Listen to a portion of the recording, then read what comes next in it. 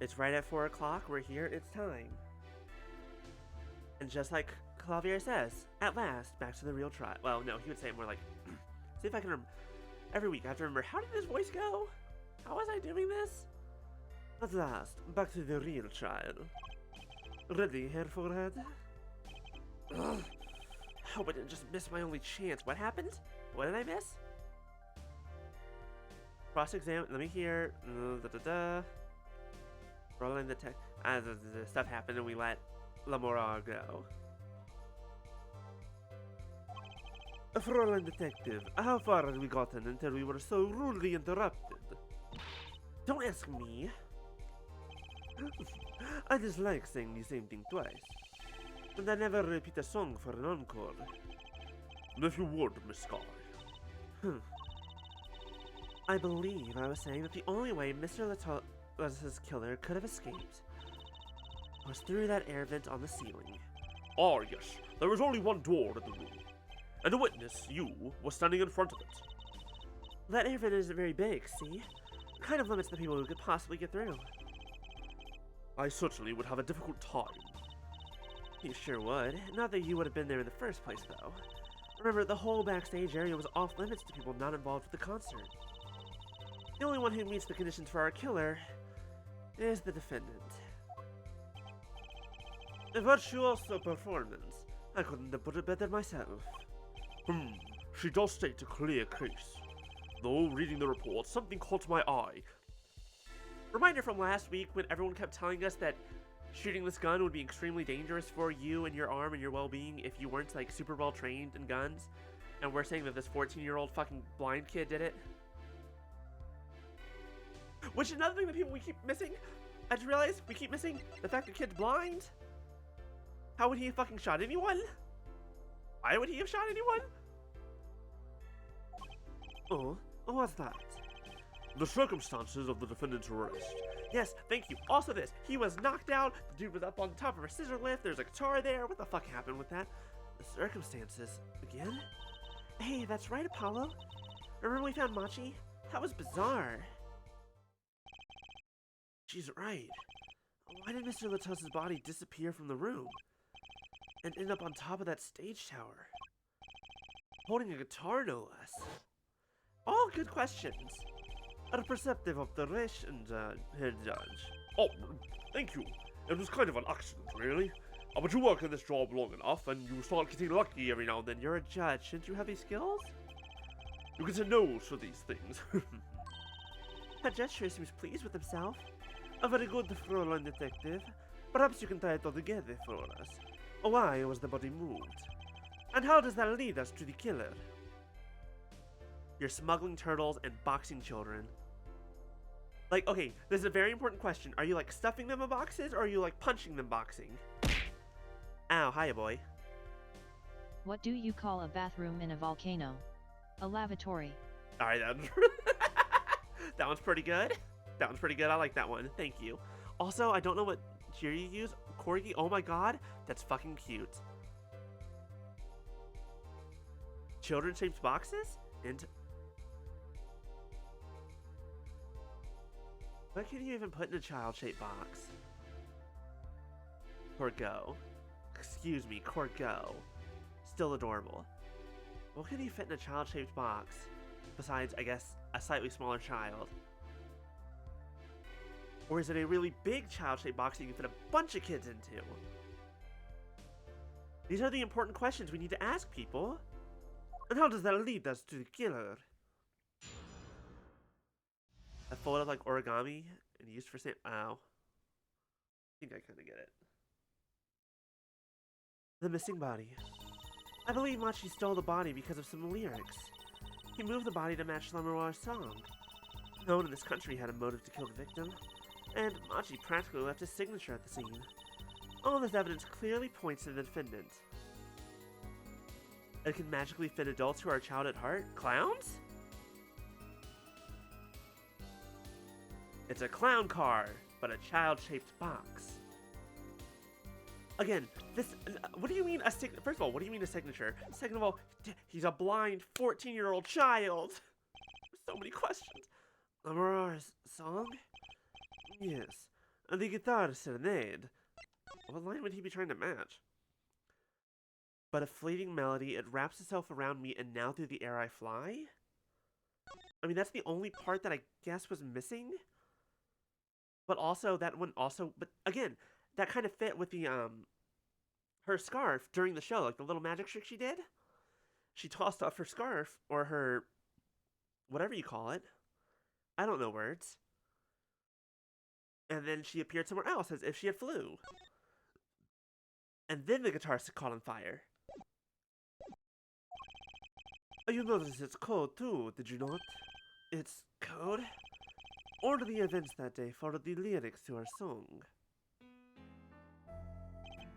First, the keys my heart held on to so tightly were stolen. Then Prosecutor Gavin's guitar burst into flames on stage, but we're skipping a part! You're skipping a segment! This bothers me. I sure hope that this is intentional, that they don't notice that they're skipping something. And that comes back later to actually be in order. Mr. Latos's life was taken by a bullet, and the rest hardly needs explanation. Guitar, guitar, up together to the sky. What's a mouth? It's like a story out of some fairy tale. I'm feeling like I'm definitely not doing his accent right, but it's... I admit, I'd forgotten about the song. I didn't. I'm better than you. But there it is now, waiting for me. The grand finale, as it were. Hey, you know I was the one who first noticed that. I've heard of jumping rope to songs and counting the songs. But killing! It's a wild world out there, here, Judge. Very well. We've heard one song and dance, so let's get on to the next. And the cross-examination. I'm not so sure I'm going to be doing much singing. You don't know, maybe we can start. Monty stole the body because of some lyrics, okay? Move the body to match our song, okay? No one in this country had a motive to kill the victim. Is that true? But Mr. Latos spoke English. He may have come to this country before. I looked into that, I assure you. Oh? It was his first time in the country, it seems. That doesn't mean that someone here doesn't hate him. Apparently, he learned English on his own. Great. Oh, you see, no one here had a motive to kill him, and certainly not in such an elaborate fashion. It does seem difficult to imagine. Unless our famous prosecutor did it as a publicity stunt. What did you say? Prosecutor Gavin, you did this to promote your song? Of course not, and I am quite dismayed by the ludicrous nature of her claim. Why would I need promotion? Everyone already listens to my music. They're even in my textbook at school. And I never heard of them. What does that say about me? It means that you're just like me, Apollo. You're just like me. You have the things that you hyper-focus on and nothing else exists.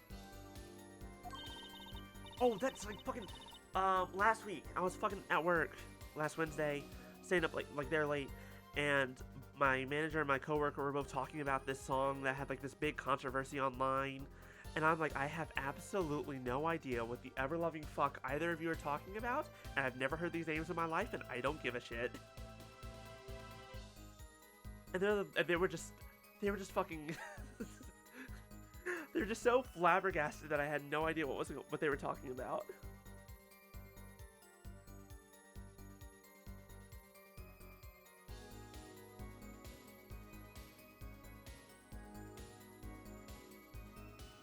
Which I just find hilarious. I'm just kidding. Don't get all worked up, Glimmer Boy. I want to use that insult on someone. I need to find someone to use this insult on. Glimmer Boy.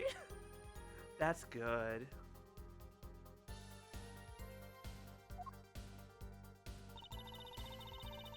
To be fair, it does remind me a little bit of Weather Boy, but anyways. Okay, now this is important. What the fuck do you mean signature? What do you mean by a signature? The bullet holes in the wall, of course. The bullet holes? Use on B next time I see them. Alright, yeah, let me just go fly over across the country to go see them in person just to call them Glimmer Boy.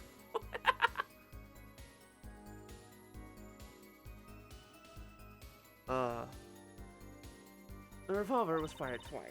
One shot missed and left a hole in the wall. You realize he's blind, right? And that means what, exactly? A bow from She-Ra? Yeah, no. I mean, he also sparkles a lot. And that means what, exactly? That dressing room isn't exactly spacious. Picture picture the shooter facing off with the victim in there. Is no one going to point out that he's blind? They can't have been more than 5 feet apart. It would be difficult, almost impossible to miss at that range. Ah, shit. Shit. Fuck. Shit. Damn it. No! Don't use the thing I just said against me. Don't use it as proof against my client. Difficult to miss, you say? Very. Assuming the shooter could properly aim. Ah, shit. Fuck. Damn it. No. The whole thing that he's blind is coming back to bite us in the butt. But also, he's 14 and he would have bam bam? With a big old fucking... What was it? Was it a 47 Magnum? Was it a 47 Magnum? You just say high caliber. Whatever. Machi, he can't see. That's why he missed? It's the only explanation that makes sense. He used sound and other senses to fire the gun. Poorly. That reminds me. The monitor in that room was blaring at the time, yeah? Are the ideal conditions for tracking my sound. Blind shooter. No wonder he missed. I knew those bullet holes would come back to haunt me. Injustice. What do I do now? Raise it? Sure, there were bullet holes left in the wall. But that doesn't prove the shooter couldn't see. Oh? How so? Well, there could have been a struggle with the victim. That's certainly possible.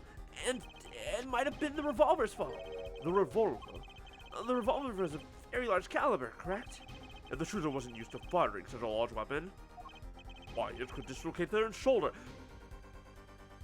Yes, thank you. Look at that kid. Look at this scrawny motherfucker. Look at, he's 14. He's 14, Your Honor? Look at him. I pick up his wrist, and it's like he's all bones. This is a pianist. Look at his hands. Look at his wrist. His wrist would shatter trying to use that gun. You bastard. Exactly. The defendant, Machi Tobaye, is, as you can see, tiny.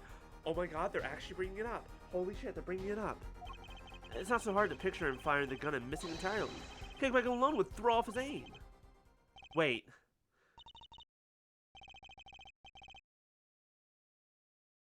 Wait. Wait. Apollo, you were this close. Look at, you can't see it? I'm holding my fingers very close together in front of the camera. You can't see it? You were this close to making a good point? A convincing argument, to be sure. Take that, smug prosecution. Apollo? Huh? What? That bit about Machi being tiny and the gun throwing off his aim? Aren't you kind of, admitting that he did it?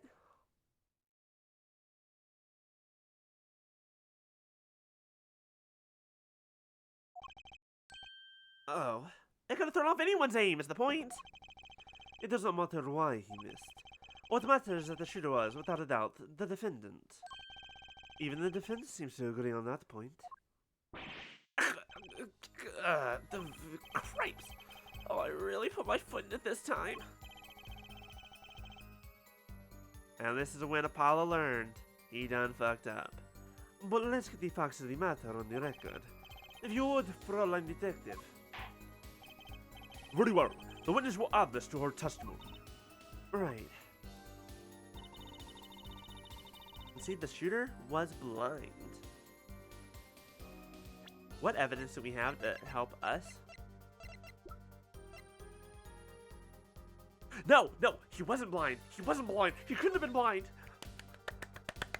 He couldn't have been blind because motherfucker, Lettuce here, fucking Romaine Lettuce, was trying to write something with his own blood, and whoever shot him was like, oh no, we can't have that, and tried to smudge it off. Bitch, motherfucker, look at me. Hold on, just to be safe.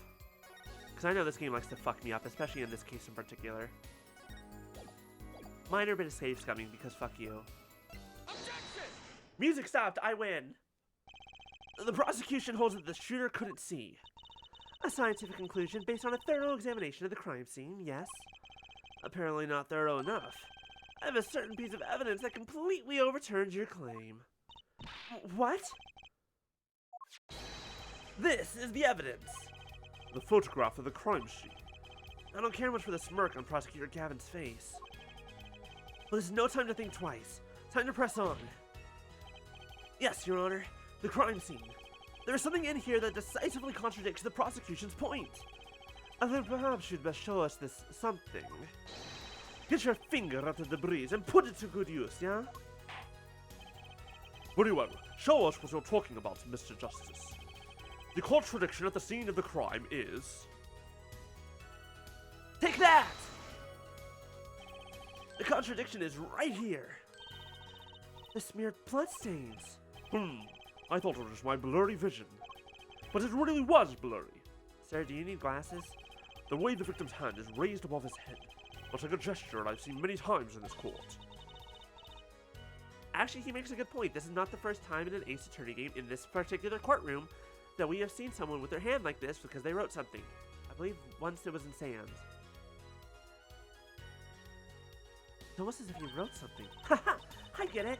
At least, I think I get it. Okay, it was, Fräulein. When Mr. Latus was shot, he tried to write something. And what would he write but the shooter's name?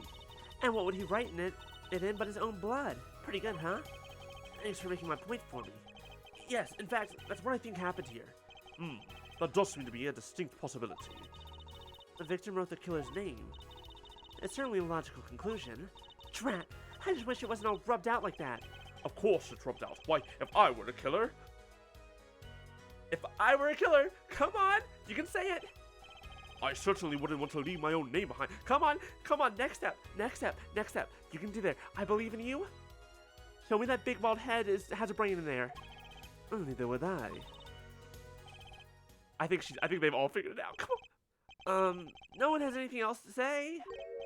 About what? Idiot. So the prosecution accepts this. You agree this was the victim making an attempt to record the name of the killer, and that the killer tried to rub the name out. What's your point? What's my point? Let me ask you this. How did the killer know the victim was writing their name? Well, Mr. Latus was writing something in blood. Once the killer saw what it was... Wait. Fucking thank you.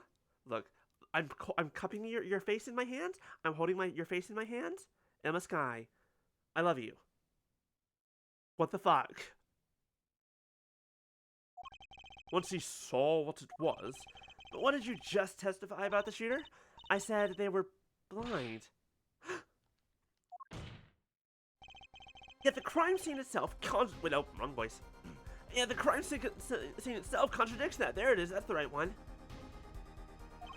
The killer had to have been able to see. Why would they rub out the name in blood otherwise?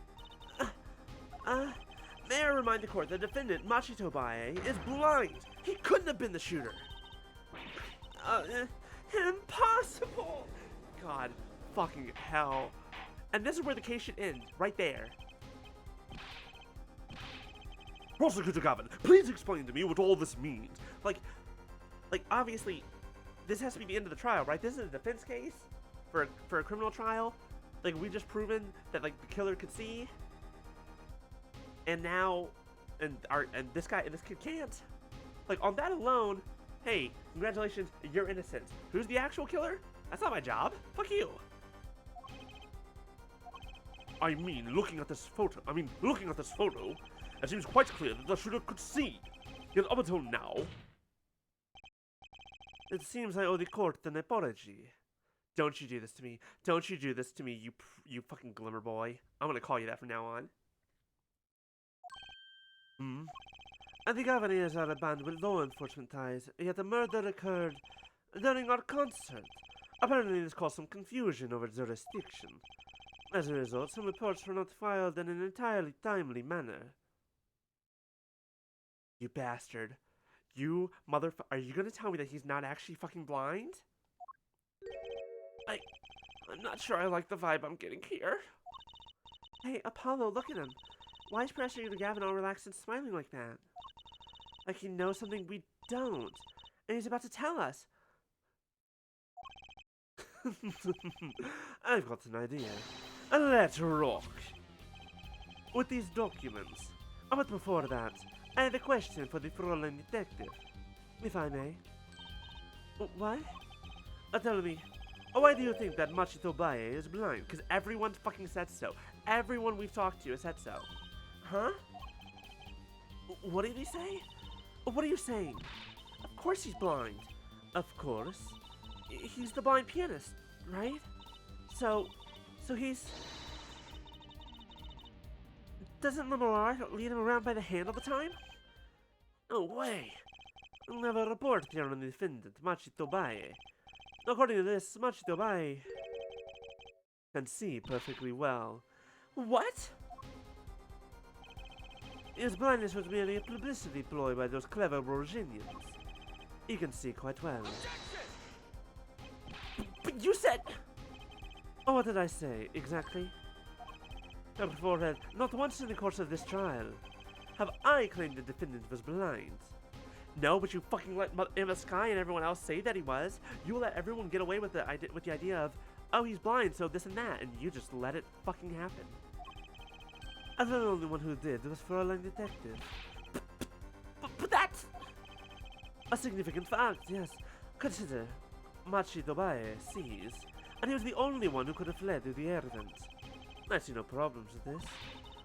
But what about the bullet holes in the wall? Yes, the bullet... Oh, fuck me. Fuck, damn it. The objection I raised earlier. I believe here Forehead need to explain those for us. I'm out, I'm done, I quit lawyering. It was a nice run, y'all. So long, goodbye, we're done, I lose.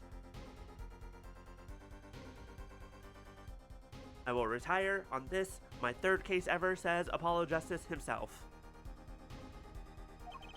He didn't miss because he couldn't see. It was the kickback from the 45 caliber revolver. A simple accident, in other words. How's that? I'm afraid your objection has just flown off for brighter skies. This is where the real fun begins, Herr Forehead.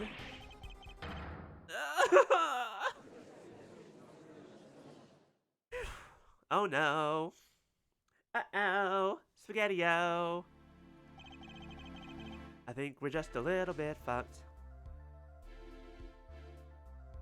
I knew you didn't have what it took. You jerk! So what was I in here for? Comic relief? Yeah, apologize. Oh, sorry. That's no way to apologize. He's angered the Trucy now. Look out. If we can please end the bickering. Now. Whatever. I'm not leaving. I can't leave like this. I'll come up with some clue to solving this case if it kills me. But your testimony has already given us enough to convict the defendant. Don't say that. What? Oh, this blood stain. The criminal tried to wipe it off, right? Luminol! Yes! The original thing that you originally came here to do in the third Ace Attorney game, in the first one? Whatever, in that one Ace Attorney game, where you appeared as the DLC. DLC? It wasn't DLC, it was added onto the DS version. What am I saying, DLC? DLC didn't exist back then. Me remembering a time before DLC, Jesus Christ. Sorry, I'm dying a little bit. Anyways, where was I? I blacked out. Luminol. Luminol. Luminol. Luminol. Someone go over there and spray some luminol. Let's go. That seems to be what happened, yes. We might be able to find out what was really written here. Really? You can do that? That's right, with this. It's called luminol. Oh, I have a good memory sometimes. Maybe you know of it? It's a chemical that reacts to blood. Oh, yes. Have we done those tests yet? Ha! As I'm going to tell you. The blood stains covered the section of the carpet. In order to perform blood tests, that section was removed and submitted. Perhaps you should request it in here in court now. We just have the carpet just here? Okay. Huh. Here's the thing. It's not going to be in English. Right, go for it, Apollo. Uh-huh. I have to do the test? You just have to spray the luminol on it. Simple. A chemical that reacts to blood. I've heard of this somewhere, but where? Almost like a distant memory. of another life, of 10 years prior, someone else's shoes. Yes, I believe an analysis is called for. Have at it. I believe originally we used it on a vase that had broken into pieces, and we connected a bunch of dots to get a name. Right? Right. Ready? It's easy as pie. Just press this button to squeeze the bottle to spray an area. Here, give it a try. The eyes of the entire court are focused on me. Apollo, your hand's shaking. Ugh. Ugh. Oh, let's do this. Yep, I knew it. It's not in English. What's with the letters? Or the numbers? What the hell? Question? Help? Help? We have another mystery on our hand. Now here's a question. Why would this be what he writes? Wow, it really works. IPYX 314206. Okay, this is a very classic moment. Wait, no, he wrote it like this. He wouldn't have written it upside down. Never mind. I was about to be like, it's Leon and Danganronpa. There's like, wait, no. He wasn't backwards when he did it. Okay. Oh, this must be the power of science. It says IPXX 314206. But why? Why?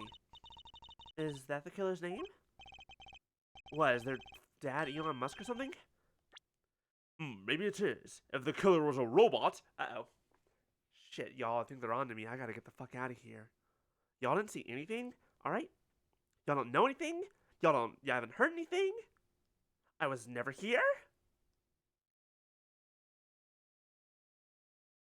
We're just gonna go.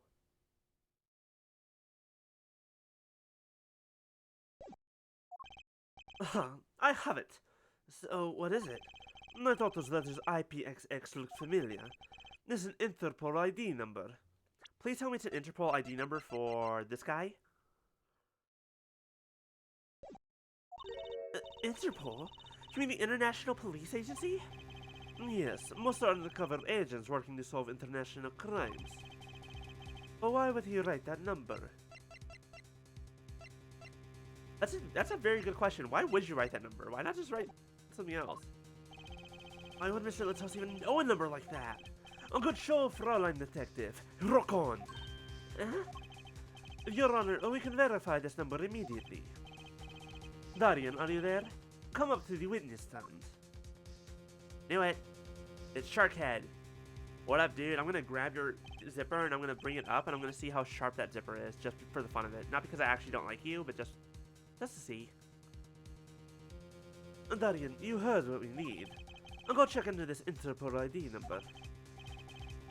Sure thing. Give me 30 minutes now. Give me 27. I'm not sure what to think of all this. The prosecution's case is airtight, or so it seems. Yet if this number is really that of an Interpol agent... Oh, wait, I know. What if Machi Tobaya is really an undercover Interpol agent? And that would be a possibility. A possibility, yes. And one that would mark him as the killer for certain. But why did the Toast know an Interpol ID number? But I want to know. Well, we have some time while we await Darian's report. Well, let's work on unraveling another mystery, shall we? A curious mystery concerning Machi Tobaye. What are you talking about? Fraulein Detective, please, accept my apologies. I see for the defendant could, in fact, see just before the trial began. This seemed too much of a bother to tell you, and also I enjoy watching you kick and scream. You had me until that last bit. I just want to raise a rather straightforward question. Well, sure. Why did Machi pretend he couldn't see? Exactly. That makes little sense. What do you think, Herr Forehead? Huh? Me? Machi Tobaye pretended he was blind. Do you know why? How could he know? Oh wait, Prosecutor Gavin knows why, doesn't he? He's known from the start of the trial. He's been leading us on the whole time! We're dancing to his fucking fiddle. He's had us on a leash this entire time. He's had us barking at for him. Playing tricks. Well, I'll show him. Apollo Justice is no dog.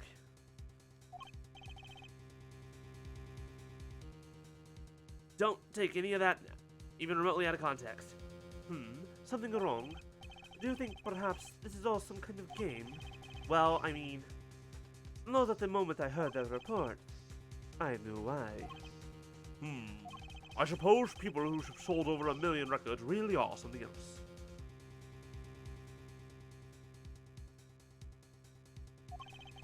What does that have to do with anything? What does that have to do with anything? There is... wrong voice. There is a reason why Machito Bae pretended to be blind, but it wasn't for his own sake. Getting the picture now? It wasn't for himself?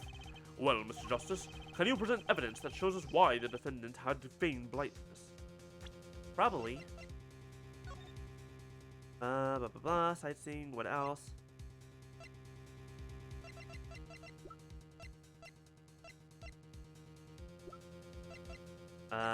What was the reason? Yeah, the lyrics sheets, no. Investigation report? No, that's just a gag order. Sightseeing Mystique. I assume this?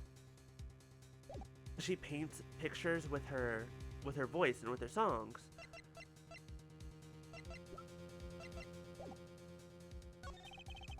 Well, she had no reason to pretend you couldn't see, which means no, it couldn't be.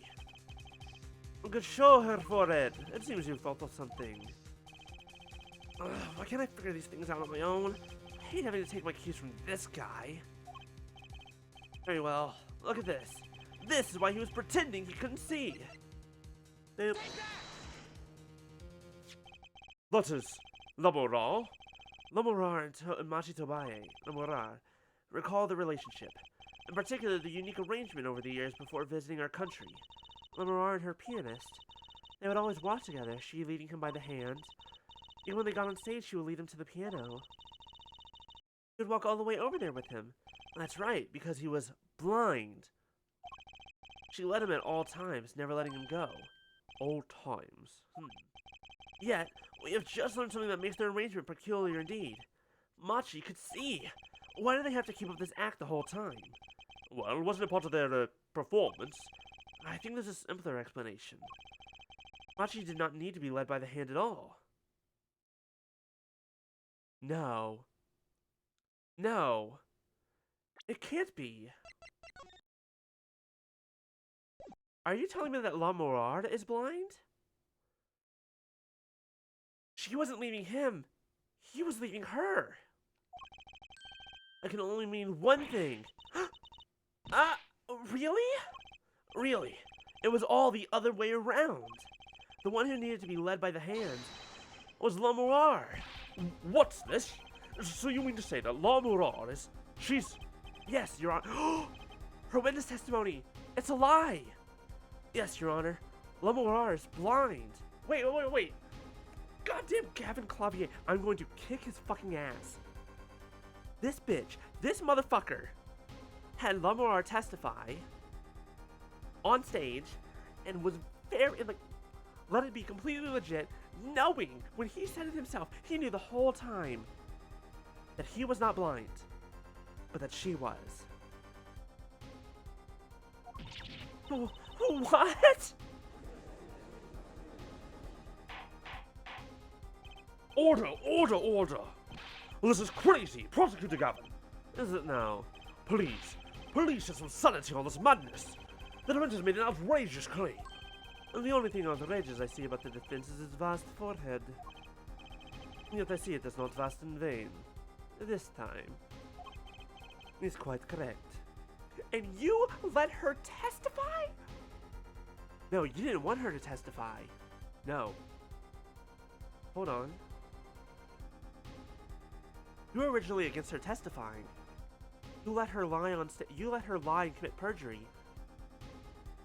Because this motherfucker, this goddamn 5-dimensional chess motherfucker. I hate you. I hate you so much. We're over here playing checkers. He's playing goddamn 5D chess. He knew this guy's gonna get this far, but he didn't. Technically, he didn't do anything wrong.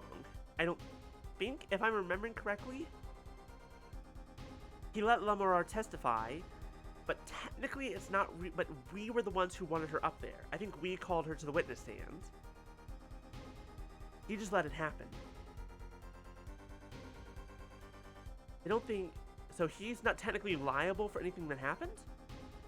But at the same time, this now gives us a whole lot of she fucking lied, and now we know that she lied, which is not a good look for her. But that makes no sense. Yeah.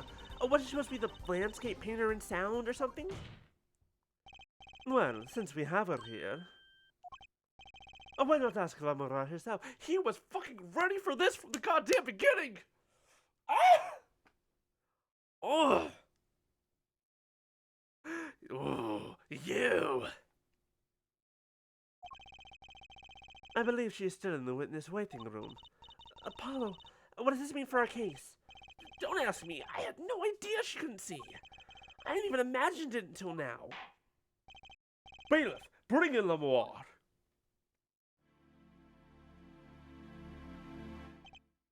Lamorar, it pains me deeply to call you here before us again in this way, and yet I must.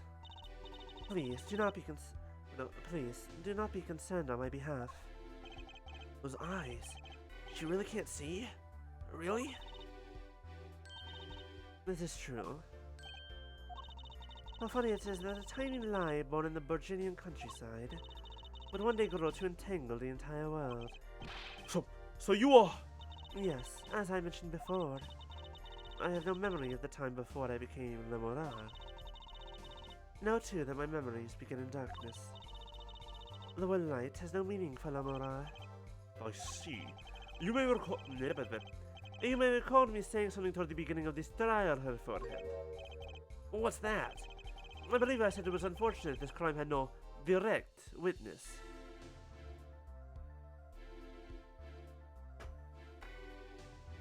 He's technically correct. The best kind of correct. But in this case, I hate him.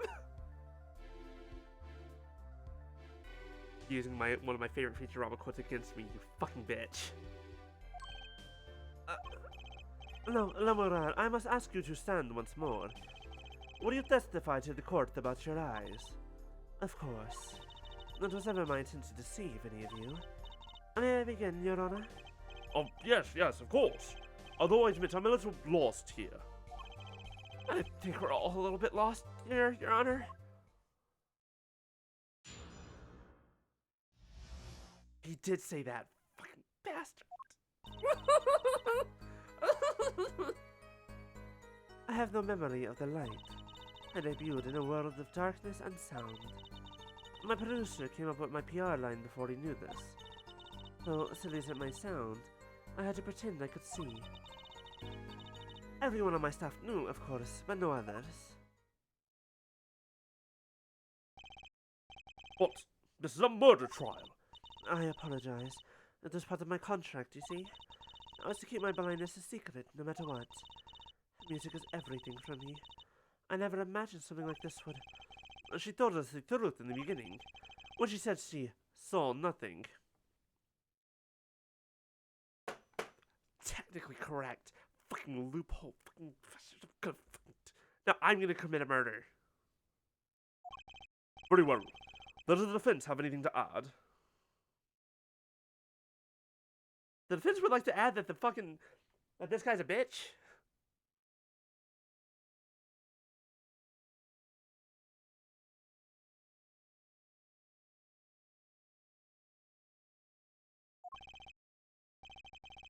Like to cross-examine. But what is there left to ask? There's one thing in her testimony that bothered me.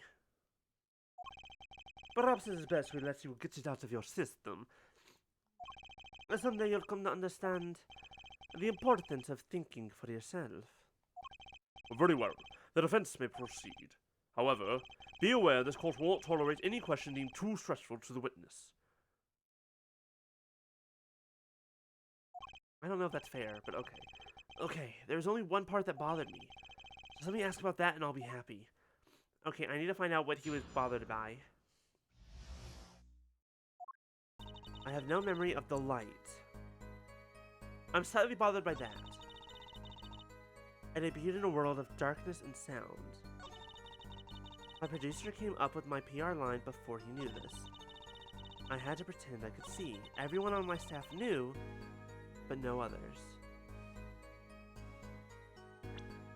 Everyone on the staff knew, but no others.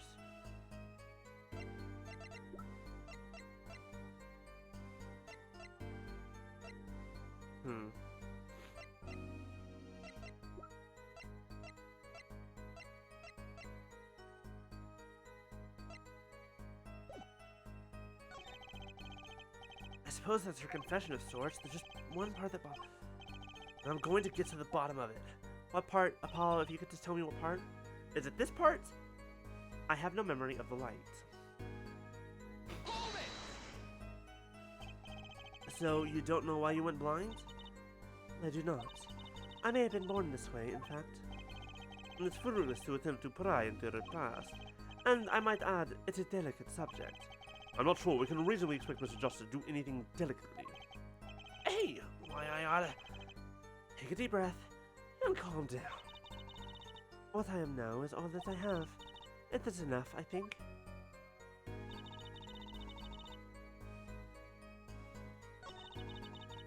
Before he knew, Cecilia, everyone on your staff knew. When you say your staff, do you include Mr. Latus?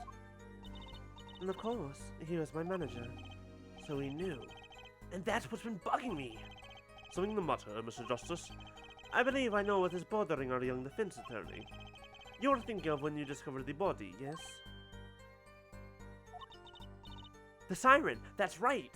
That's right! He knew that... He said the witness is the siren. Why would he have said that? Damn it! But I'm the only one who heard that! They won't accept that that's something that I heard! Fucking shit, damn it! Was he right, Apollo? Yes, I was. He's alive! Mr. Latus, can you hear me? Cold. So cold. Witness. You're cold? Don't worry, you're going to be fine. Help is on the way. Can't see.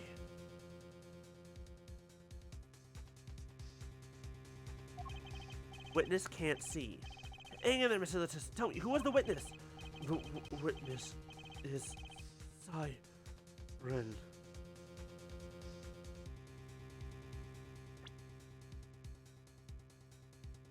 Witness can't see. The witness is Siren. Mr. Latos told me to ask the witness, and he named you. Why would he do that? He knew you were blind. I don't know. Damn it, he's about to bring up the point I just thought about. Tisk. Huh? Oh, what did I just say? You need to learn to think for yourself. I mean, what? And there is no mystery here if you caught everything he said. I think of his last words once more. The witness, Siren. We've heard them many times, along with a little play acting by our defense. I remember them well myself, but that statement is not to what I refer. I mean what he said before that. Or? What came before? Ah! And that's right. He tried to tell you. When he said can't see, he wasn't talking about himself. He was talking about the witness. I see. Until what the defense did not. Well, here, forehead. Try relaxing and looking at the facts first next time. I love that face. It's really stupid. I love it a lot. Order! Order! Recall the Mirage earlier testimony. I was on my way from the stage to the backstage exit. And there were 2 shots. I couldn't do anything to stop it. But you couldn't have heard those gunshots. I thought we proved that. And that is not the most important point here. At the moment he was shot, Mr. Latos witnessed her through that window. I asked would he have named her as the witness. But I really did hear... No, fucking... Where did the voice go? I literally had it. Hold on. I really did... But I really did hear them. 2 gunshots, and the man's voice. Unfortunately, such a thing was impossible. The window was closed. We have already run a simulation, of course. but it was so clear. If I heard that voice again, I would know it in an instant. Your Honor, what is it, bailiff? Can't you see we're in session here? We have the results back from the investigation. The investigation? Ah, the Interpol number that Mr. Latus left us. Well, let's hear it. We will continue this cross-examination afterward. Detective Crescent, your report, please. Who? Oh, right. You. I asked Interpol about that number. I'm sure they'll find that answer intriguing. Quick work as always, Darian. Well, tell us about the number. Is the defendant a secret agent? IPXX 314206. The agent registered under this number was Romain Latus. Damn it! I mean, that's kind of what I expected, but also, damn it.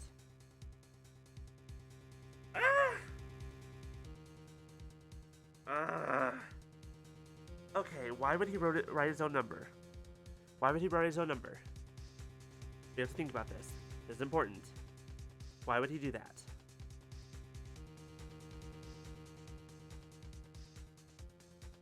What do you think?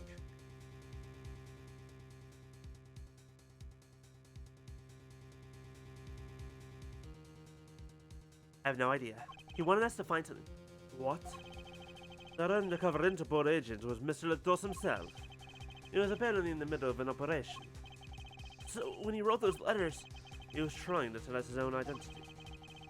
And a cautious killer tried to wipe that away. Mr. Latos was an undercover Interpol agent. So him being Lamorar's manager was just a cover, most likely. There's one other important detail I found. Well, out with it. It concerns that 45 caliber let me guess, it belonged to him. The murder weapon. Apparently, it belonged to Romain Latus. He had an Interpol permit to carry firearms, and the registration number on the revolver matched. So the victim was killed with his own weapon, which makes sense. It's hard to imagine who's someone who wasn't an Interpol agent with such a large revolver. So the victim was an Interpol agent on an undercover op. Wonder how that ties into everything. It's got to tie in somehow, you think? Yeah, somehow. Thanks for looking into that for us, Detective Crescent. It's a great help. Can we find out what he was here for? Who he was looking into? Maybe it was the person he was investigating? Oh, no problem at all, Your Honor. We'll be heading out. Who said hold it? Was it Gavin? Was it me? Or was it Lamora? Oh wait. Lamora, is something the matter? That voice just now. Darian. Mr. Darian, is it? It was him. I'm sure of it. It was him? Darian was our killer? You are insane. But wait. He was on stage. Right? Wasn't he?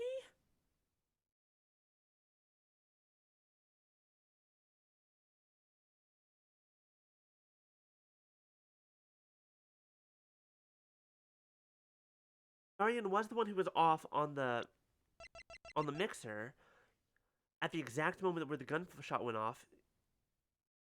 He messed up his part.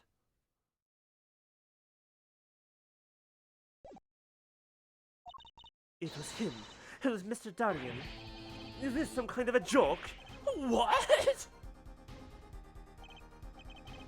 No way. Dude, you have so much hair.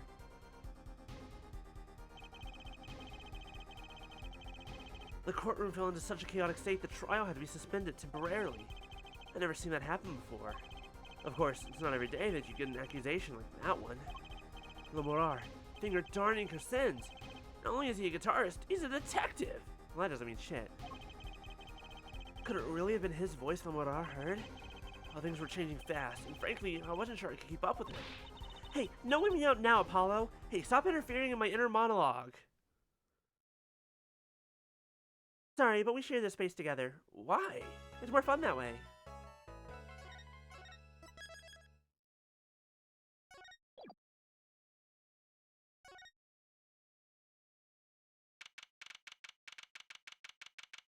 Write Anything Agency, July 9th, 2:12 p.m. Hey, Apollo! What? Well, actually, nothing. I mean, something. Or maybe not. Out with it! That suspension's giving me an ulcer.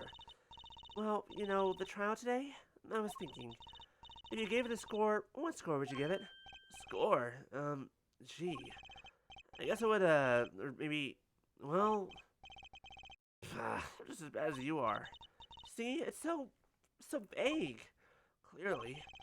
Machi avoided a guilty verdict, which is something. I can't say I'm any less confused about the case.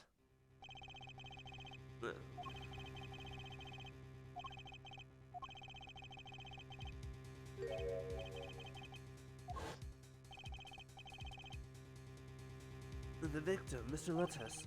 Who would have guessed he was actually an undercover Interpol agent? What a mess. I don't have any idea what he was investigating. Well, true, but we know who shot him now? Lamar told the whole court.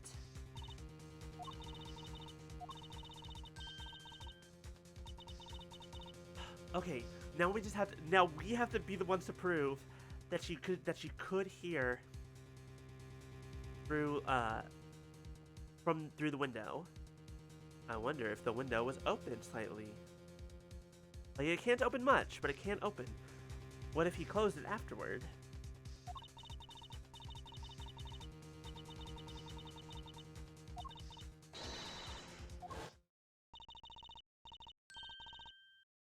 Another mystery, Apollo. I love mysteries. Someone's dead, Juicy, and a kid is on trial for murder. I don't. Speaking of mysteries, what's Mr. Wright up to? I wouldn't mind asking his opinion. Now you mention it, I haven't seen Daddy around. Is he some kind of stray that just wanders in and out at will? I wouldn't say that, but he has been going out a lot. I mean, he is an adult. Some top secret mission, he said. Oh, he's just meeting your other dad for lunch. Don't worry about it.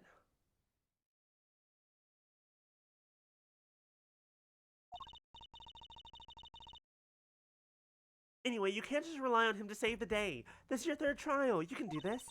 And you've got me to help you. He'll be fine. Fine. Right.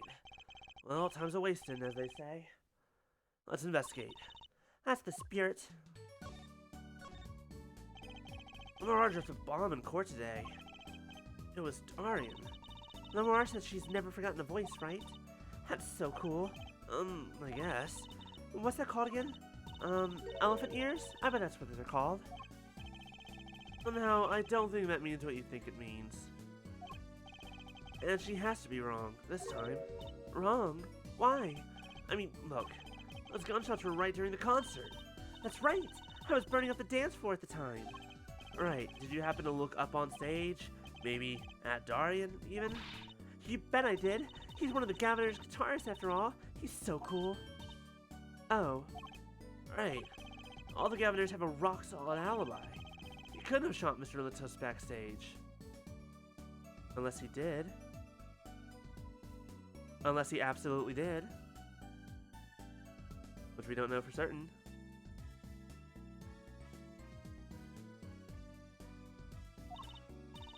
But Lamar heard him, didn't she?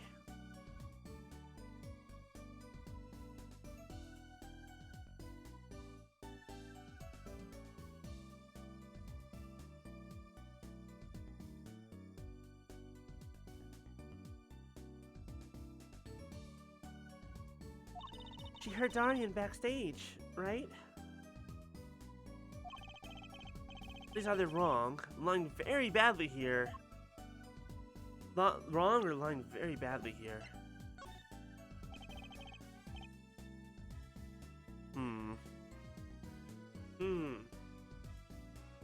This poses an interesting problem. Does he have a brother? Is he a twin? An Interpol agent? I was wondering, what is Interpol anyway? Huh? Interpol? They're the guys who catch international criminals. Why can't they just call them International Police instead of making up some silly name? Yeah. Anyway, you think he was investigating Lamar? What? Why would anyone do that? She's not a criminal. She couldn't be. Don't be fooled by appearances, is all I'm saying. And remember, I'm a magician, Apollo. I can spot a palmed coin at 50 paces. If only it were that easy.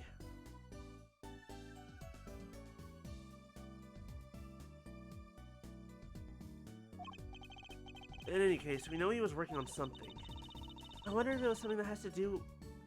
I wonder if it was something that has something to do with something. What do you think? Do you think it's something that has something to do with something? It might be something that has something to do with something, or it might not. You never know. Who could say? Something being our case. The last something. I mean, something like that. Frankly, the whole thing is making my head hurt. What was Mr. Litos up to? Alright, who's laughing? Juicy, was that another one of your tricks? It wasn't me. I can't even make Mr. Hat laugh like that. It's you! What? The guy who was back there for whatever reason. Wherever the mundane gives way to miracles, a word is whispered. Grammare. Wait, what? How do you... What? Grammare? Grammare. Grammare. Grammare. How do I pronounce my own name? Gamarai? Gamari. Grammar. Fuck, I don't know how to pronounce this. Hey, the other day. Who's there? Sir, why were you backstage? You know something, don't you?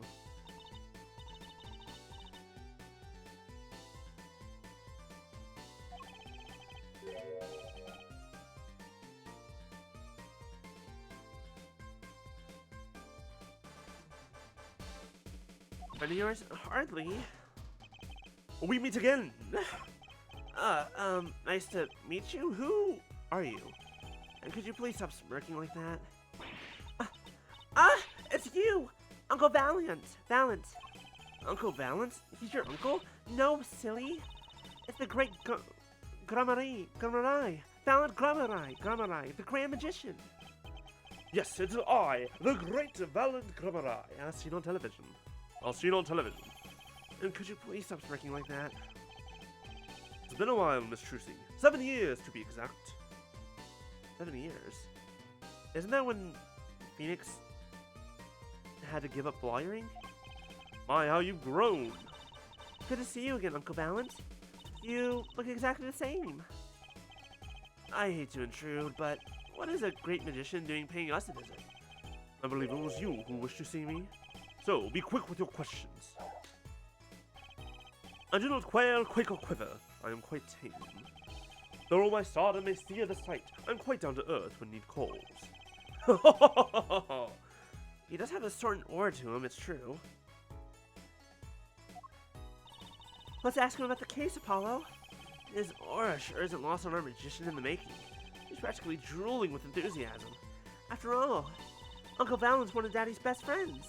That's why I call him Uncle. What? Daddy? You mean Mr. Wright? No, I mean my real daddy. There it is. Let's go. We're getting into some backstory.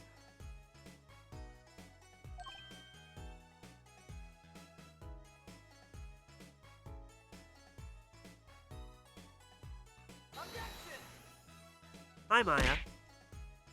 Oh, posture, objection, hydrate, will do. Thank you. How you doing? I'd just taken a sip of my tea before you threw that at me. I was like, I'll take another. Trucy's real father? You mean, motherfucking, Phoenix Wright didn't have a child at age 18? You're feeling better today? That's good. Glad to hear it. Have some rest. Drink plenty of water. Get that fluids. All that other good stuff. Troop Grammari. I still don't know how to fucking pronounce you. Oh wait, Apollo. Don't tell me you don't know about Troop Grammari. Troop Grammari, huh? Nope. Grammari. Okay. Hey, thank you for telling us how to pronounce it. But it does sound kind of familiar. Oh, lost life, lamentably listless lad. Oh, to not know of the greatest troop of magicians on the planet. Giant Grammari. The name began to surface in my mind. It was a name I'd heard on television as a child. You bet you've heard the name. He made a cruise ship disappear and blew up an amusement park. There is water and energy drinks. However, caffeine is not good for being sick. Neither is sugar. Usually. Oh, and he made all this gold disappear from a safe. And then escaped from a high security prison.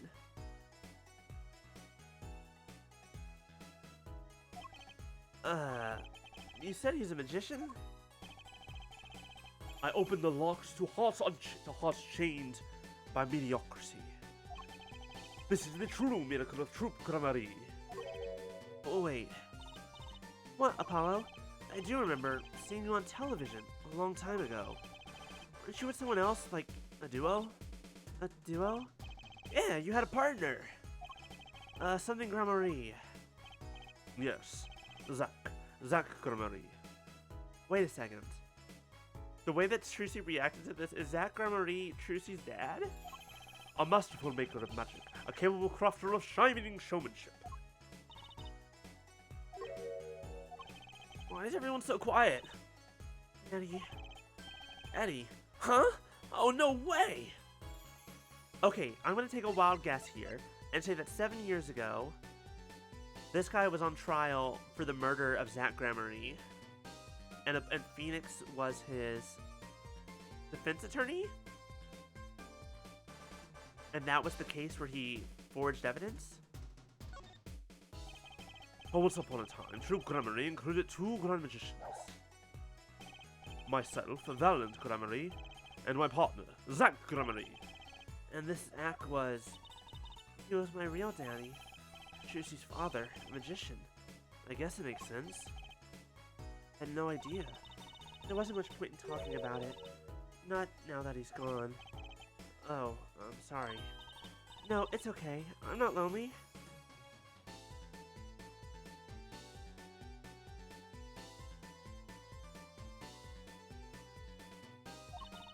I've got my daddy after all. How do you make me laugh, Apollo? Well, I thought I'm good for comic relief at least. Not that I see Daddy around much these days. I've been remiss in remembering my reasons for my visit. Reasons? 2, in fact.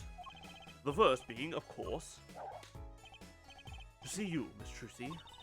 You don't know how happy I am to see you again, Uncle Valent. I'm sure you are. Someone from Odyssey, are you? When I encountered you at the Colosseum, the first time in 7 years, I could fain not contain my emotions. I wept oceans to learn you not defend that poor pianist, that blinded boy. It was a hot topic of talk amongst the staff, you know. And defend him you did. Well, it wasn't all my doing. I'm his defense attorney, actually. My other reason for coming here today was this. That's a videotape? Quite so. A recording of the concert, no less. Yes, thank you. Yes, good, we're gonna need this. I brought it for you, Trucy, on behalf of Troop Gramarye. Will you watch it? You haven't explained why you were there. Unless you helped out with the magic trick.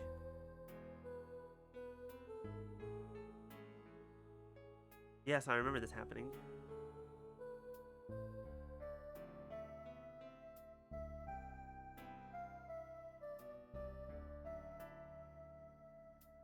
Okay, I don't know if this is telling us anything. We're just kind of watching this is fine.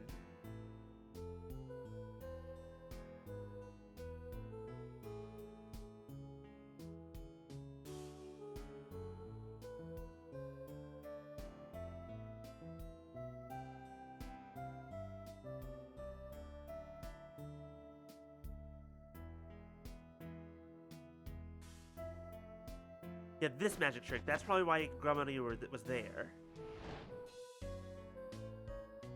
It probably helped with this part.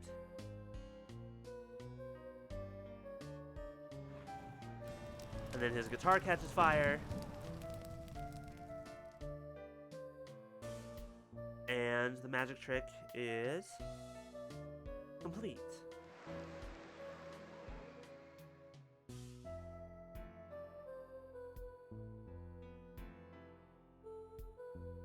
I'll be honest, this isn't the part of the concert I was hoping that was recorded. I was hoping it was the one with Dardian.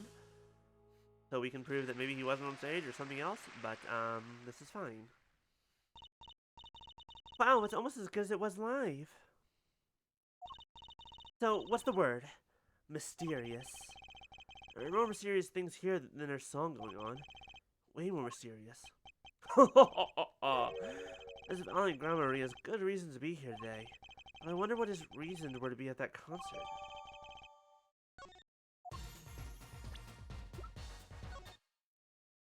Okay, I had a feeling. Wait, oh, we're gonna need to review this, aren't we? Oh god, wait.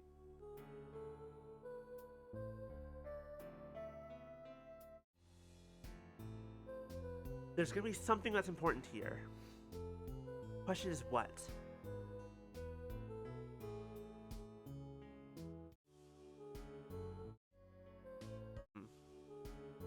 A little disappearing act, maybe? Wait, what the hell? I just now noticed. Look at, watch his guitar. That's when the fire started. I didn't notice that before.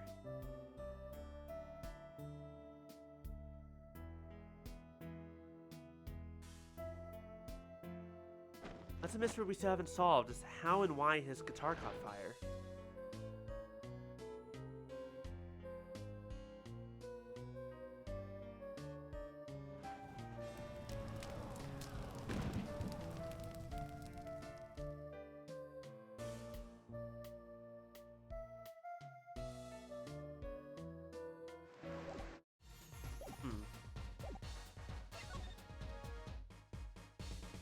Wait, does that mean that this is actually a picture of Zack?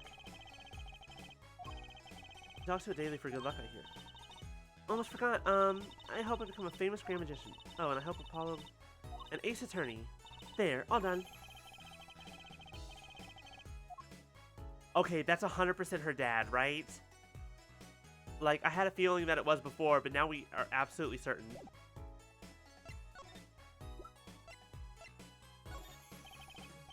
What's this? You would ask me for a miracle, feel free of fee, and thy wish be granted. Thy will be done, thy evidence evicted into the ether. No evicting, please!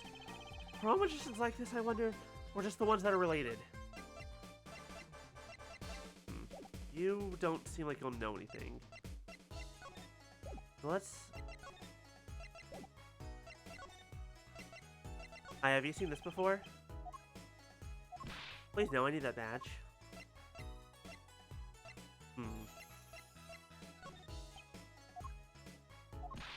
How about I just show you the videotape again and you just tell me something?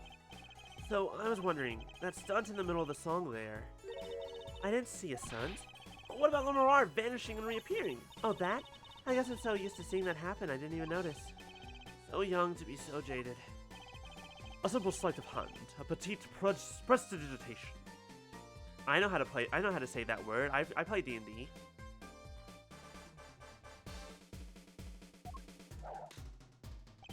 A modicum of magic for me. From you. To you. So that's why you're at the concert. Yes. I was there to watch my trick take to the air. So you're the one who knows how it was all done. Of course! I'm like a deity, with the stage as my domain. I suffer no mystery upon those floodlit boards, not grasped quite tightly twixt my fingers. Prestidigitation is very helpful as a cantrip. I think message might have a little bit more use, but like for an out of combat thing, like prestidigitation is pretty good. Oh, you just walked through a swamp? You're clean now. Oh, we need to be dark? All the candles go out. Oh, we need to be bright? Candles on. Oh, it stinks really bad in here? Smell, go away. You know, stuff like that. This is a potent primeval power I possess. Well, do you think you could tell me how it was done? Hey now, Trucy, that's like totally against the rules, Apollo. Not during a murder investigation, it's not. My no, for my illusions are mine alone, monsieur. Also what? Recall the terrible occurrence happened later. Well after my illusion entranced the audience. Oh. Don't even ask. I won't answer. Too bad for you, Apollo. Ugh, whose side are you on? I, Valent Grammarly, now make my leave, Miss Trucy. There's no need to rush, Uncle Valent. You should stay a while. I am afraid I cannot. I may not. I shall not. I have been asked to assist with an analysis, and so I shall slink back into the scene. So you'll be at the concert venue today? Correct. You would call on me. Come to the Colosseum. Yeah, why are you... Oh, that's right, you were there the first time, I remember. See you later, crocodile. You're hurting me, because it's see you later, alligator. I'm supposed to say, in a while, crocodile. You fucked it up. You ruined it. You ruined it! With a whirl of his cloak and a wink of his eye, he turned and walked out through the door. I was expecting a puff of smoke or something. Well, there you go, Apollo. Well, let's get cracking. Right. Valent Grimmery. I've got a few more things to ask him. I'm gonna sneeze in a moment. Foremost amongst them, that bit of magic. Excuse me. That made Lemurrar disappear. And how he knows Trucy and her real father. Are you an idiot? Thank you, Maya.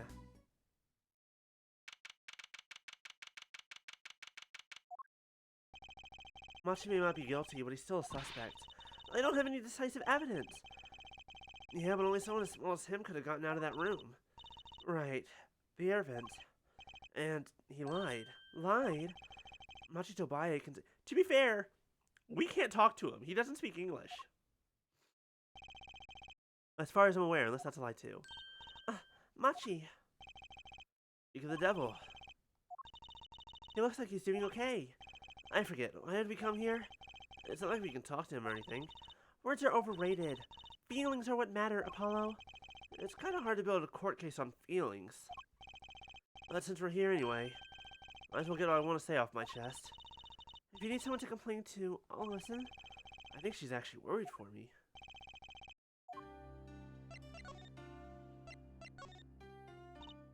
So what did you think of the trial today?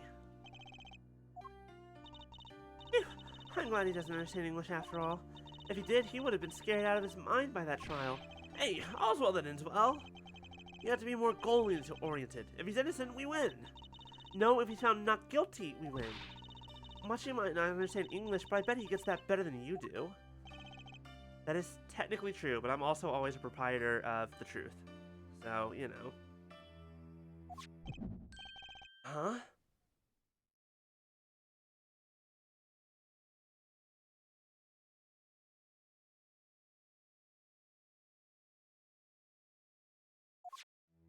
IRL, depending on the person, I'll tell them to stop it or shut up when they sneeze. That's really funny.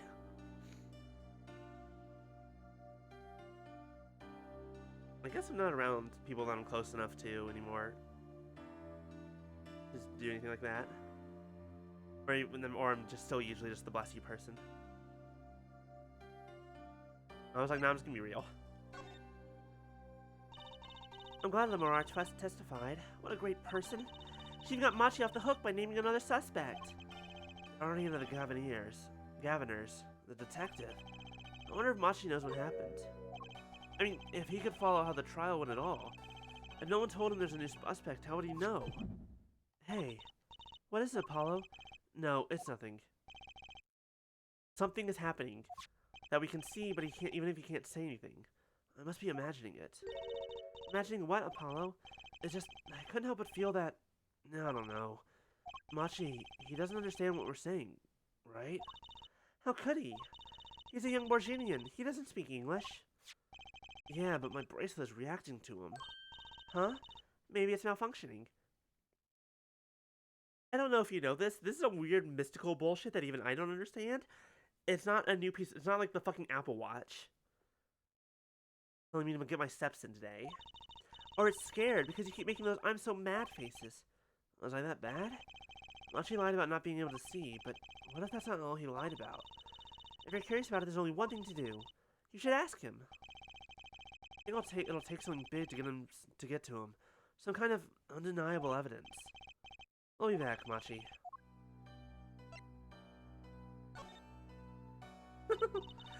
I mean, don't get me wrong, that's a very fun response. So Machi, you can see, right? Machi can see, and Lomorar can't. The whole world's gone topsy-turvy. Sorry, Apollo, I don't think we're going to get any information out of him. Which makes sense. Yeah, I guess it does, except for the fact that I'm pretty sure he actually does speak English. What do I have that I can present to you as undeniable evidence?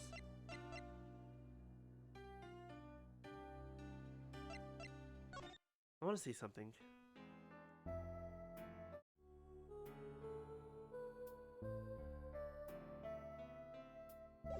No, there's not really anything there. What else do we have?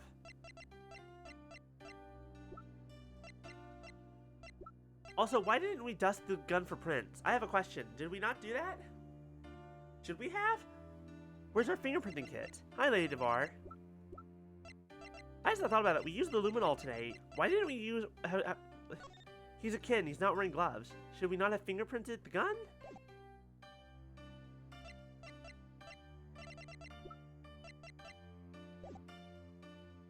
Alright, we'll be back for you.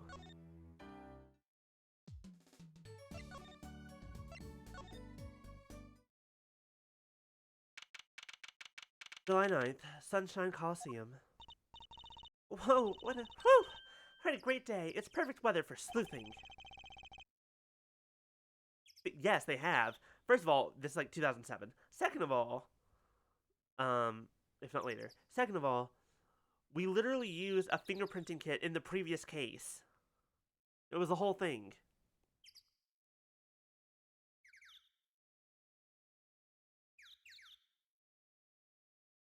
The weather matters for an investigation? Don't some days just feel like magic days or defense days?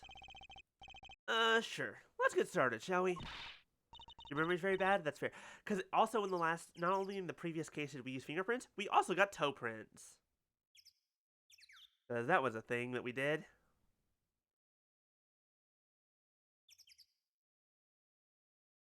Right on. Show us your stuff, Apollo. What stuff? What have I got in my pockets? I've got my badge. I've got this videotape. I'm still holding onto the gun for some reason. See you later, Maya. Thank you for the lurk. I hope work's going well. Your voice training. That's the perfect place for it. I did enough at home. Thanks. Oh, there's no need to be shy. Keep that up and you'll never make it on the big stage. I'm happy in the courtroom. Thank you. I am a lawyer. Hey, to be fair, he's 14.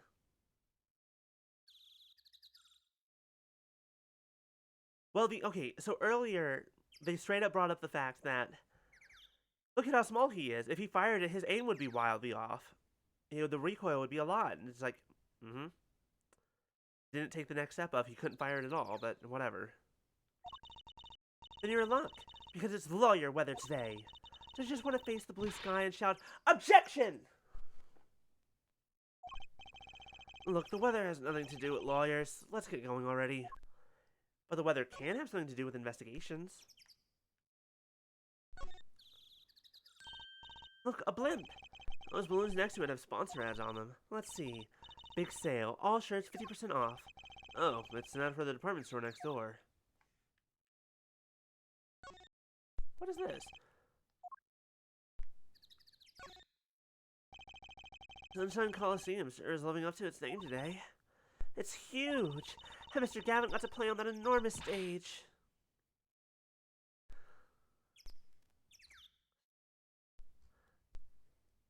Logic among various other things. In a world where actual superpowers exist. So jealous, someday I'll fight my first battle on this stage. Battle? Well, yeah, it's a coliseum, isn't it? They don't do gladiatorial contests at these places anymore, Trucy. Really? I had no idea. I wonder why they stopped. Sometimes I worry about her. Oh, look, it's the Blue Badger. What's that creature there? Oh, that's the police mascot, the Blue Badger. It's life-size. Haven't you seen them around town? Patrolling the streets? Yes, now even Law and Order has a mascot. The TV show? I'd run from that thing even if I wasn't a criminal. Does its head wobble like that when it walks? It's freaky. I don't think you're showing the true Blue Badger spirit, Apollo. Look, I'm a lawyer. I'm a defense attorney. That's like ACAB. That's why I'm a defense attorney. That includes blue badgers. Look, a massive sign for the guilty as charged tour. The giant prosecutor Gavin stares out over the arena. Oh, maybe I can take it to the office when they're done with it. Where would you put it? You couldn't even get that thing through the front door. Then I'll put it outside. I bet it'd be good for business. That's as long as no one comes expecting us to prosecute. Can a sound effect? Okay. Can a sound effect be a mascot? No, that's not it. I don't remember how it goes. I don't fucking watch Law & Order. Well, if anyone comes looking for a concert, leave it to me. Is this part of some twisted plan of hers to make her singing debut, I wonder? If she wanted to make her singing debut, she should just, you know, cover a song and put it up on YouTube like everyone else in this day and age. I think that's everything that's here.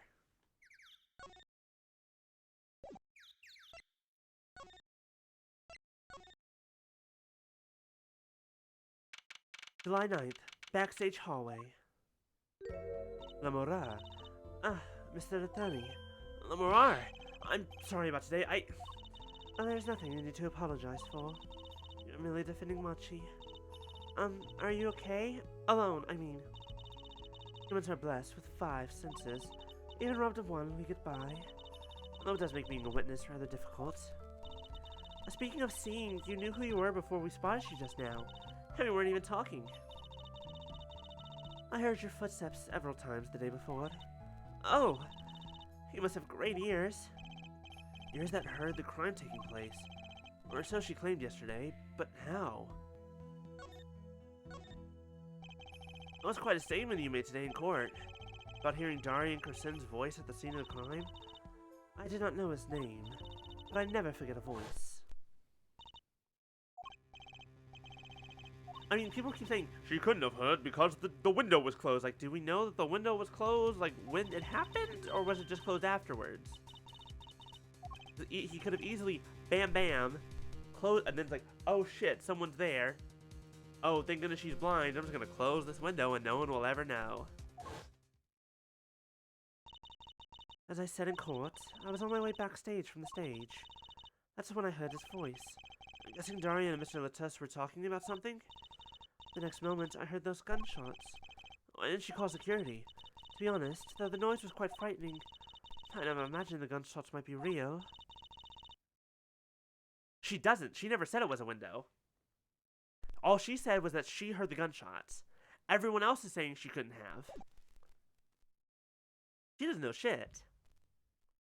She knows, oh, I heard these things. And everyone else is like, but how? Impossible. And I was in quite a hurry myself. I left the scene at once. So, it really was Darian's voice that she heard. Yeah. At least she certainly thinks it was. I met Machi before my debut as Lamorad. I was singing in a restaurant in Borginia. And he was playing the piano? Yes. He was very kind to me when he learned I could not see. Is that when he started playing opposites? Machi pretending you couldn't see. No. It wasn't then.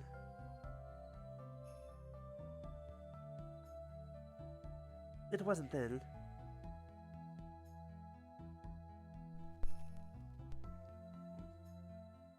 Put a little bit too much honey in my tea. Which you would think would be impossible, but apparently it's not. Wasn't then. That began after our major debut. After I became known as the landscape painter in sound.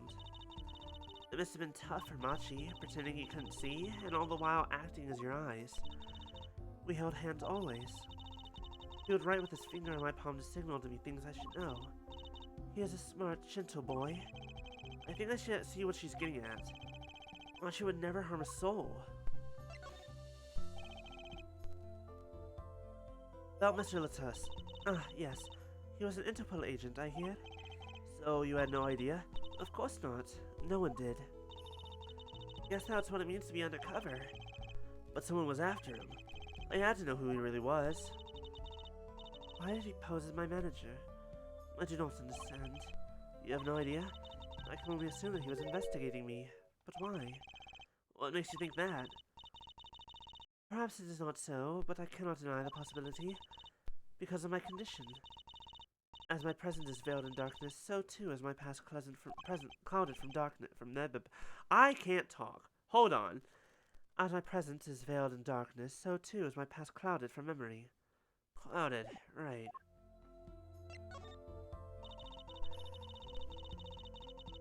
The darkness that I fear is not the darkness that I see whenever I open my eyes. The real darkness lies in my heart. In your heart? I have no memory of the time before I became the Morad. I awoke from darkness into darkness, you might say. I was singing in a restaurant those days. What was it that she said about not being able to remember the light? I do not know my past. Perhaps I committed some terrible crime. Everything before becoming La Morad is lost to me. But I don't think you... I can think of no other explanation. Why else would an agent of Interpol approach me? Do you think your past might be related to this case?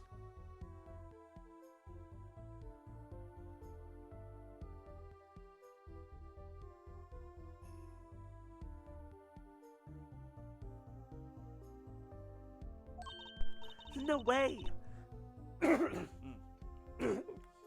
Pause for hydration.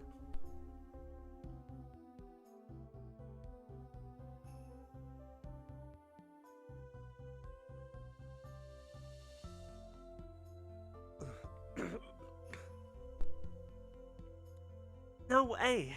That seems really unlikely to me. I mean, how you're such a sweet person, Lamarad. I thank you. Machi too tells me this often when I forget who I might have been. Okay, questions. You think you could tell me about this? I'm sorry, but my... This isn't about the outside world, this is about you! Maybe that explains why she didn't react when I showed her stuff the other day. She was still pretending she could see then.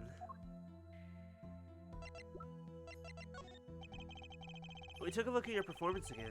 It was even better the second time. Oh, thank you. That reminds me. That was an incredible illusion you pulled off. Illusion? When you teleported from one stage to the other, remember? Ah, yes. Apparently they hired a professional magician. Alan Grummery. I was wondering, do you think you could tell us how it was done? I'm afraid I cannot. Mr. Grummery made me swear to never tell a soul. I was afraid of that. Hard to be a magician if you can't keep a secret, you know? I am reminded that I wish to speak to you about something. Yes? Yes? When I was walking this hallway before, I stumbled upon a small device of some kind. It was laying on the floor. Device? Maybe you mean this?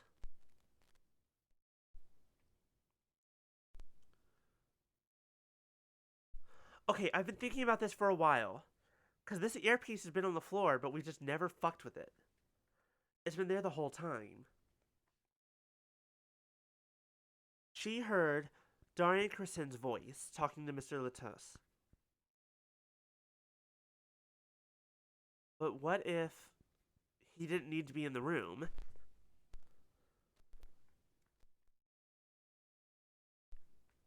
When it happens. He could have been on stage playing while talking to someone through the earpiece. But then who fired the gun? I've been lying there since the day before yesterday. Might I touch it? I thought as much. What? What did you think? It's one of our headsets. Everyone on staff was wondering a concert. I wonder whose this is. We use it for communication. It would be quite inconvenient should it go missing. I'll hold on to you for it then. We'll hold on to it for you then. We'll give it to Prosecutor Gavin when we see him. Yes, that's best. Thank you. So, can I put it on? All concert staff wore one. Attached? I'm not sure it was some sort of Apollo. Or some sort of robot Apollo. Oh, headset attached to True CEO. Everyone on staff was wearing one of these headsets. This might warrant some further inquiry.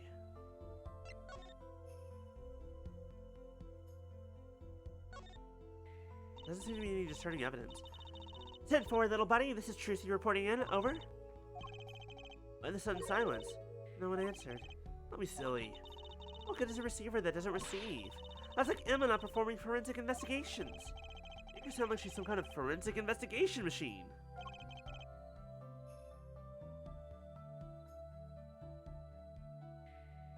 Which is just silly.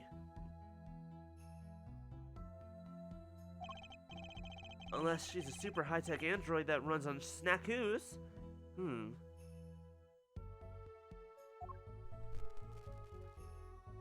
That all? Nothing else important? Nothing helpful? Moving on? What else do we have to tell you?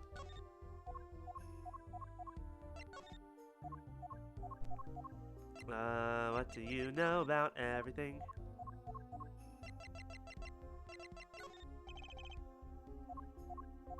You don't know anything, that's unhelpful. To be fair, a lot of these are pictures, so can't really show a blind woman a bunch of pictures.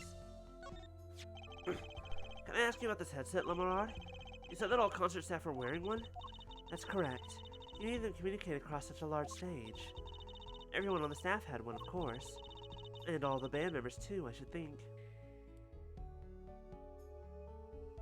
So question, important question. Here we go. When you heard Romaine Lettuce and when you heard Lettuce and Drayan communicating, what if she heard them over the headset? And all of the band members too, I should think. So Prosecutor Gavin and his lackeys had them on too. Lackeys? Rude! But they could have been on a different frequency, so they could have been having a private conversation. They're quite helpful, though limited. They only work within 30 feet or so. Oh! After all, they're only for use on stage. Oh! So, what if...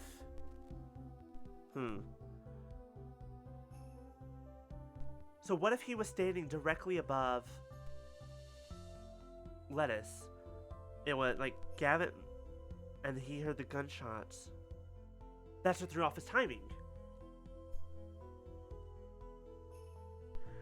His timing was off the exact same moment as the gunshot because he heard them. But what if he's not the killer? Damn, now I don't think he's the killer. And a stronger signal would interfere with the sound system. That makes sense. You think someone would notice if they dropped their only communications lifeline. So why was this one lying here? Hey, what ear was Lettuce wearing his on?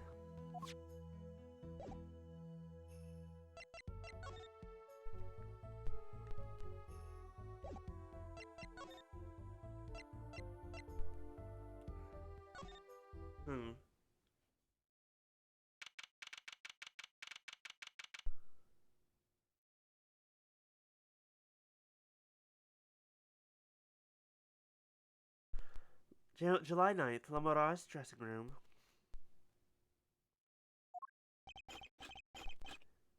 Oh, we found Emma. That was easy. Uh-oh. There's only one person I know who can munch with such venom. Venom? What are you doing here? Hello, Emma. You're looking as grumpy as ever. Oh, am I supposed to be happy? You give me the second degree in court, and Prosecutor Gavin makes me look like a fool. You're talking about the bloodstain Mr. Lettuce left? My department chief had a field day with that one. Even a blind person could see the shooter wasn't blind. Funny guy, huh?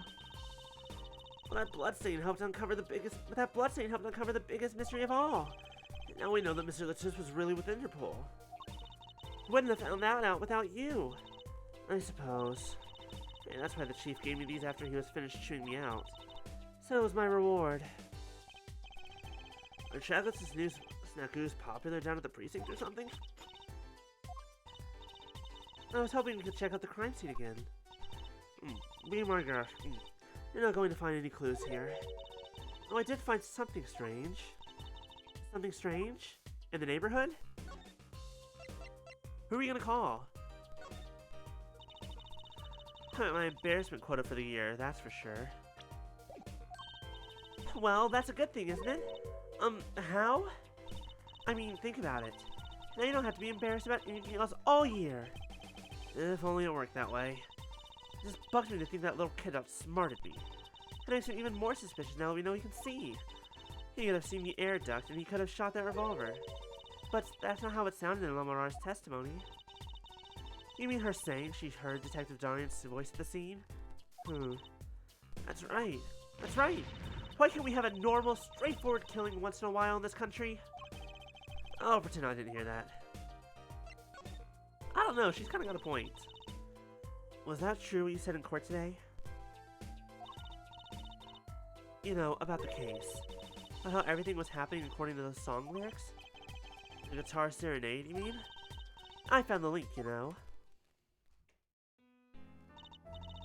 First, Prosecutor Gavin's heart-shaped keyring was stolen. Then Lamarar flew through the air. Okay, there, they finally acknowledged it. Then Prosecutor Gavin's guitar caught on fire. And in the end, a bullet took Mr. Latus's life. And he went up to the sky with the guitar. Well, 50 feet up, at least. It is kind of hard to chalk it up to a coincidence. I know, and I found it. Think the same person did all this? Don't ask me, I didn't do it. And neither did I. I couldn't fit through that air vent anyway. What? You all think I did it? Sometimes I worry about that girl. So what did you find? It's so little I must have passed over it yesterday. I found it under the sofa. The hell is this thing? What is it? Artisan device, I think. Not having a clue what.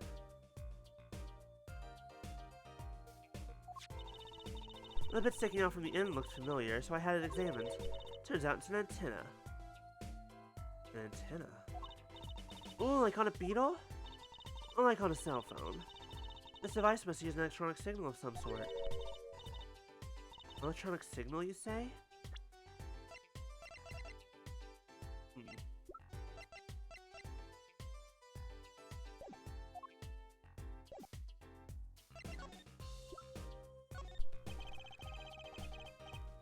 Okay, not helpful. I thought maybe you would tell me something.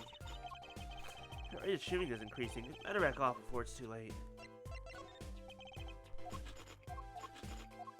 I will show everything in my pockets to you until you give me something useful.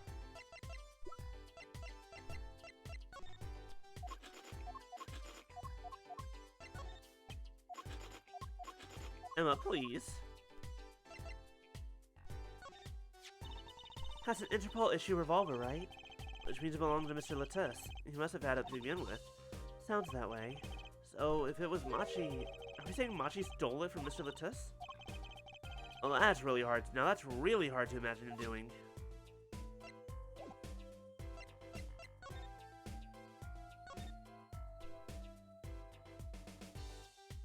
Oh, look, it's where they fucking ripped that piece of carpet out.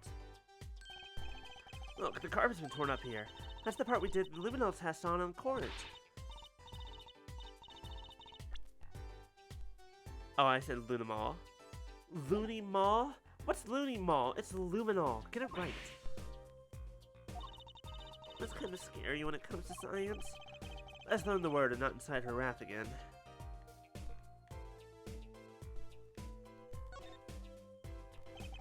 This was the window where Lamar saw the crime from.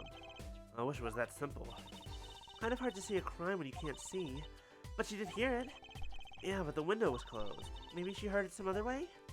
Yes, some other way. Some other way. She heard it some other way. She heard it some other way. She heard it some other way. God damn you.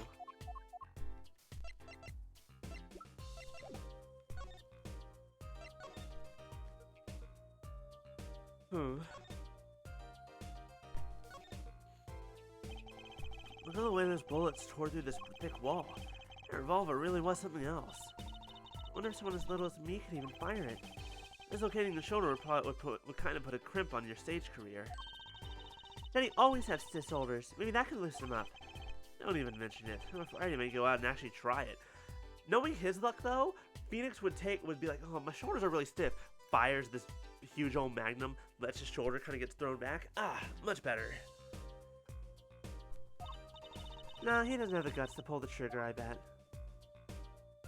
Wow, that kind of took a bit of a turn. Right after the shooting took place, Lamora tried to come into the dressing room and dropped her brooch. I think that fits with the other stuff we know. Do you think the timing of when she dropped it is important? Yeah, something about it bugs me, that's for sure. I want to ask her about it, but she won't fucking talk to me!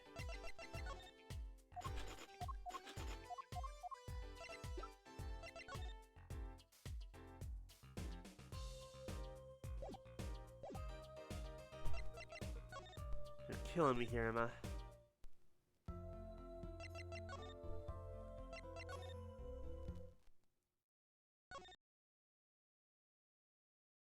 Don't know why I came in here.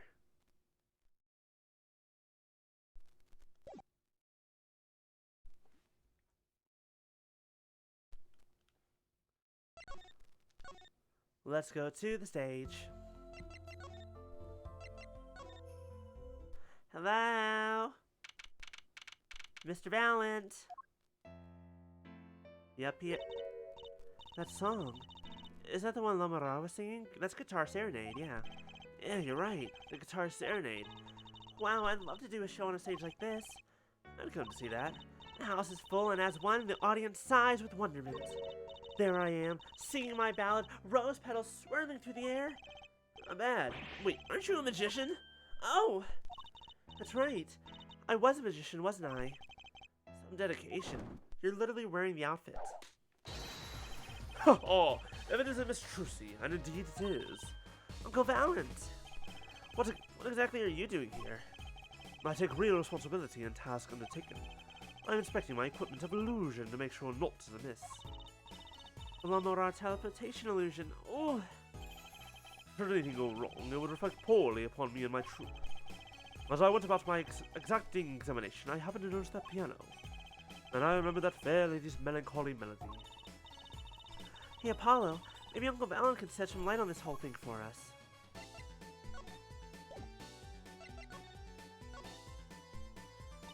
I was wondering about the show the night of the murder. The Lamora Vanishing Act was your illusion, right? Indeed, the purple prosecutor petitioned my performance.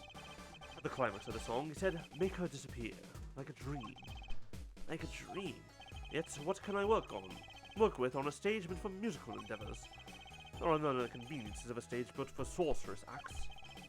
It was a challenging task, and so I accepted. She disappeared from the top of the tower.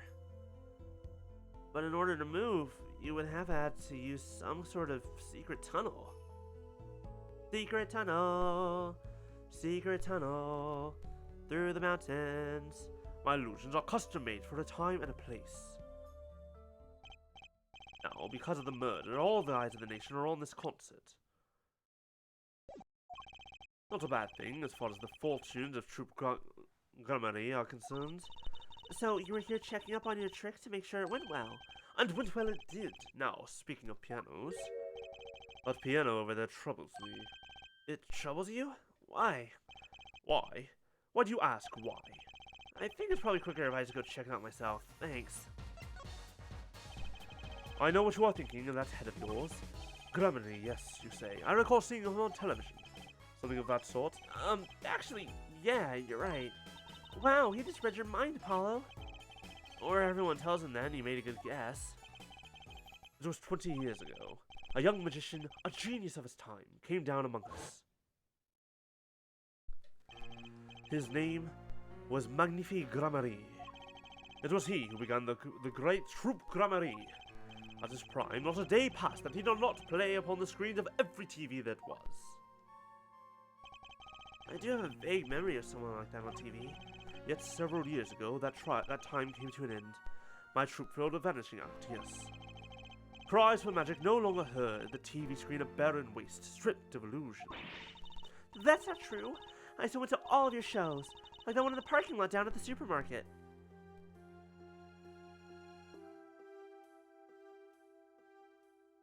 Not exactly a grand showing there. When you start playing in supermarket parking lots, you know you're in trouble. We hone our skills at these small venues, always awaiting our time. Yes, one day we will rise, up from obscurity, onto fame's shining star, once sage once more. I do this not only for the magic that is Gramarye, but for my partner. Your partner? You mean? Yes, Zach Gramarye. Trucy's father. Already disappeared 7 years ago. Oh, wait, disappeared? There is no name higher than Gramarye in show business circles. None. I will see us return to glory. I, Valent Gramarye. Our founder, Magnifique Gramarye, was truly a genius, a worker of miracles. I'll never forget the one I saw when I was little. How you made that whole jumbo jet go... what happened to the jumbo jet again? Apparently someone doesn't remember it as well as I thought. Of all the would-be magicians who came to restore, only Zach and I had the talent. Oh, they weren't actually brothers. Gramarye is just the name that they took on. In no time at all, Valent and Zach were the shining stars in the Gramarye crown. Cool, huh? And Zach Gramarye was my daddy. Now that Magnifique and Zach are gone, I have but one wish. Let it be I, Valent Gramarye, who brings the Gramarye miracle back to the big stage. I'm rooting for you. Miss Trucy, you cannot grow up quick enough. I need your skill by my side. One skill, coming up! How we managed to get off the topic of the case so quickly all the time?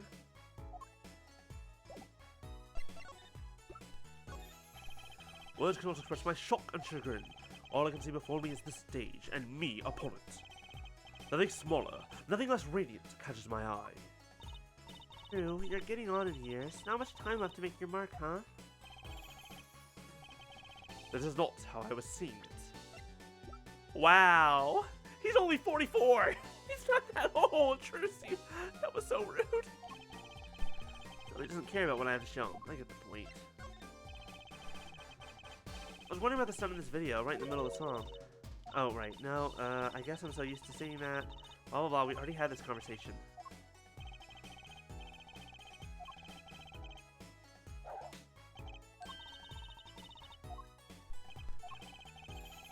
Yes, yes, you're a wonderful magician. You did a wonderful trick, and you're not going to tell me jack shit.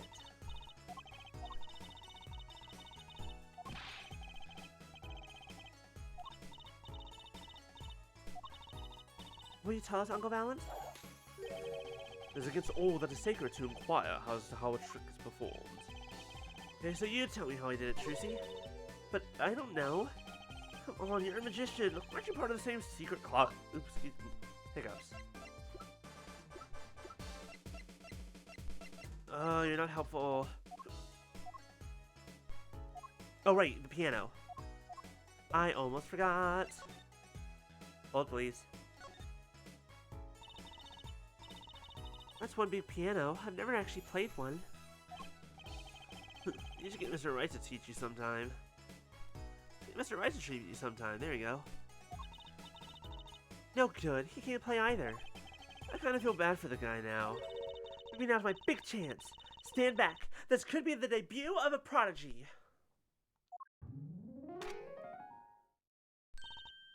Ew. Did you make that noise just now? Let me try it again. You know, I think something's stuck in the piano. What the hell? Time to take a look under the hood. Huh? Look, this was stuck between the strings. That's pretty big. How did that get there? And only mess up one note. Or one string. What the hell? It's a signal. It's like a transceiver? Transmitter? Probably just a transmitter. Probably not actually receiving anything. So the moment this gets hit... And we found... Okay, so up here we found this, which is a transmitter. Downstairs we found another small device that was hidden underneath the sofa with a receiver, most likely, to activate something.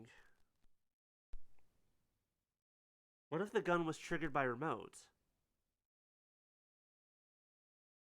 And afterwards he tossed it here in the piano to hide it. It looks like some kind of switch. Someone must have thrown this into the piano.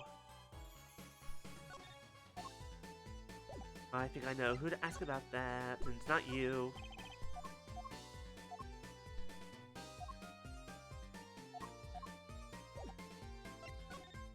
Alright, hold on. Let's go talk to Emma. Nope, not you.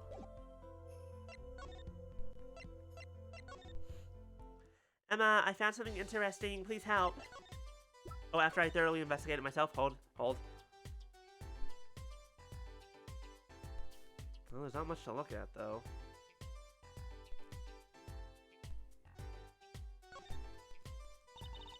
This switch sitting here, tempting me to push it. Don't. It might blow up the whole Coliseum. Apollo, please. Thinking that every strange switch triggers a bomb. That kind of old-fashioned crime drama thinking doesn't cut in our busy times. Alright, Tracy P.I., please enlighten me. What do you think this switch does? Maybe it turns on the electric razor in Prosecutor Gavin's dressing room? A switch as big as a razor to turn on a razor? Okay.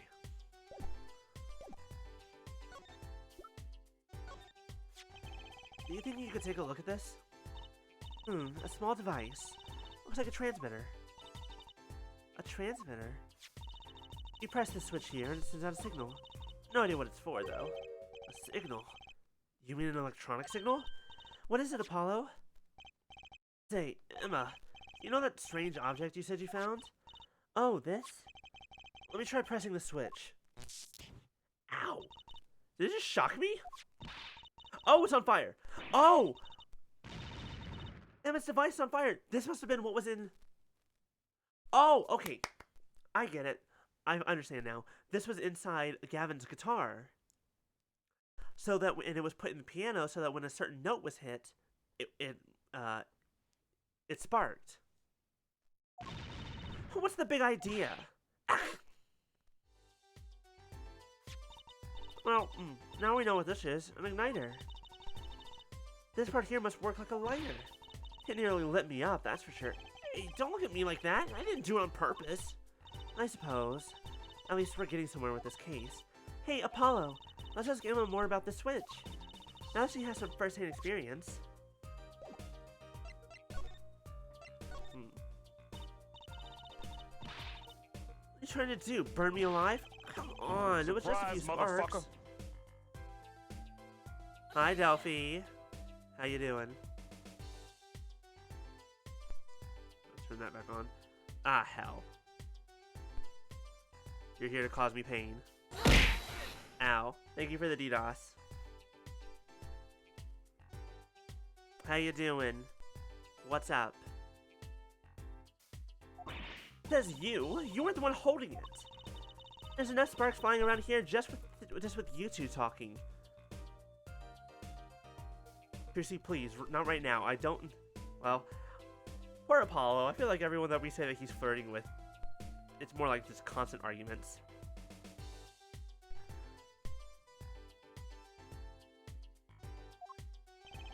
Anyway, now we know this is a remote for an igniter. Let me see that for a second.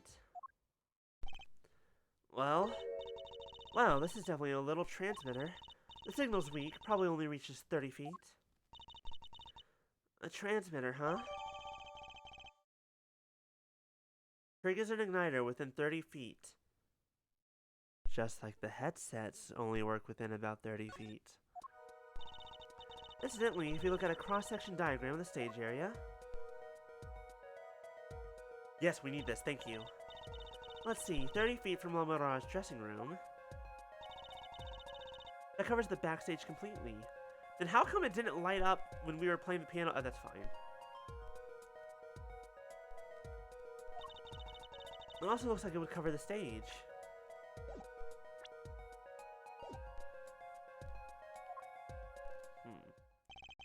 Kinda seems unlikely anyone would use this on stage. This is very useful to us. Because I'd best be getting on with my investigation. I can talk, I promise.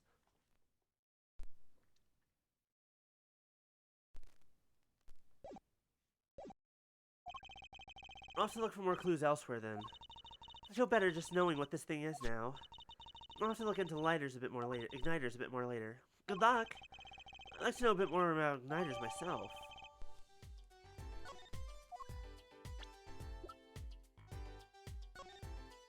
Take a closer look. So here's the antenna, and so here's where it lights. All these little parts, it's pretty complex. I'm guessing this is where the fire comes out. Other than that, good thing machines run even if we don't know how they work. That's what Daddy always says. Not really saying you want to go around repeating, Trucy. And yet, it's incredibly accurate. Circuitry is magic. End of story. I feel like the best person to talk to right now that we have the igniter might be you? Alright, you're fucking useless to me, Uncle.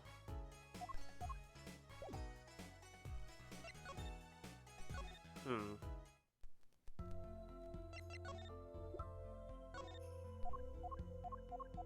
mean, I guess I could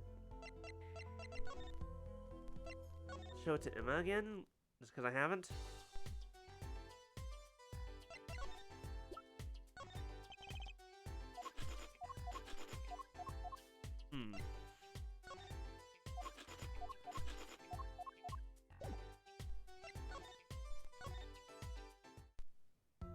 I feel like I might be done here.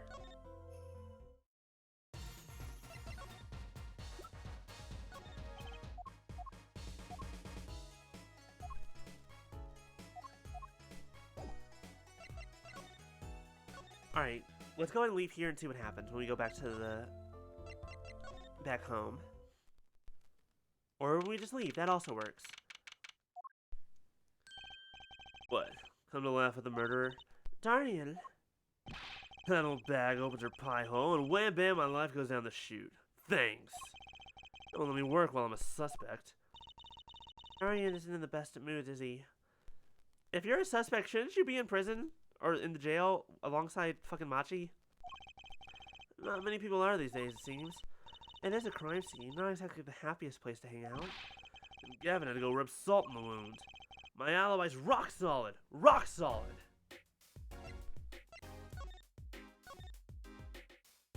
So, about your alibi. You have to ask. The shooting happened right in the middle of the third set. That's right. Music was blaring when we heard those gunshots. I found Mr. Letus dead. We got 10,000 witnesses who saw me too. Right there on that stage. Your guitar playing was something else up until it wasn't and it messed up. Thanks, little lady. See? This whole thing's a sham. Can't believe they aren't letting me work. There's no need to yell at me. It's not Mara's fault. She was the one who said she heard his voice at the moment of the crime. Man, I never even talked to that old windbag. How could she possibly identify? Okay, the fact that you're being so rude to her? You're being so rude to the lady? To the blind woman?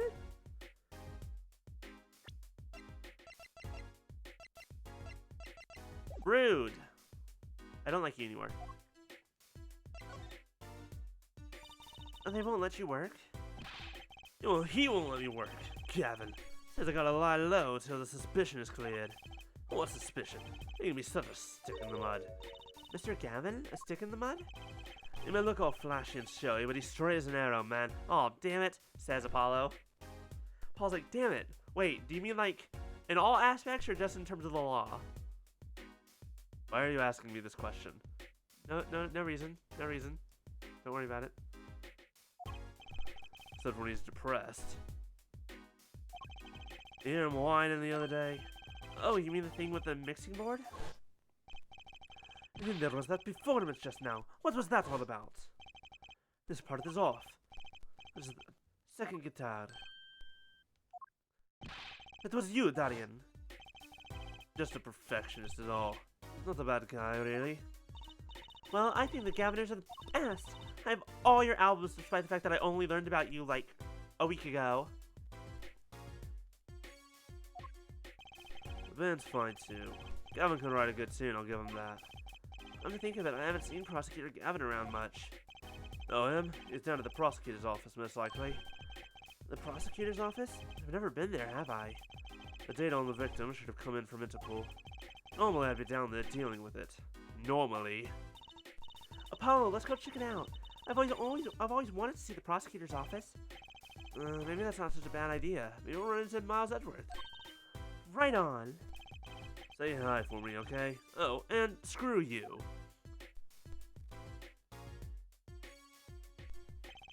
And tell him I want into that crime scene.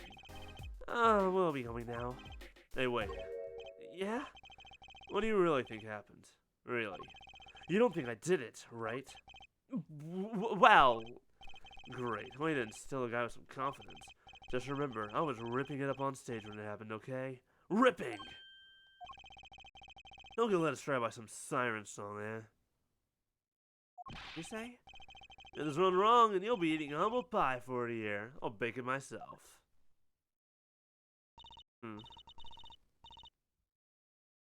Let's not talk to him anymore, alright? Detective Dorian Crescent. He's one stone I'd leave unturned if I had a choice. Rough around the edges.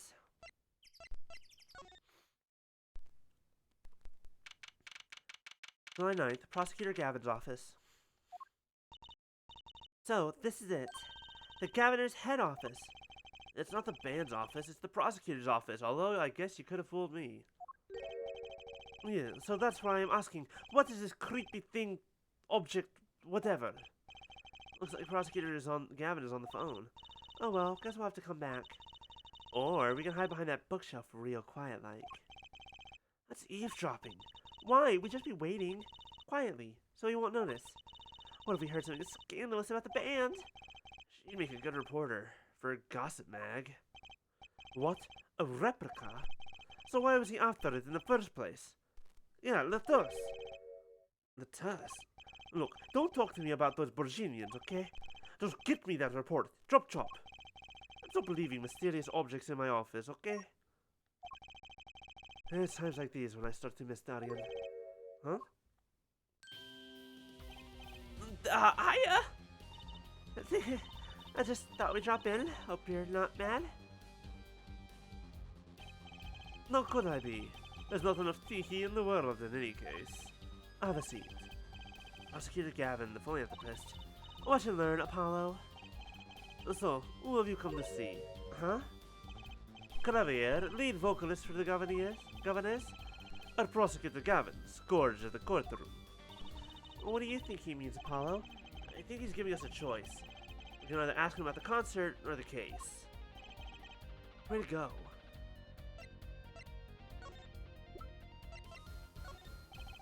Prosecutor Gavin, about this remote. Wait, excuse me, did you say something? This remote control might be valuable ammunition for the trial tomorrow, because that's how this works. We use ammunition instead of presenting evidence ahead of time, like we're fucking supposed to.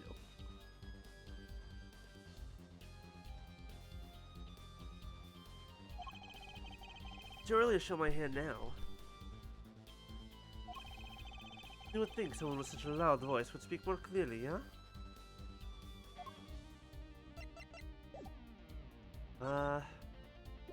What about this one? That looks like one of our tour issue headsets. Why are you wearing it, Fräulein? I thought it'd be cool. I could pretend I was concert security and stuff. I actually found it at the venue and thought you might want it. Oh no, please, you keep it. It goes well with your cape, Fräulein. You think so? She does look like she belongs on a stage, that's for sure. My apologies, but there's no way I'm going to talk details about the case with you. If you want to get my attention, bring me something dramatic. I'm not here to get your attention, Gavin. I'm here to get your information. I can get your attention later.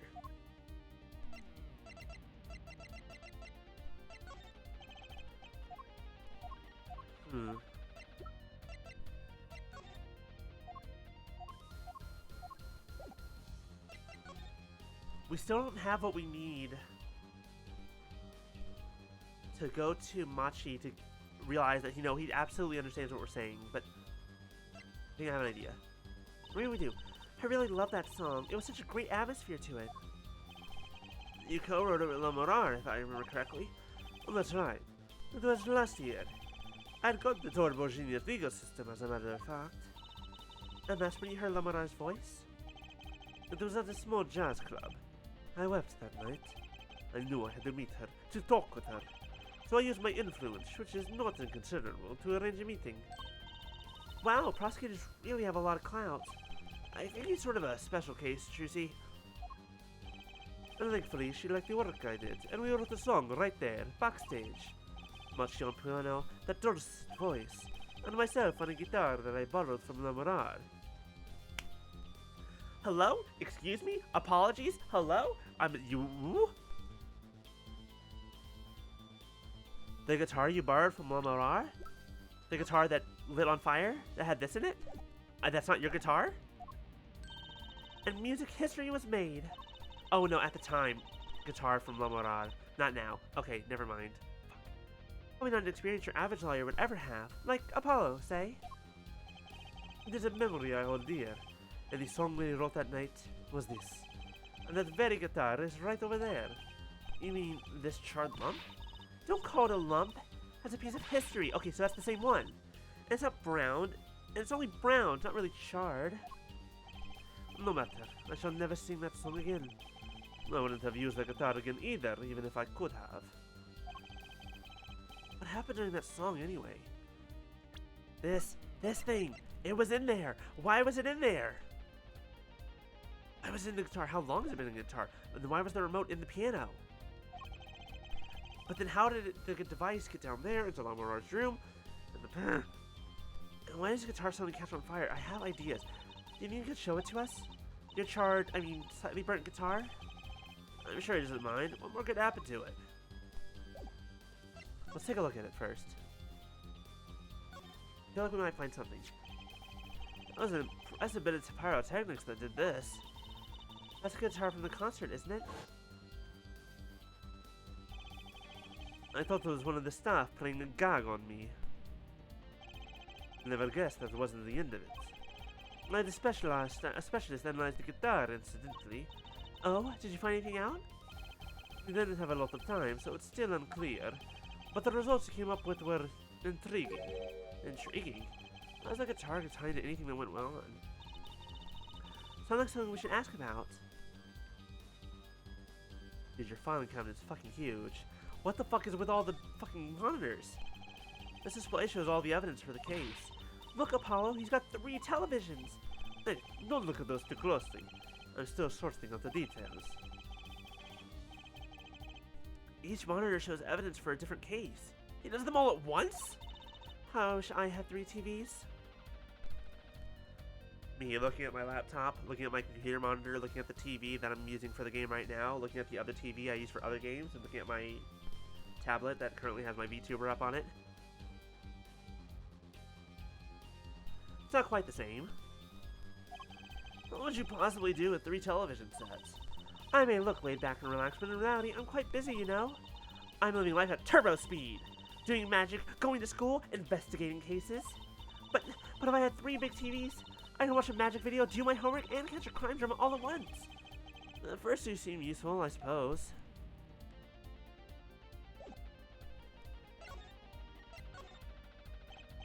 It was a beautiful instrument. It was played lovingly for many years.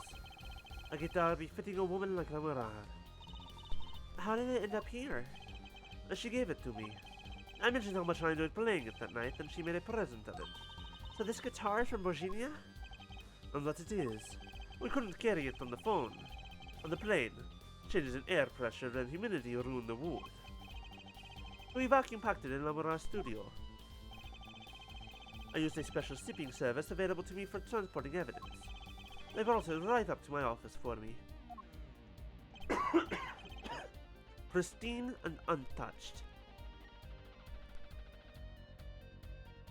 Okay. It was pristine and untouched. Which means that the igniter was in there since before then? The prosecutors do have a lot of clout. I still think he's a special case. Such a valuable guitar. It's too bad it got burned. There we go. Now it's in the court record.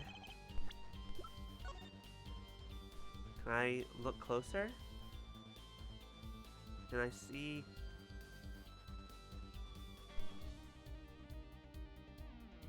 A regular acoustic guitar.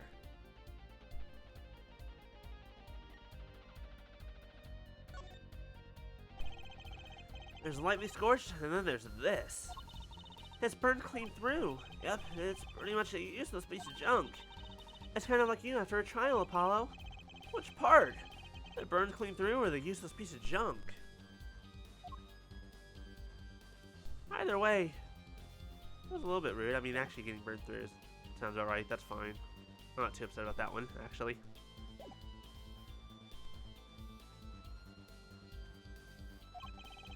Something about intriguing results from an examination on the guitar?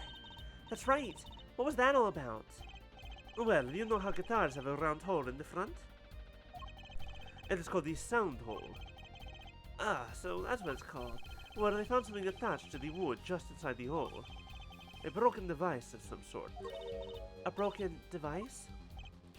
Yes. This, in fact, another igniter. There was more than one. You'll love to see it. Where was the first one? What was it doing?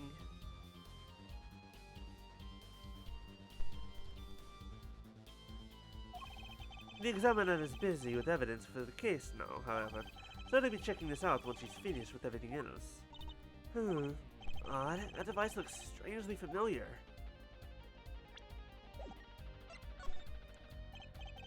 That reminds me.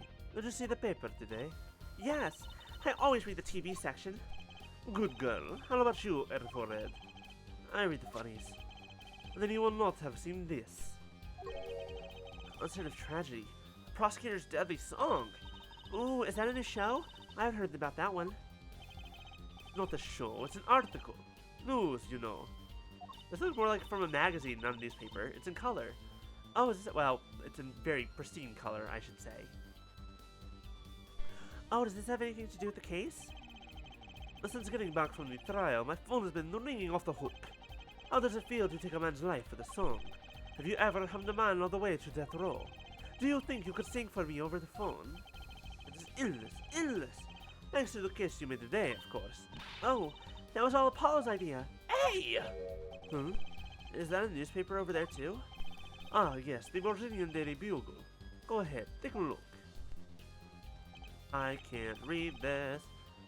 Thanks, but I can't read Borginian. Oh, that's right. Suffice it to say, this is the big news over there as well. Although I didn't go so far as to mention the lyrics to my song. Probably no one in Virginia could believe it. It's probably seen as just a theory at this point.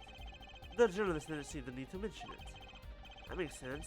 I really know what to think of it myself.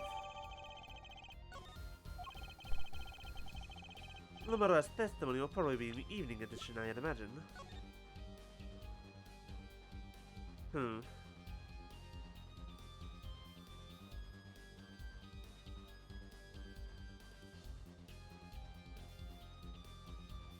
Okay, so in this image of Romain Lotus, he's wearing his receiver on the right ear.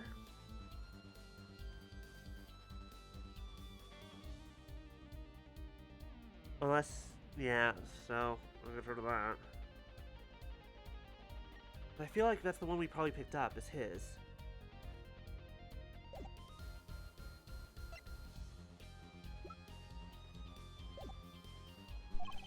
Which is why I've had Darian step down from the investigation for now.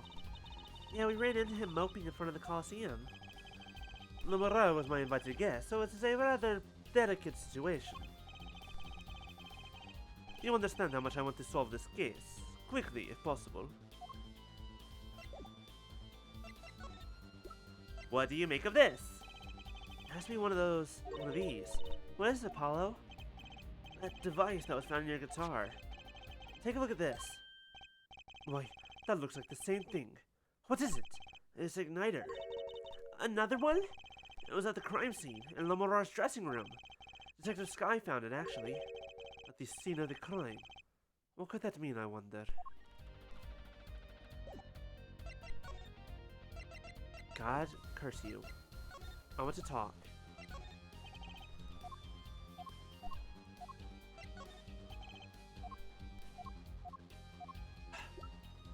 And just like that, you're suddenly not useful.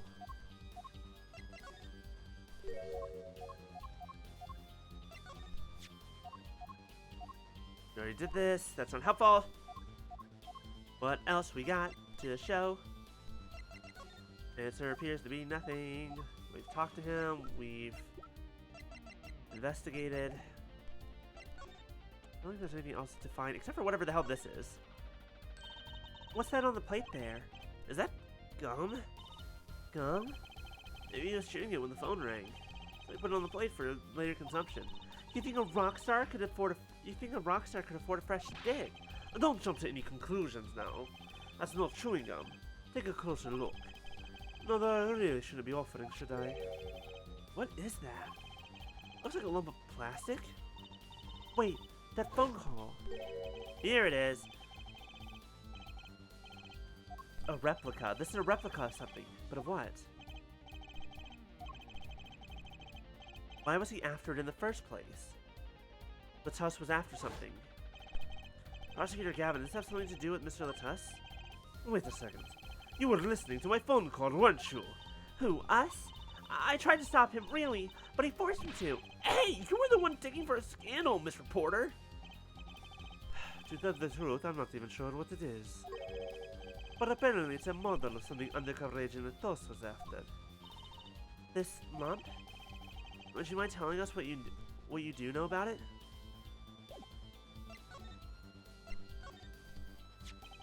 This was found in Mr. Latus's bag. It's apparently a replica of something. A replica? It's a small lump, about 1.5 inches long. Wow, that's small. We analyzed it, but there's not much to say other than it's a lump of plastic. Perhaps it was to be used in the identification of whatever it is a replica of. You mean, whatever Mr. Latus was after? That seems to be the most logical explanation. Well, what is it? Oh, don't ask me for all I'm... Oh? If you don't want to tell us, you could just say so.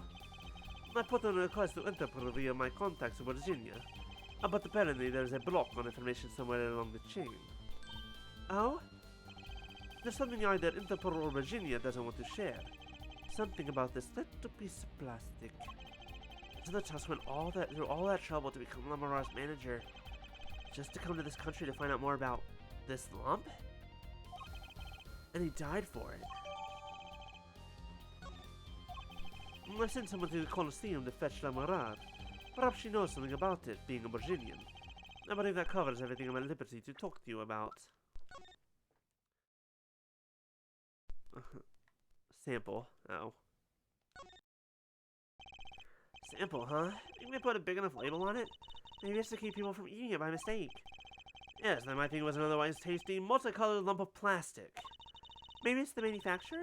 Sample toys, when you can't afford the real thing. Pressing.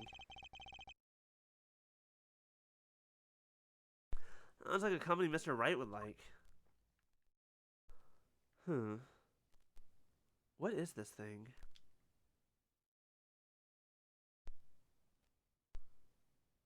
I wonder if it's a replica of a jewel, perhaps? Something worth a hell of a lot, probably.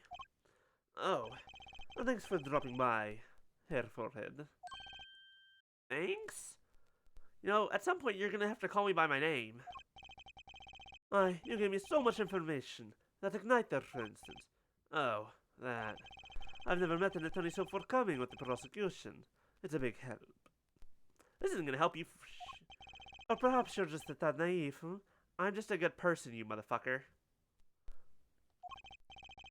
Why you're not invited to Uno night. I guess I could have hid it, but somehow showing it felt like the right thing. I could say the same to you, Prosecutor Gavin. Thanks for the information. About the, strange lump of plastic. One that Mr. Latus was investigating. Hey, that's right! I've been thinking here, Forehead. We encounter many incidents in our lives, all of us. Not all of them simple. Especially not the ones where people are killing the song lyrics. And that's why I try to at least remain simple inside. And I keep a simple goal. To discover the truth. That's why I like to keep relations civil, yeah? And that is all. I can live with that. Mr. Prosecutor, then why do you call me Herr Forehead? You can just call me Herr Justice. Or Herr Attorney, or something. Herr Lawyer. You don't call anyone else by their name, but is Forehead in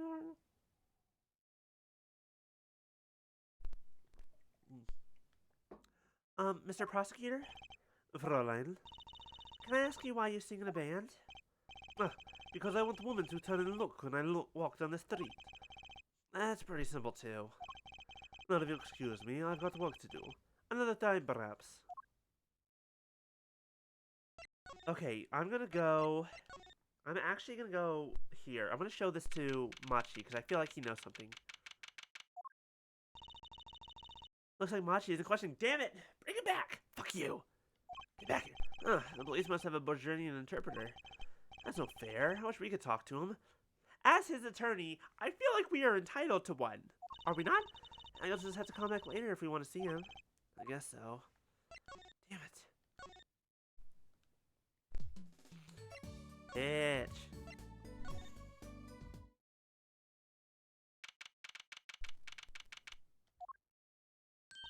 Oh, yeah, Emma. Oh, it's you. You came at a good time. Oh there, Emma. What's up? Either of you know where Lamorade is?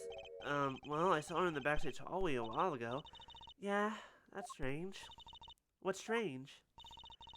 Can't find her anywhere. I was supposed to bring her to the prosecutor's office. Lamorade's missing?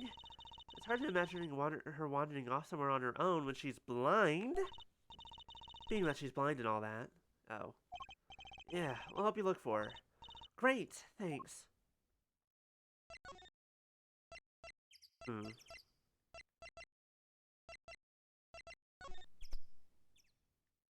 Lamorade!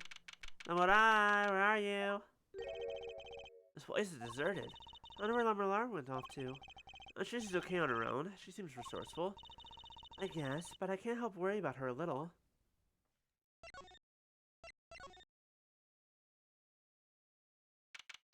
I don't like... Okay. Okay, I don't like that it's all pitch black. I don't like that you're not just showing me something immediately.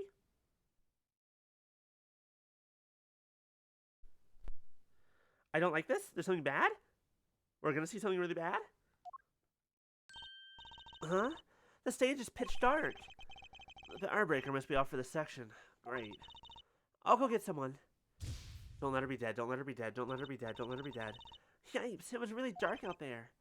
Dark. That's all Lamorade has when you think about it. What would it be like to live in a world of darkness? Hey, Apollo. Huh? What?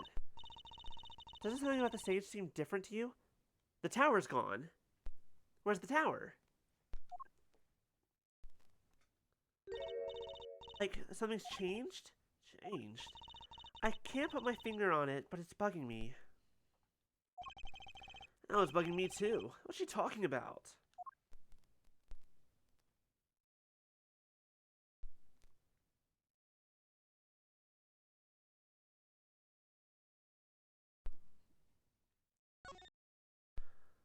It's gone. Where's the tower? I still can't believe we found Machi and Mr. the Tuss-Up on top of that tower. Yeah, I used to not like high places. Now I hate them. It's not like it would have been nicer if we found a dead body closer to the ground. Though, that reminds me. Daddy's bad with heights, too. You see what it is? We'll get there in a second. Huh, no kidding. He took me on a Ferris wheel ride a while ago, you know? Halfway through, his face got all green and he mumbled objection over and over. I mean, he does have a history of falling from great heights, so... Poor guy.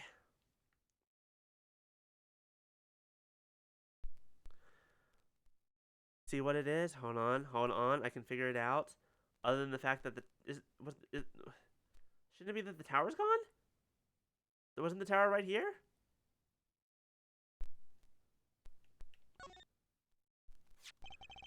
What do you think that thing was doing in there?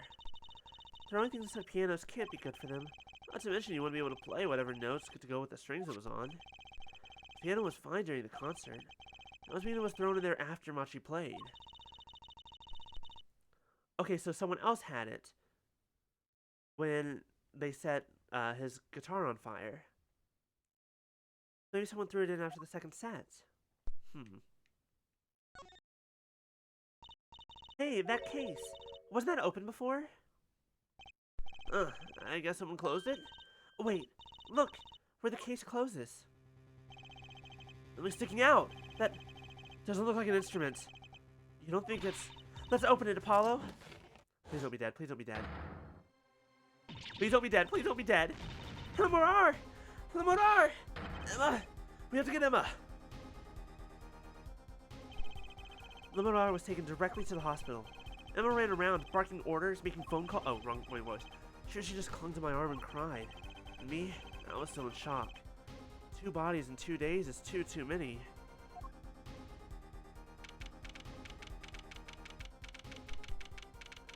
Oh joy, we're back in Hickfield. I don't want to be here. I don't like the person who works here. Emma, how's Lamora? Is she okay? You. Oh, you big thanks, that's for sure. So, she's okay? Yes, she's come to a short while ago. We found her before it was too late. That's good to hear. So, what happened? Someone attacked her. She was struck on the forehead. By who? We don't know. But they hit her on the forehead, right? That's right in front of her. How could she not see? Oh. Right. Would you like to see her now? Is that alright? She wants to thank you for saving her life. Maybe she heard their footsteps. Lamar! Mr. Attorney. You were the one who found me. Thank you, from the bottom of my heart. I'm just glad you're okay. Tell me, what happened? It was after I spoke with you in front of the dressing room. I sensed someone approaching. I thought it might be someone coming to see me, but they said nothing. When I went to return to my dressing room, you were hit? I knew that very moment. I knew the assailant was trying to kill me. No. It was lucky for me the first blow did not knock me out. I turned and ran for the stage. Someone was chasing me. I could hear footsteps. Yet I reached the stage first. Why the stage? I had overheard maintenance people talking. The power to the stage area was off, they said, for electrical work. Darkness is my ally. There was a contrast case near the stage. That is where I hid. So the assailant couldn't see you. Once in the case, I'm afraid I passed out. Wow, that sounds like a really close call. They didn't say anything because they... Here's the thing. It has to be Darian, right? It has to be. Because he knew that if he said anything, she would immediately know who he was. You have any idea who it might have been? Unfortunately, no. Whoever it was, they said not a word. Too bad. Yet, when I consider that I was struck high on the forehead, I must conclude that whoever hit me was taller than I am. And probably knew that you were blind. Point. She's sharp. And you're much taller than I am. You're about as tall as Apollo. So that means it was likely an adult, and probably a man. Could it be him? But why would anyone attack you, Lamora? The detective asked me this too. And the her I gave the same answer I gave you. I do not know. It's because you heard Darian. Lamar, I wanted to ask you about this. Do you know what this is? This is what? This is what? Mr. Latus is carrying it. It's a replica of the thing he was after. He was after. You know, in his secret identity, as an undercover agent. So that's what he was doing. You mean you know what? Yes, I know, of course. This must be a Borginian cocoon. Or rather, a convincing replica thereof. Why haven't I heard of a Borginian cocoon before? Why would he be carrying this around? Was it some kind of souvenir? I wonder. Oh, right. Also, you can't read. Because you're blind. I want to ask about the guitar. I want to ask about the igniter. I want to ask about the headset. I want to ask about... Nothing. We've asked about everything. Alright, moving on. Well, they call it Borginian. It must only be found in Virginia. Oh, yeah. For certain, all in Virginia know of these. It's cocoon, so do you get silk from it? I do not know the details, I am sorry to say. I thought she said all in Virginia knew of these. And there is one fact I do know about the cocoon, though. Something all in Virginia know. What's that? The cocoons. They are not to be taken out of the country.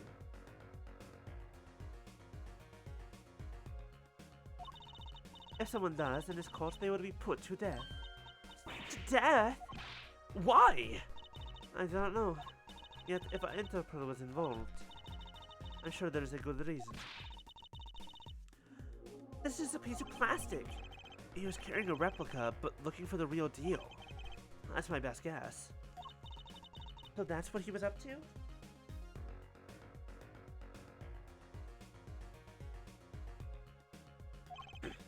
tracking down Borginian cocoon smuggling. Smuggling? It seems I was marked. Marked? Life changed for me with the popularity of my songs. I began to travel around the world. Ah, so you could have brought those Borginian cocoons with you. On my trips, yes. That was probably the suspicion. Mr. Letus was placed as an undercover agent to look into it. Borginia is a small, sheltered country. Not many bad people venture into the world outside. Is that why they suspected you? But Mr. Letus wasn't a Borginian, was he? He was an Interpol agent, which means... What, Apollo? There must be some reason why Borginia doesn't want these cocoons getting out. Something scary enough to get Interpol involved. Huh? Like what? How could such a tiny ball of thread cause such a commotion? Cocoon smuggling. I wish the test had Lemora marked. Couldn't be her. Huh? There's one other person I need to talk to. Thank you for talking to us, Lemora. It was the least I could do. Actually, I have another request. If it is within my power, I need an interpreter, someone who speaks Borginian. Apollo? Would you come with us if you're well enough? I see. Yes, of course. I shall accompany you. Huh? Where are we going? Come on, Trucy. We're about to get to the bottom of this. Machi is a 14-year-old cocoon smuggler. We didn't even have to go there. Game just said, off to the detention center. We know that that's where you want to go next. Realize I'm at an angle. There we go.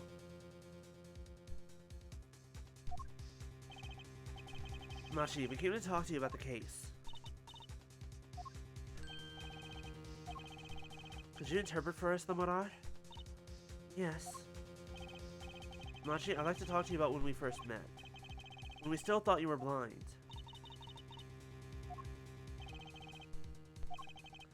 Now we know the truth. You can see, right? I was completely fooled myself.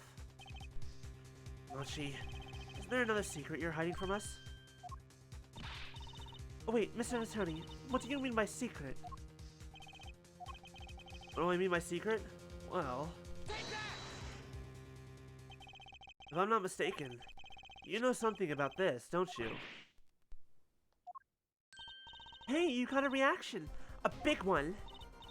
Machi, you did it. Trucy and I are trained to see people's uncertainty. Not that we would have needed any training to see that one. Mr. Attorney, please tell me what this is all about. Lemora, please interpret. Very well. I know you know something about this by your reaction. If you won't tell me, I might have to give it to the prosecution. Have them look into it. I ask you to wait. Do not be so hasty. Machi. Okay, so he can't speak English. Alright.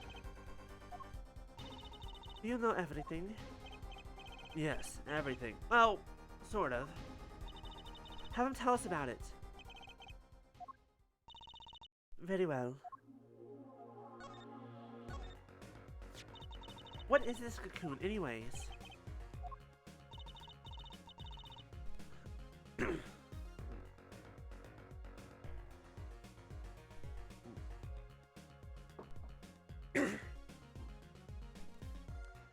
The cocoon, the silk, is a potent cure.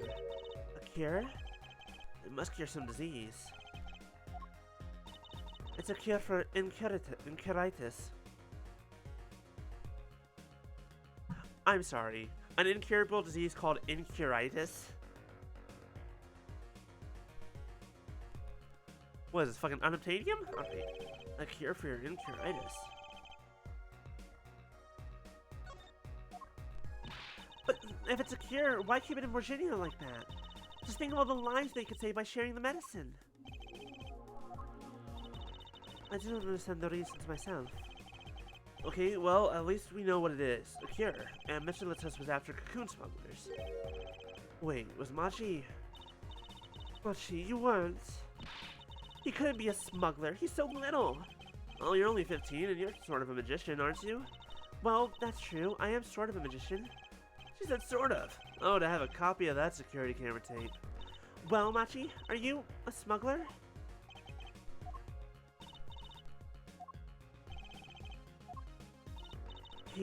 won't tell me.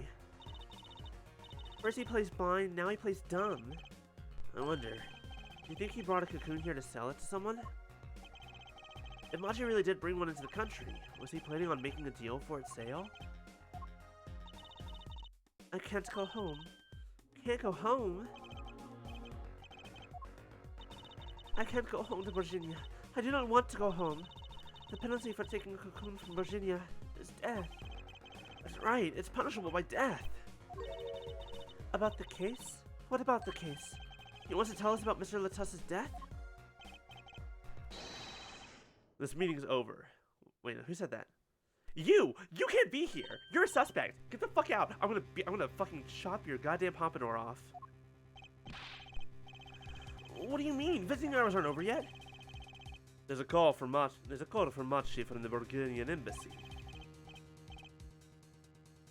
Sorry, the meeting is over. Sorry. Just give us 5 more minutes. We can call him back after that. Sorry, no go. Come on, piano boy. We're leaving. Darian, wait. I never liked you. Either of you. Cool, I don't like you either, Mr. Murderer. Huh?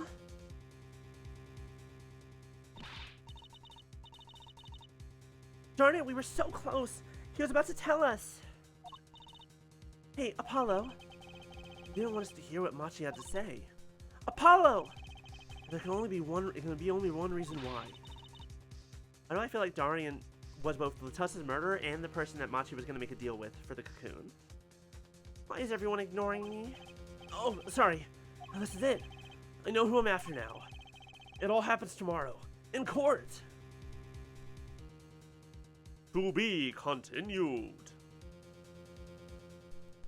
Oh my goodness, this case is really heating up now.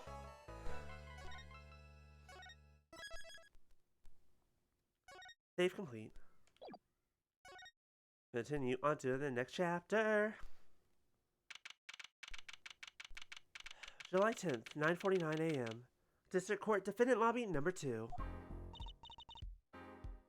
This trial probably quite long, and that's fine.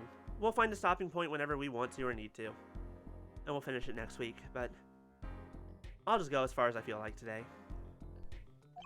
Today's the day it all goes down. And then there was yesterday.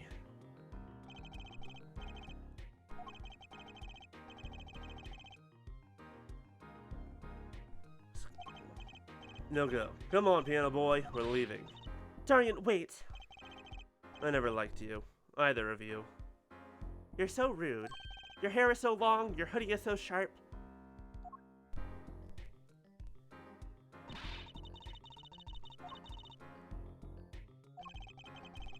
Don't say it.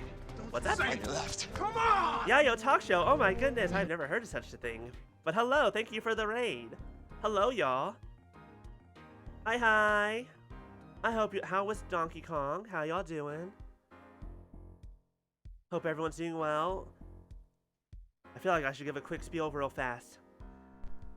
Since we have so many people here. Oh my goodness, if you don't know me, hi, surprise. I'm Rika. I'm a variety VTuber. I play a bunch of games. Pass out from exhaustion. Bye, Godzilla. We'll see you later. Right now, we're going through Ace Attorney, where people are idiots, except for us, usually. Thank you for the raid, y'all. And I think I know why. Time to bring down a little justice. What was that? He has heard, but unseen. Please tell me it's Phoenix. Please tell me it's Phoenix. No, it's Uncle. Hi, Uncle Valent. Valent Grammary! I exclaimed as he walked in through the door. Normally. You aren't the witness today, are you, Uncle Valent? A preposterous proposition. How can I stand to stand upon the stand? Why, my secrets will be free for the plucking. I might even have to sign autographs. That is why I intend to remain hidden for the entire day. Ooh, with vanishing magic? Indeed, I will jump upon an express train and express myself to the next town over. But before I go, a word of warning. Warning? Also, Mark, Caden, if y'all gotta go out, get some food and all that, I understand. Thanks for the raid. Go get yourself some rest. What? A what was it, Grammary? Glamour resides at the root of all that has happened. Do not forget this truth. Glamour? A spell, a sorcery, a great illusion. Miss Trucy, though it pains me to part so, I need to get in line for a ticket. Farewell. Bye, Uncle. We'll probably see you in the 4th trial. It'll be very important, I'm sure, and relevant to you and her dad. Much other stuff. And there he goes. He sure seemed happy about that illusion thing. Oh, big illusions are the bread and butter of a magician. You can't pull off a show without one. The big illusion is always a spectacle to remember. Usually it involves cutting up things like people or elephants, or the Eiffel Tower. Anything, really. So he was talking about what we saw at the concert. Lamoureux's disappearing act, and Prosecutor Gavin's exploding guitar. I wonder what he meant by being at the root of all that has happened. Well, it's about time. Shall we go? Oh, excuse me, sir. Yes? Oh, no. Wrong voice. Whatever. The scheduled starting time of the trial has been changed. The trial will not be commencing until 10:30 a.m. Sorry for the inconvenience. Huh? Did something happen? This is a first. It was by the judge's request. Some urgent personal business. Great. I bet he stayed up too late last night watching courtroom dramas. I'm gonna be real? I'm gonna be real? Would not shock me in the slightest. Apparently he's visiting the hospital again. The hospital? I believe it was mentioned that the Chief Justice's son is unwell. Apparently his condition worsened considerably this morning. The Chief Justice's son? Oh, that's right. Remember yesterday morning? The judge said he had to go visit him after the trial. There's an article about it in the newspaper. Incuritis. Wait a second! Wait a second! I know what the first case in the country. We know what the cure for that is. It's a little cocoon that Machi has. Smuggled out of Borginians and will be put to death if he ever returns home. If you care to read about it yourself. Article about who was inflicted with incuritis. The dumbest fucking disease name in the world. Incuritis. Where have I heard that before only less than 24 hours ago? I'll let you read that article for us, Apollo. Just leave the TV guide page to me. Try not to lose the page with the funnies if you can.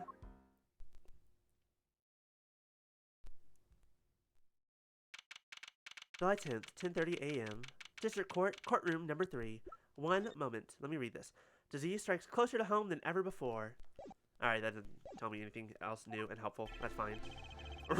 My apologies for the delay. Court is now in session for the trial of... How do you say this name again? Machito Bae, a suspect fortissimo. Right. It's his trial in any case. The defense is prepared, Your Honor.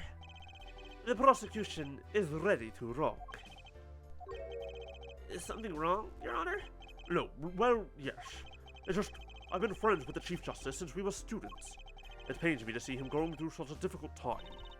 Incuritis, was it? That article said there was no known cure.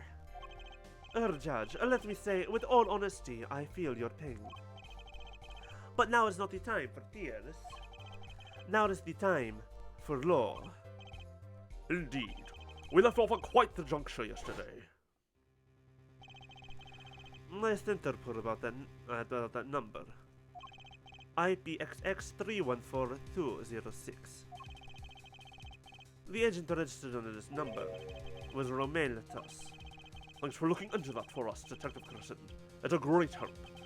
Oh, no problem at all, Your Honor. I'll be heading out. You tried to fucking walk away the moment we learned. You are trying to keep yourself out of this as much as you can. Oh, wait.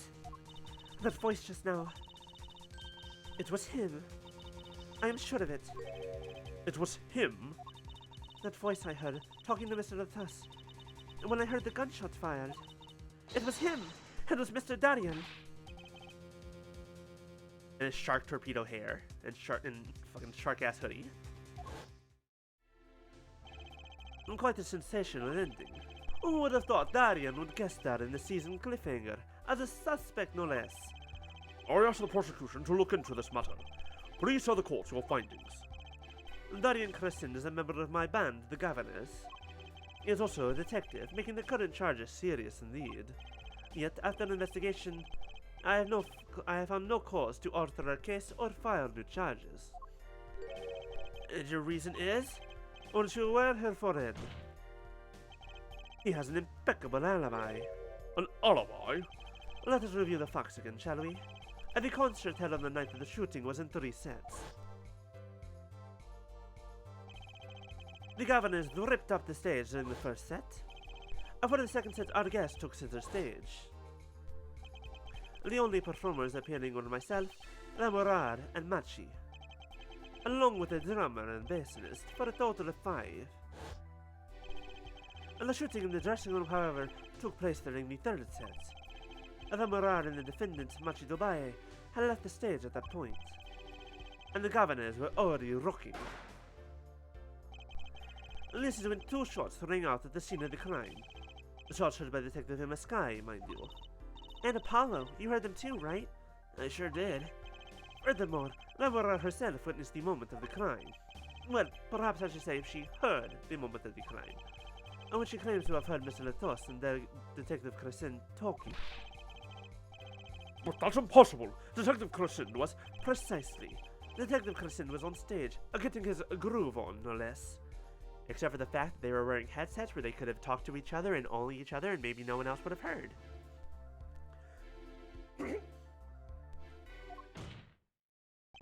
Voila! A perfect alibi. Does the defense have anything to add to this? It's true. When I heard those gunshots, he must have been on stage.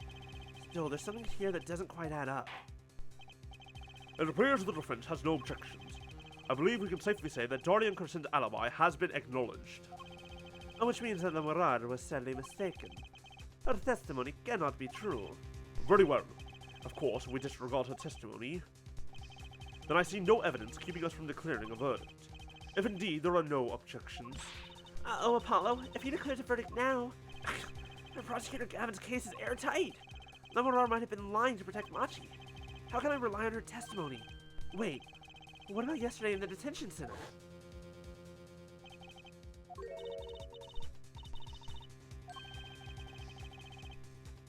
We need to have Machi testify. Oh, wait, except that's actually really dangerous, because if he spills too much about the Borginian cocoon, dude's gonna be in trouble no matter what happens. This poor kid.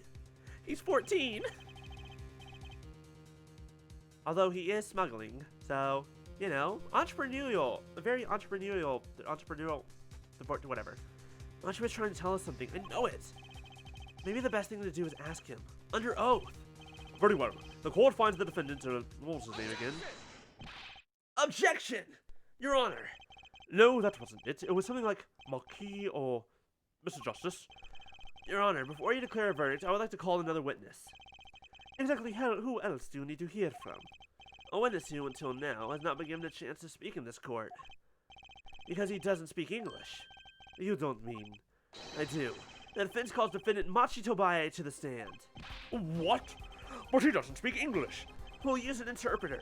Interpreter? I'm afraid you'll have to look elsewhere. I only speak a few phrases such as I love you and where is the toilet? The defense would like to request Lamorar as the interpreter. Lamorar? Well, there's a possibility she's protecting the defendant. But she'd be interpreting for the defendant. Why would she lie? This is most unusual. Bravo, her forehead. Judge, the prosecution agrees with the defense's request. If Lamorar lies, I'll be able to tell. Even my limited knowledge of the language should be enough for that. Well, if both prosecution or defense are for this, I see little cause for refusal. Finally, some progress. Bailiff, please show the defendant and Lamorar to the witness stand. I suppose this is a first time for everything. Shall we proceed? Your name to begin with, if you would, Lamorar. Yes. He says Machi Tobaye, the defendant. This is certainly a first for this courtroom. Not that we really needed an interpretation of that message in particular. So far, so good. Very well. Mr. Justice, if you would. If I would... What, Your Honor? Would what? You called the defendant to the stand, did you not? What would you have him testify about? What do I want him to testify about? I hadn't thought that far yet. Apollo! Aren't you going to ask him what he was about to tell us yesterday? How can I if I don't know what he was saying? Excuse me a moment, if I might speak. Yes, Lamorar. Just now, Machi said there is something about which he wishes to testify. Machi wants to testify about something? What could it be? What sort of testimony is he talking about? Oh, one moment, please. Ugh, the suspense is killing me. What? What? What? What? What? What or what? Well, Lomara. According to Machi, he has proof of his innocence. What? What? And this is a surprise. Victory, Apollo! We did it! This is sounding too good to believe, and I know what that usually means. Well, if that's true, then this is vital testimony. Lomara, I mean Machi, please testify to the court. Very well.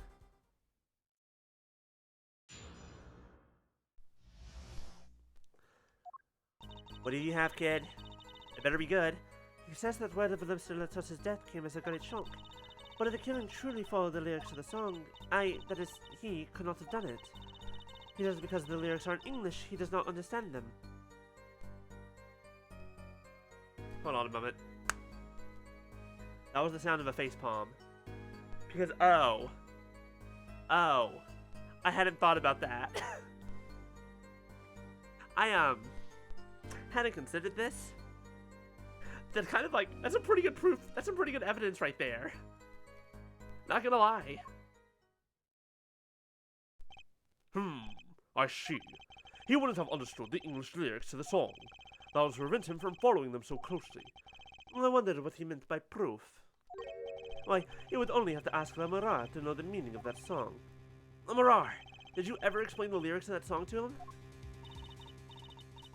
I did tell him generally what the song was about, but never in so much detail, and he never asked. As my author-repeated warning already fled that forehead, a Lamarar might be protecting the witness. Well, anyway, let us proceed with the cross-examination. Mr. Justice, if you would. Shouldn't he be doing the cross-examination? This is my witness. Let him do some work in for once. Let me sit back and just fucking yell at him a bunch. Call him an idiot. I'll give him a penalty. How's that work? Yes, Your Honor. Something's hidden in that testimony. I know it. I'll just have to trust my bracelet to tell me where. It worked yesterday. It'll work today. Fucking magic bullshit. Okay.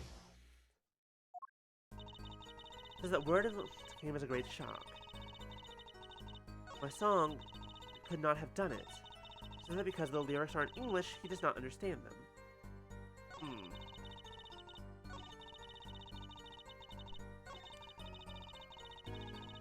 But instead of, let's just go ahead and start looking closer. But the problem is, he's not talking, isn't he? I don't know how this is going to be of any help.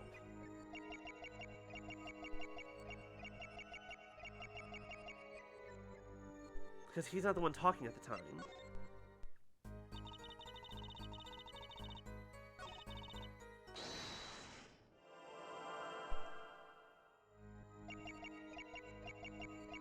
I just twitch. Give me something, kid.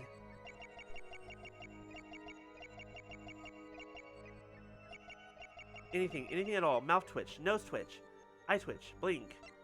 Blink, damn it.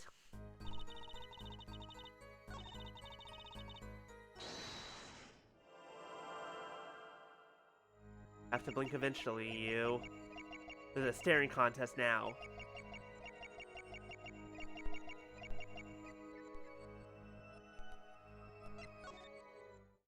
Staring contest of which I have already lost multiple times.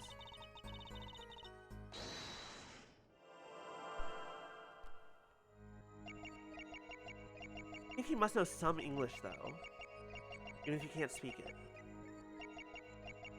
That. Gotcha. Gotcha!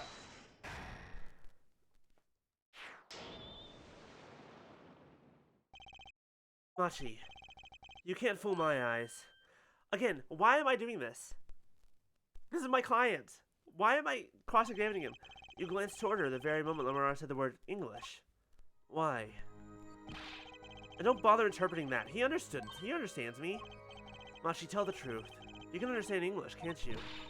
Oh, what are you saying? Of course he can't. Must he continue the charade? Mr. Justice, Machi says this.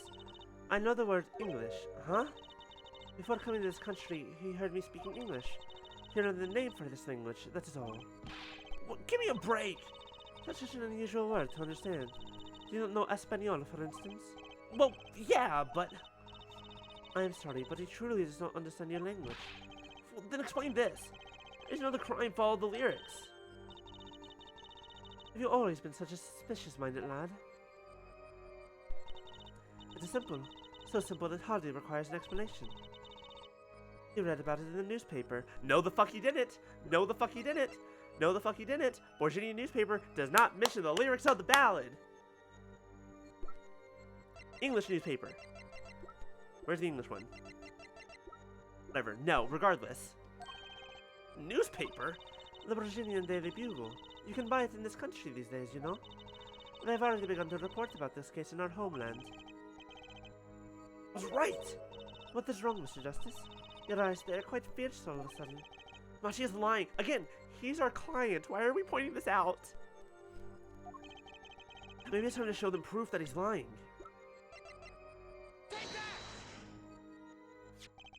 I have here a Borginian newspaper. The Borginian Daily Bugle, as a matter of fact. Indeed, there is a feature article about the case. Could you read this for me, Machi? That's right. It doesn't mention the lyrics. What? What is this all about? I'm sorry, Machi. You couldn't have read about the lyrics in a Borginian newspaper. I don't know why I'm doing this to my own client, but, you know, it's not the first time. This is the thing we do. We're like, the truth is more important than anything, so you're our client. We're gonna try our best to make you sure you're innocent, but also, stop fucking lying to your lawyer. For the love of God, stop lying to your lawyer. Don't do it. Your lawyer is there to help you. Don't lie to them. What does this mean? But I don't see how this is possible. I know. He must have heard the lyrics when the police were doing their questioning. Yes. Not possible. The subject of the lyrics was not brought up in police questioning. I read the full report myself. So the lyrics weren't in the newspaper, and the police didn't mention them. The only place you could have heard them was in this courtroom. In English, no less. Well, the witness will explain himself. And what he says, Yes? it is true I read the newspaper, but this is not what I learned of the lyrics. I was mistaken. Now I remember. You remember? He says he heard of the lyrics from me. What? It is true, Lamora. Yes, I'm afraid I had forgotten it myself. Okay, now you're lying. Now you're lying. Now you're lying to protect him. I am afraid I had forgotten it myself. And then it looks like Hereford has been jumping to conclusions again. It seems so, yes. No, no! I was onto something, I know it! I can't let this chance slip away. Time is an issue today. Mr. Justice, are you finished with the cross-examination? What are you going to do, Apollo? If I'm going to keep on cross-examining, I'd better have an angle of attack. Again. Why? Or else.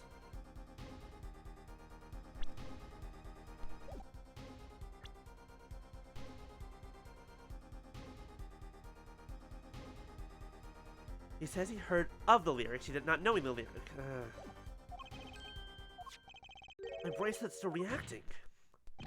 Your Honor, please allow me to continue. If you must, you must. Very well. Witness? I understand. It was I who explained. I know exactly the... No, you didn't. No, the fuck you didn't. Hold on.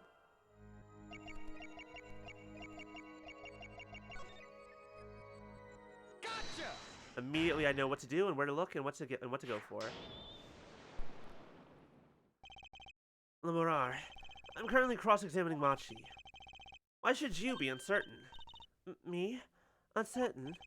Yes, you swallowed the very moment you told the court. It was I who explained. I see there's little point in trying to hide anything from you. Lemurar, are you indeed protecting someone? That is not a question with a simple answer. And to tell the truth, I do not believe it myself. Then allow me to answer for you. Lemurar, you're protecting...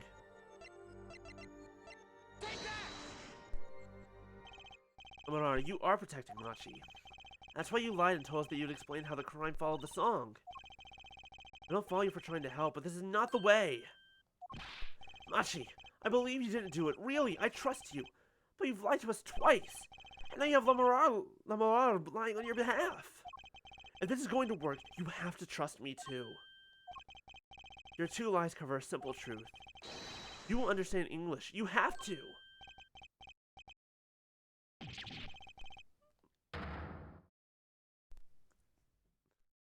Well, I was right that he understood English. I was just wrong about when we were going to discover that. Witness, is this true? Hello, hello, Monica. I hope you enjoy your Halo. Thank you for lurking. I appreciate it. Do you understand English? Yes, a little, only. What? First he could see, and now he can talk. And you did not know about this, Lamara? No, I did not. It is quite a surprise. How many secrets is this witness hiding? This is last. Machi, can you tell us what really happened? No shooting. I did no shooting. So you weren't in the dressing room when I heard those two gunshots, correct? No, he was, okay. He was in the dressing room. He did escape through the vents. He just wasn't the one who shot. Apparently, the answer to that question isn't simple either. I was in the dressing room, behind desk.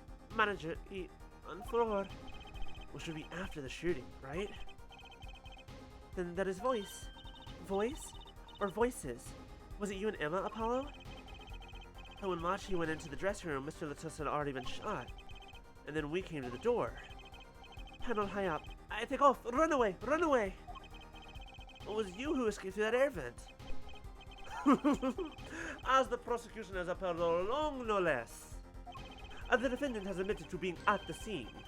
Might we take this as a confession? No! Because he said he didn't shoot. Objection! No! He's clearly denied that he did it! I know shooting. Manager on floor. Already on floor. The victim had already been shot, you say? I find that hard to believe. The defendant understood the song lyrics. He was at the scene of the crime. This can only mean one thing. He is the shooter. He fired that 47 caliber Magnum revolver that would dislocate a grown man's shoulder, and he is perfectly healthy for it. Completely logical explanation. Oh, and also he absolutely stole the gun from Mr. Latos, who is like 3 times his size. Cannot forget that important detail.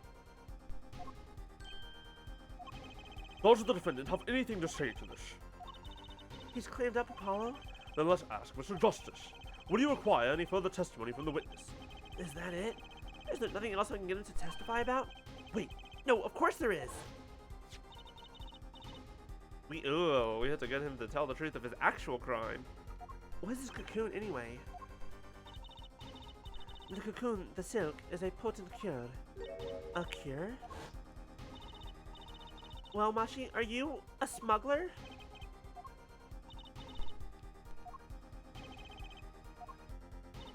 He won't tell me. The cocoon has to have something to do with this.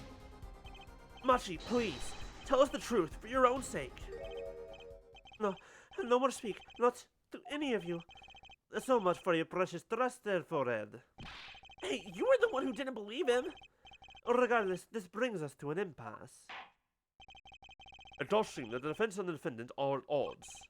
I doubt we are likely to learn anything more of value should this continue. I see no other course but to declare a 5-minute recess. The defense will work things out with the defendant so that we might proceed. Yes, dear God, thank you. Let me talk to my fucking client for once. Bitch motherfucking kid, stop lying. Apollo Eustace. That's justice. Better learn how to say it if you ever want to get some. Believe, I know shooting. Machi claims Mr. Latus was already down on the ground when he entered the room.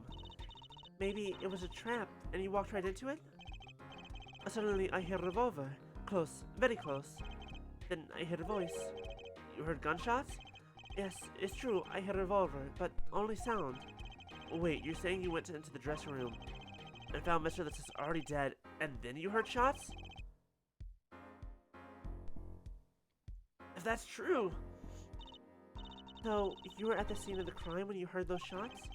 And you escaped through the air vent.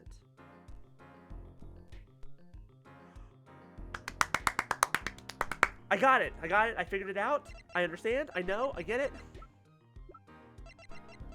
I think I get it, I think I know. We're wrong about the time, we're wrong about the murder, we're wrong about the time.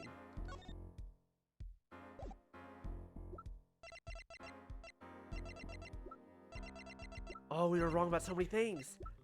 Everything kind of hinges on the fact that the murder took place during the third set. What if we're wrong? And that's also how Darian has his alibi. And that's why the earpiece is on the ground. Okay. Refreshing of events. So, first set, the concert in 3 sets. First set, Gaviniers are out. Second set, Lamorar, Machi, and Gavin himself are on stage. Everyone and 2 others. Everyone else is backstage, including the manager, Darian, and some others. Set 3, the Gaviniers are back on stage. And that's when everyone hears the gunshots. And Apollo and Emma run in and find Mr. Latus dead. Or not dead, dying. He was bleeding out. But we never saw him get shot. We didn't see who shot him. We didn't see anyone leave the room. We have no evidence. When he said that the witness is the siren, we thought he meant the siren Lamorar, because that was another meaning of her name. Thank you for the hydrate, Maya. I'm in the middle of figuring it all out. I've connected the dots. Exactly, I've connected them. I will uncross my leg. Welcome back. Okay. Here's what happened. We were wrong. He was not shot when everyone heard the gunshots. He was shot during the second set, while Lamorar, Machi, and Gavin were on stage. He was bleeding out for a while. He was not there for but 10 seconds, before he died. He was bleeding out for a long time. That's also why this makes sense. Why the name was scratched out. Because we were right outside that door. We heard the gunshot, we ran in, oh my god, there he is, he's on the ground. And that's already smudged. There was no time for anything. So, what he did, those 2 gunshots that everyone heard those 2 gunshots. That was a recording. That wasn't real time. That had already happened. It was very specifically to establish his own alibi and to create a locked room scenario. Darian shot Romain Latus during the second set, but no one noticed him because they immediately went into the third set before anyone got back to the room. The recording to play at the perfect time. And even to make sure he knew when it went off, there is that headset outside the door, which he would listen into on his headset. So that when the gunshot went off, he would know it.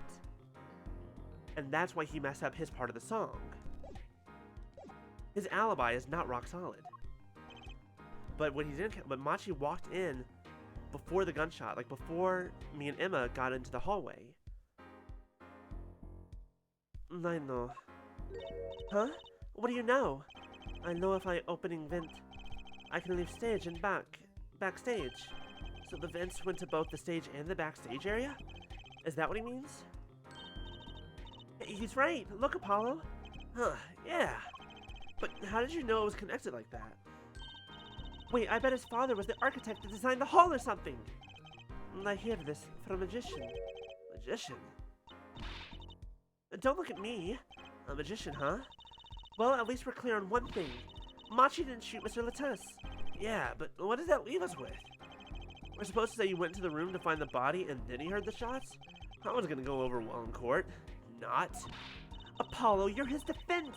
You're supposed to believe whatever he says, even lies. Don't lie to your attorney. That's what Daddy always told me. That does sound like something that Phoenix would say, though. I'll just pretend you misheard him. Every time. So, what do we do? You're sure you won't testify, Machi? No talking. No. Well, it was worth a shot. A cocoon. I can't go home. Can't go home.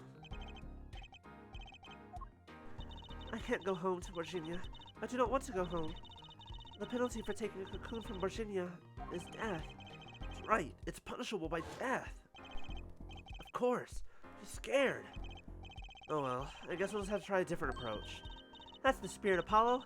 So what's your plan? If Machi won't testify about it, we'll have to get someone else to testify. Someone else? I think we're out of time. Let's get back in there. Wait, hold on. I need to figure out who to get to testify.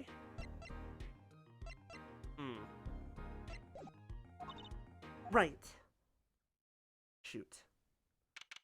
Okay, I think I figured it out. Now it's just a matter of proving it. I think I know what happened. I think I finally pieced it all together. Court is now back in session. Mr. Justice, have you sorted things out with the defendant? Yes, Your Honor. We had a good talk. Very well. So will he testify? Your Honor, the defendant will not testify. What? A shame. And here I thought this was your big chance to turn the case around. Actually, it is. The defense would like to approach this case from a different angle, Your Honor. A different angle? If Machi won't testify, then I know who will. I'd like to cross-examine the witness in this case, Lamorar. Lamorar?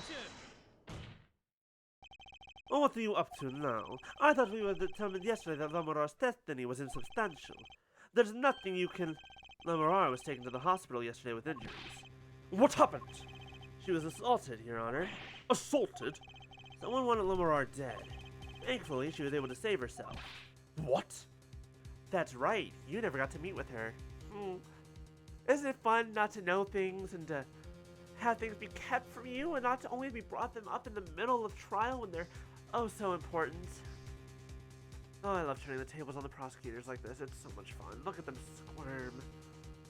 Oh, lovely. What happened? I blacked out. I've heard no such report. Prosecutor Gavin, why would anyone be out to kill Lamorar? Can you think of a reason? Well, think of how she is known in our country. A singer from overseas who doesn't speak English, yes? Yet someone tried to keep her mouth shut. Who could that have been? you don't think. I do. It was the same person who shot Mr. Lattes. The killer was afraid of her. Afraid of what she might say. The defense believes that something was hidden in her testimony yesterday.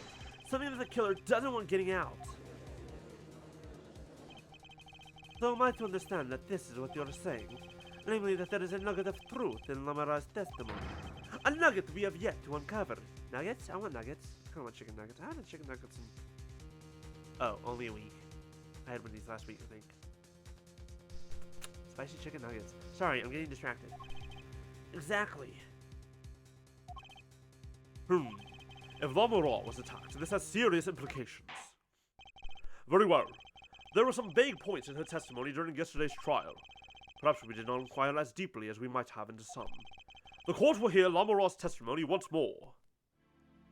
Chicken nuggies. Everyone loves chicken nuggies. I don't know anyone who doesn't like chicken nuggies. Lamoral, I must apologize. We must ask you to stand again and speak for, what is it, the second time, third time, fourth time? I'm losing track. You need not apologize. I know that Machi is innocent, and I will do all that I can until the court realizes this. Let's review your testimony from yesterday. You told us you heard 2 gunshots and the shooter's voice through the window. Now, the voice belonged to Darian Crescent, yes? Oh, that is correct. I want to see something. It's possible... There's so many questions. So many questions. So many questions. Like, I think I still have a general idea of what happened. There's just 1 or 2 little points of details. Not at which point I proved she could not be correct.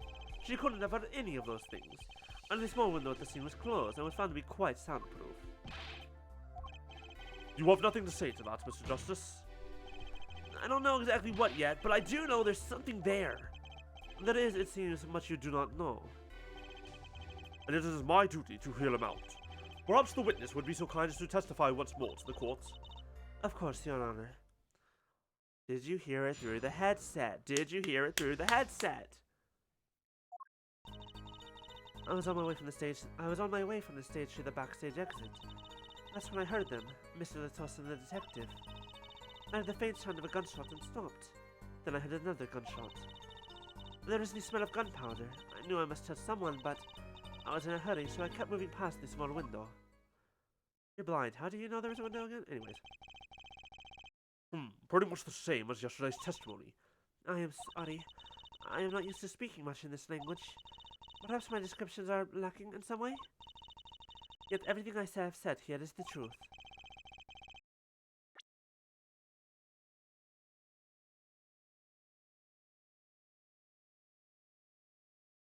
She never said, hold on. She never said that she heard them through the window. She said that she heard them. That doesn't necessarily mean she knows where she heard them. Because she heard them through her headset and she just doesn't know how to describe it. Oh wait. Well, then it is my distinct displeasure to say this. What you have said to have happened is impossible. Do I have to repeat myself? Lamaro was attacked because of this testimony. What? Trucy? Apollo, you know, for a moment there, you're pretty cool. Maybe I do better when I don't try to think ahead. Very well, Mr. Justice. Perhaps you can coolly cross-examine the witness. How did you hear it? How did you hear it? On my way from the stage to the backstage, that's when I heard them. Here, okay. Darian Crescent? I didn't know his name at the time, but yes, it was him. The one who took the stand yesterday. How many times do I need to remind you that's impossible? There is no way you could have heard them. Because the window at the scene was closed? Is that why? Of course. Apollo, if we keep asking the same questions as yesterday, we won't get anywhere. She's right. Maybe there's a different angle I can try. Omora, do you by any chance remember what they were saying to each other? If so, please tell us. I've given it much reflection, but I was afraid of this. She doesn't remember. I only heard one phrase clearly. A whole phrase? You remember something that was said. Why didn't you say something yesterday? Although my memory is clear, I was afraid to speak. You see, I do not understand what was said. Well, this could be it. The clue I've been waiting for. Well, what did he say? It was the other man speaking, not Mr. Latos. The shooter, then. Darian Crescent. Well, what did he say? Over. Press the switch. Now.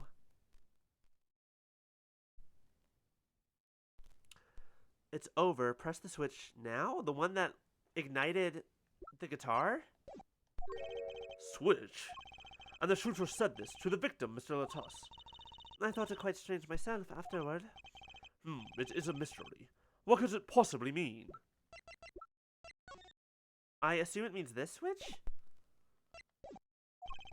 Mr. Justice, care to shed some light on this?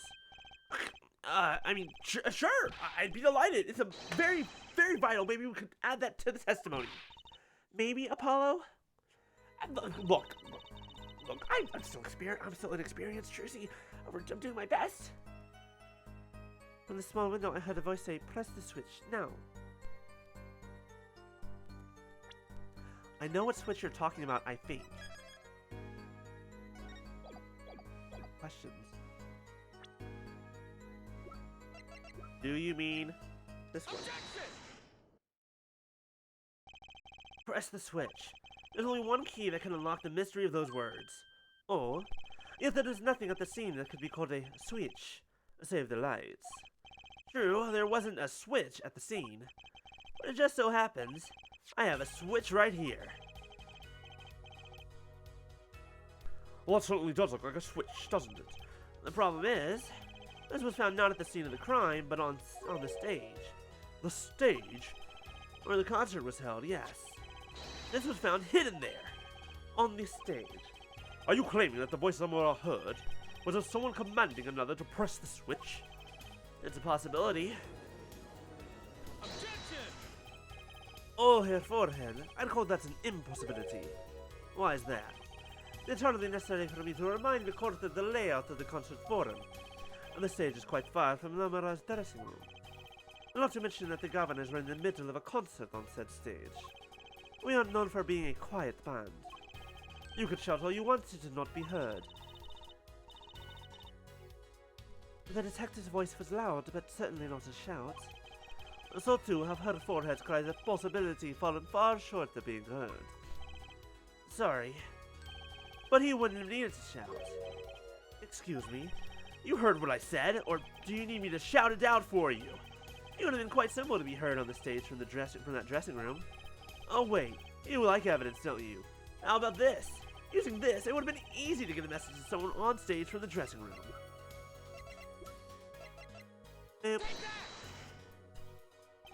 Prosecutor Gavin, perhaps you're familiar with this. Why, that's... What? What is it? Is that some kind of newfangled phone they invented while I wasn't looking? You know, they keep doing this to me. I just bought, I thought was the newest iPhone, and then all of a sudden there's a newer one out. Oh, every year they get me with this. Sir? This is a type of transmitter, a communications device. Communications device? From what I've heard. From what I've heard, that night, everyone on stage was wearing one of these. Isn't that right, Prosecutor Gavin? Yes, actually. They were talking between band members. We all had one on. So you admit that if you were wearing one of these, talking from the backstage to the stage would be simple. True, but wait. And those send out an electronic signal. To avoid interference with the audio systems, the range is quite limited. Well, the Morar said it was about 30 feet, right? Look at this cross-section diagram of the concert forum.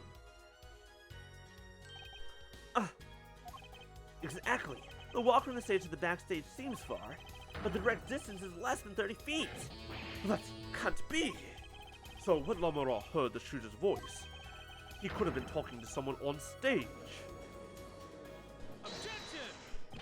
Ha! You're claiming this is the switch in question. Why did it have to be on the stage at all time? It could be placed in a pocket and carried anywhere. Someone could have hid it on stage after the fact. Hey, he's got a point. How do we know where it was when she heard the voice? When the shooter said, press the switch. Well, I guess we don't. An unfortunate situation. I'm afraid that until we know where this switch was, there's little point in debating it. Ugh. I was sure this was the way to go with this. What is this switch, anyway? We don't even know that basic fact. Here it is, here it is, here it is, here it is, here it is, here it is, here it is. This is when you're putting the pieces together, Apollo. Understand, realize, figure it out. We know what this switch is. And we know when it was pressed. And it's not when everyone thinks it was. Wait a second. I do want to know what this switch is. And if you follow that train of logic to its incredible conclusion, it ends up in proof that completely changes this case. What's up, Apollo? Apollo? We know about this switch, right? We know what it is. Yeah? Well, think of when it was used that day. Think of what happened. Well, Mr. Justice, if you have no further information to share concerning the switch... Your Honor? Yes, Mr. Justice? I've been remiss in not telling the court this before. I know what this switch is. Well, it seems the defense is set upon linking the switch to the case.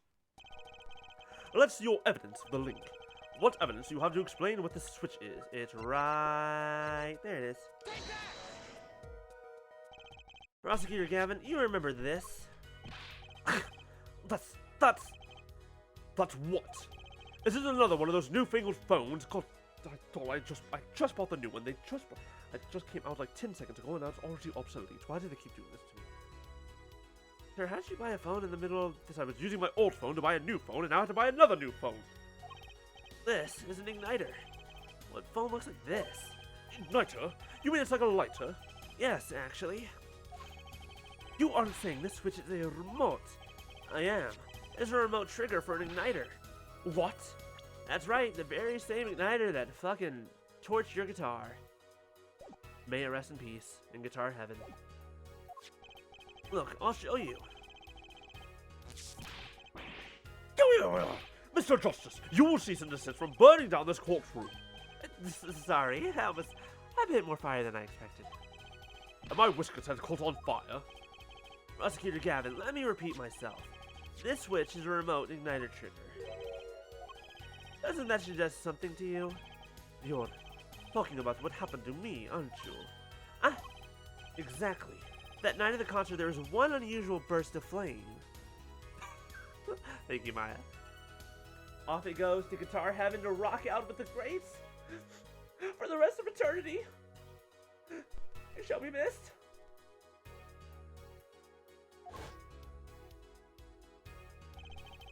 When your guitar caught fire in the middle of your performance. Wasn't that part of the stage show, though? Prosecutor Gavin was entirely unaware such a thing had been planned, and the guitar that burned was a valuable keepsake. That's right, he got it in Borginia from La Morale. He said the sound was amazing. Before it burned, of course. Now it just kind of smokes. The better the guitar, the brighter it burns. Her forehead. Yes?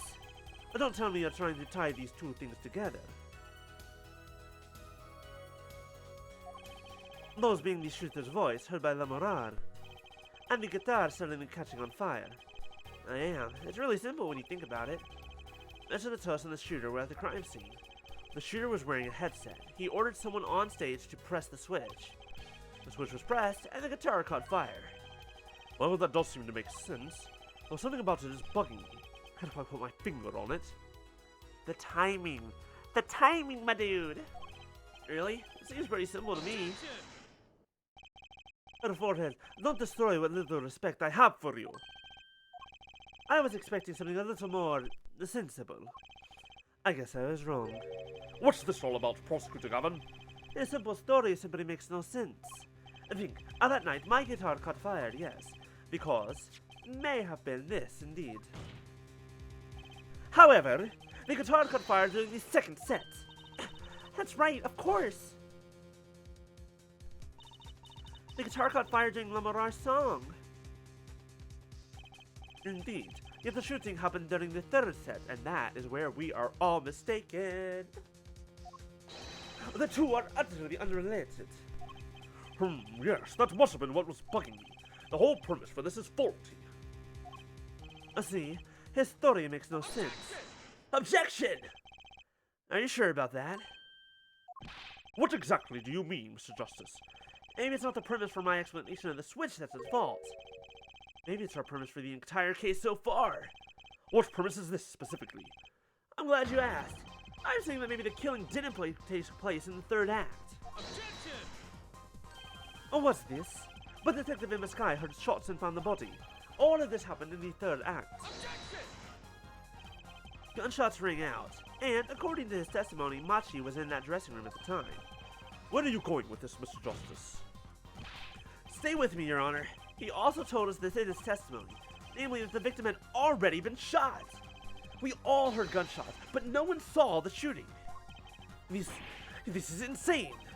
Just before the shooting took place, the shooter was heard on his headset, telling someone to press the switch. The next moment, Prosecutor Gavin's guitar burst into flame. We know that a remote triggered igniter was inside the guitar. From all these facts, we can draw only one conclusion. The crime did not take place during the third act, but during the ballad performance, the second act. What? What? Order, order, order! But that goes against the evidence. What does, Your Honor? The crime was carried out according to the lyrics of that song, yes? Hey, he's right, look. The bullet's supposed to come after the fire. You're thinking about it the wrong way, huh? Look, why would the shooter craft the events of that day to follow the lyrics anyway? It's an awful lot of trouble to go through, with little merit for the person doing it. Well, I'm sure whoever it was had some reason. Yes, they did. A reason that made it advantageous to follow the lyrics. An alibi. You're saying the order was reversed on purpose? Reversed, Prosecutor Gavin? If the criminal followed the lyrics strictly, then yes. And the shooting would have had to come after the guitar burst into flame. Yet therefore has raised another possibility. He's claiming that the bullet came not after, but just before the fire. Couldn't have put it better myself. You're only meant to think that the shooting came after the guitar burst into flame. That was the criminal's objective! The crime followed the lyrics to a point, but that was the ruse! Why else would the killer risk discovery by moving the body? That was the final touch to make us think he'd follow the lyrics the whole way. It also makes sense because he's someone who was actually able to steal Gavin's keys at the start of the day. Order, order, order. What would explain this most unusual situation? It does. The killer changed the order of events to create himself an alibi. In other words, the killer was someone who had an alibi for the third set, but not the second. I was hoping it wouldn't come to this, but sadly it has. And let me tell you why your little fairy tale makes no sense at all. Oh, it sounds good, I'll give you that. Oh, you've given us a reason why the killer bothered following the lyrics of my song. But I question your logic, for it's flawed from the very beginning. Flawed? Yes, a contradiction here, forehead. A one I pointed out several times, no less. At the time of the crime, the small window at the scene was closed. How could Almirad have heard a voice through it? Oh. I'm sorry, do you mean this? This thing that several people were wearing? I know that you would like to divert our attention from this critical fact. But you're basing your entire line of reasoning on a false premise. Bye, Maya. Thank you for the lurk. I hope work's going well. We'll see you later. Right. Lamorar's testimony is my entire case. That voice she heard. The shooter's voice. Well, what if she couldn't hear it, Apollo? Look, what do we have? A man saying, press the switch. And near the crime scene, we have a switch, which acts as a remote trigger for an igniter. And last but not least, Prosecutor Gavin's flaming guitar. It can't all be coincidence, but how do I make it work? I see a more direct line of questioning is required.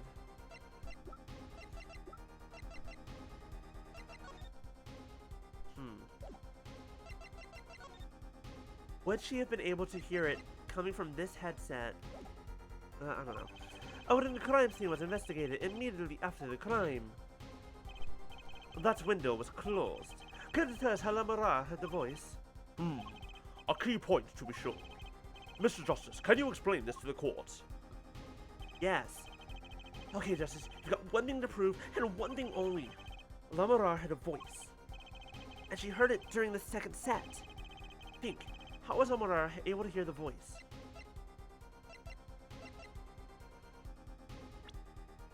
Wait, I'm thinking about something wrong.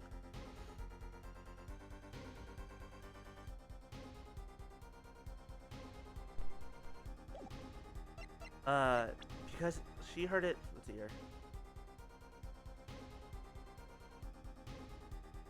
Because she heard the voice, then the gunshot. Wait. That's right.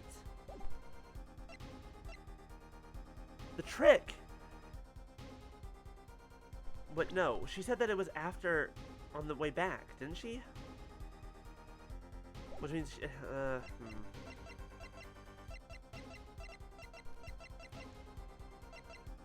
She was somewhere else, maybe? When we investigated the scene, the window was closed. She had no reason. I don't think this is right. I feel like I've confused myself a little bit. I hear the voice through that window. It's good to hear you making sense again. For a moment I was afraid you might be a Borginian too. As I was saying, Lamorar could not hear the voice through the window. So there can be only one explanation. Hear the voice from another location entirely. What's this? Oh, the voice from another location. You do amuse me so, because my brain said that she heard it through the headset. And here I thought you and Good Sense were back on speaking terms. Now I'm afraid you and Good Sense speak entirely different languages. Shall I interpret for you, Eritored? Ramaracare said that he heard the voice through that small window. And there is only one small window at that scene. But she's blind. Are you sure? Think about it. Isn't there another small window at the scene? There is? Oh, I know that look. He wants us to ask him. Very well. You claim Lamorar heard the voice from another location. Mr. Justice, show us where this location was. Small window.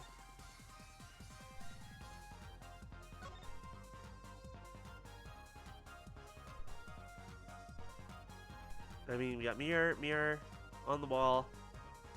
Where the hell is this small window at?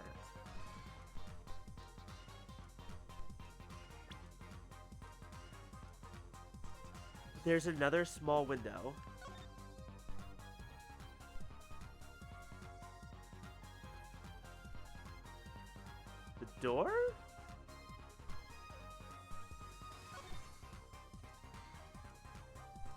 was like, wait, hold on. Now I'm lost. Hi, Ren. How you doing? Welcome to... I almost have it perfectly, and now I'm slightly confused. Oh, whoops. I did not mean to press that button. That was not the right button to press. That was... Whoops. You're doing... You're do... That's mood. That's fair. Wait for trying? Okay, sorry. Through a small window. And if the small window we know about was closed, there's only one other thing she could have meant. Heard the voice from here.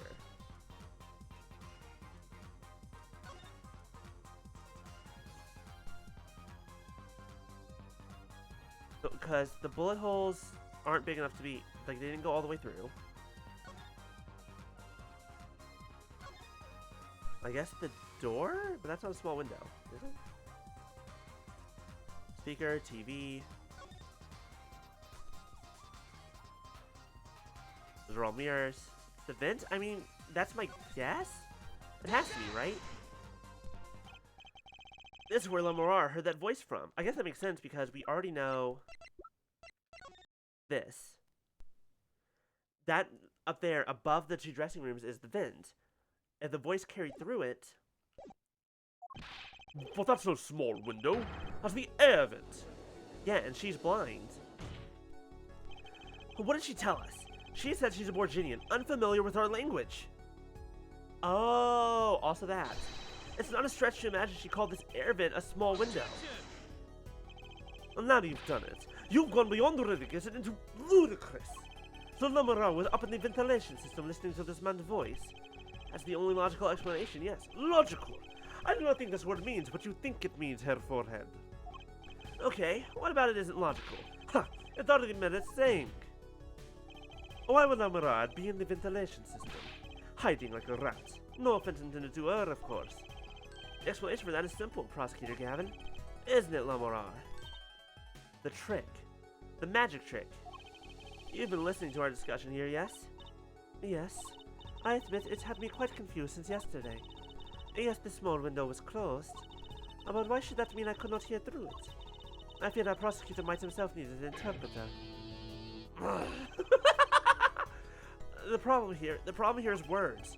Lemurar, the small window through which you heard the voice, was it up high on the ceiling of the room, not low on a wall?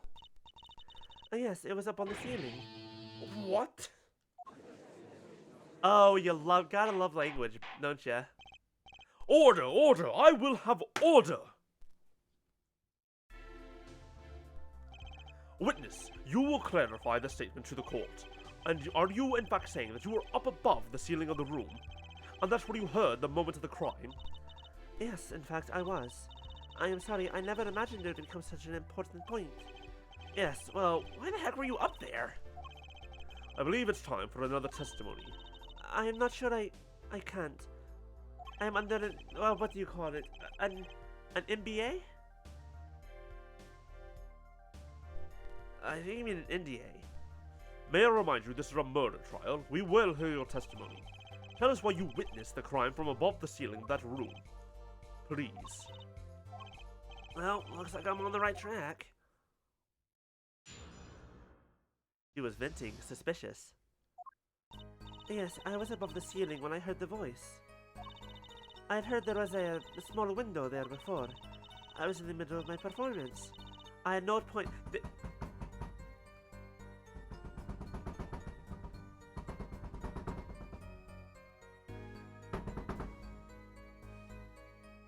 That's why she was in a hurry. She never said that it was on after the performance. She never said. Oh.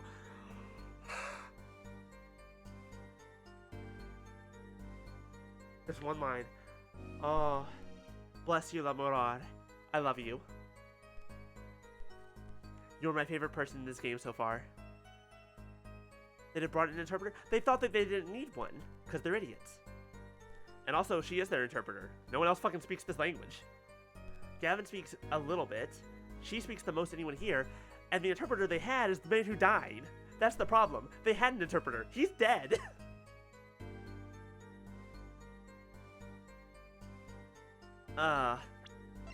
This guy. He's dead.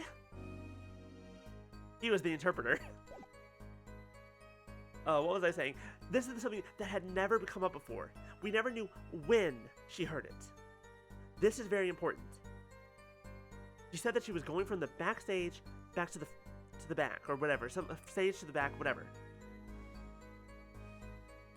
And when she heard it, she never said it was after her performance.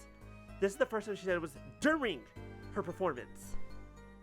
Which proves that it was Darian. There was a recording that played later.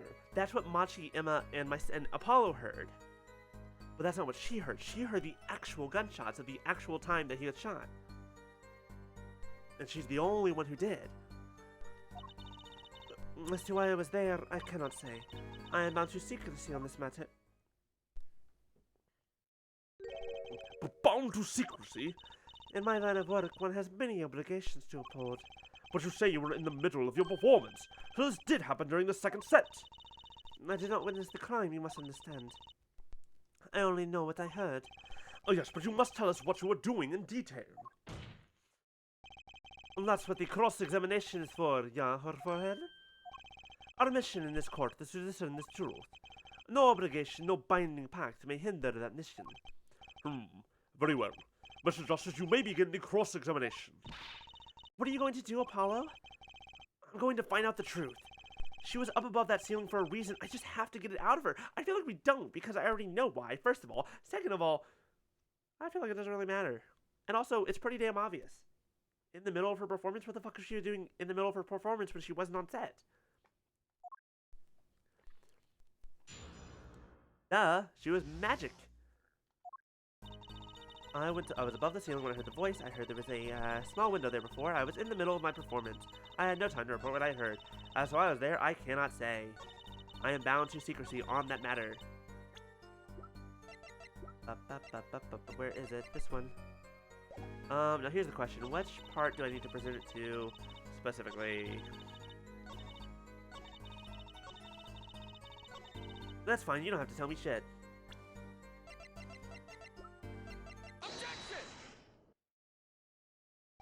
Lamorar, truth be told, the reason for your presence above the ceiling is quite clear. Especially when you consider what happened during your performance. What happened?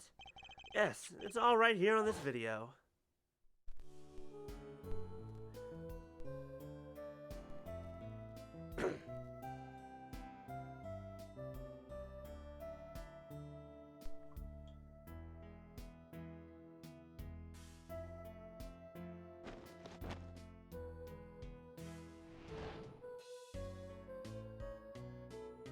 That's right, because it's while she was gone that you caught fire.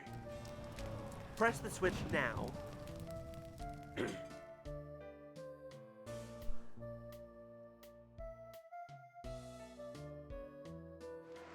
She kept going, continued on the performance. What a true professional. Wonderful.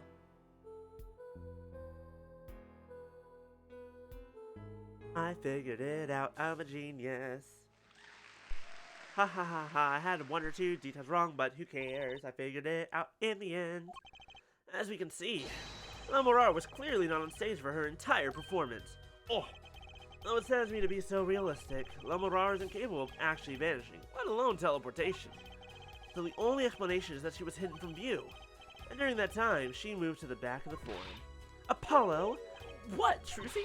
It's not nice to reveal a magician's secrets, and it's against the rules. But I'm a lawyer. I'm not supposed to be nice. Incorrect. This is all very fascinating, but how is it possible? There's only 20 seconds between when she disappears and reappears. She couldn't have moved that fast. Is something wrong, Prosecutor Gavin? This was his concert, his show. He knows how the illusion was performed. He's just realizing his own oversight.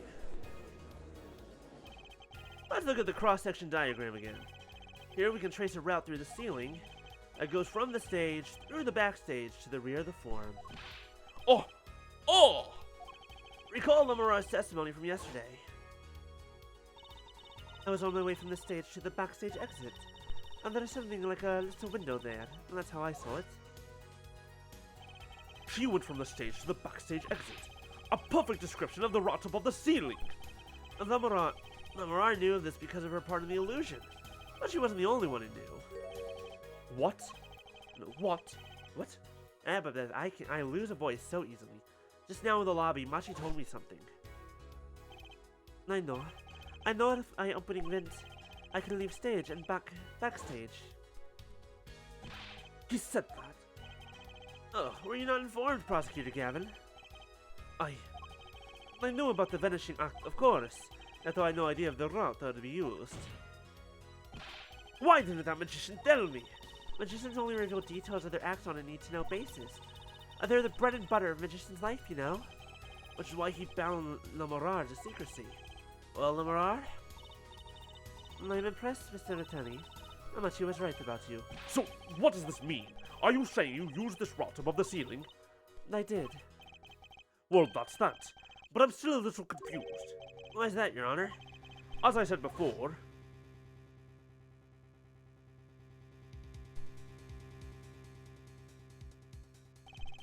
there was very little time between when she disappeared and when she reappeared. 20 seconds, tops! How could she do it so fast? Especially if she stops to hear the shooter's voice. That's a good question. Can the witness explain this to the court? I cannot. Very well, Mr. Justice. Yes? It's all up to you. Do your thing. What thing, Your Honor? You need to explain how Lamar was able to teleport like she did. Oh,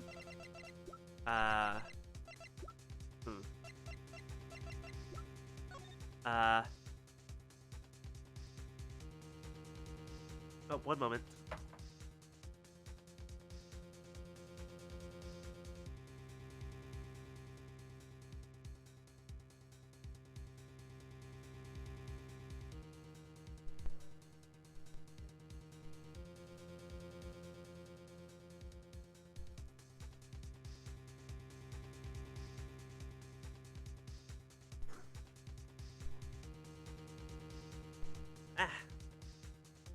Back.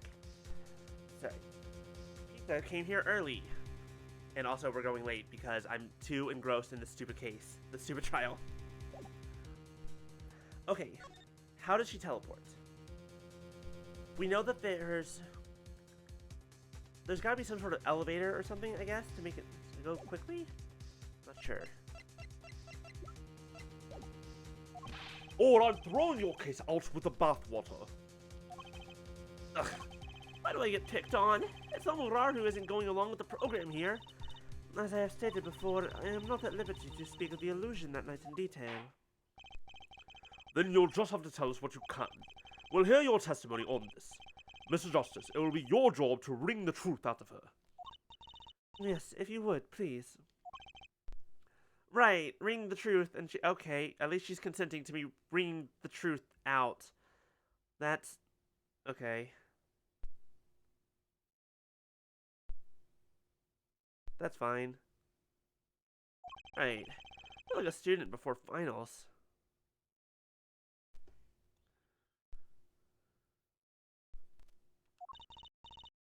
Good luck, Apollo.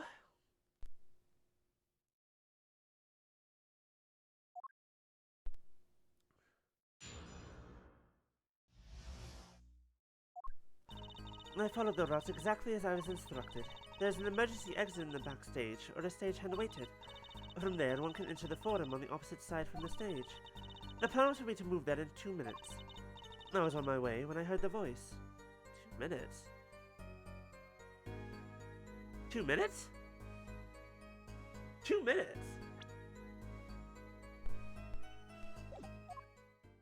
What? 2 minutes, you say? The mystery deepens. I suppose it was too much hope that the judge would come up with something. As does my curiosity. Take it away, Mr. Justice. Right, Your Honor. All I have to do is find the contradiction between Lamar saying and what we can see plainly in the video. I figured it out already. I am a magician after all. A stunt double? Well, tell me. Not a chance. I can't reveal another magician's secrets. Come on. Hey, you're supposed to be on my side here.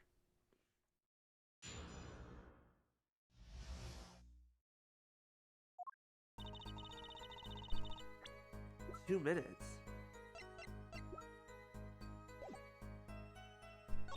There's an emergency exit in the backstage where a stagehand waited. From there, one can enter the forum on the opposite side from the stage. I want to ask more about this. I have a question. 2 minutes? Yes, it can be done in 1 minute if you are running. Running? In that cramped, dark tunnel above the ceiling? Mr. Tony, have you forgotten? Dark or lit, it makes no difference to me. That's true, but... So you're saying that on the night of the concert, you made the trip in 2 minutes? Yes, although I nearly didn't make it in time. You see, I stopped halfway. Mirage disappears on the video for 20 seconds. Hold on a second, maybe...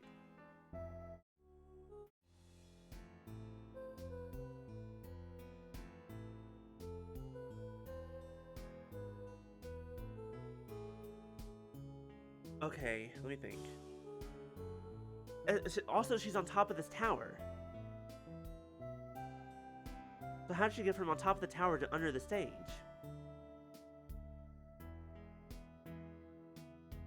And then, of course, the moment he pulls that off, there's no one there.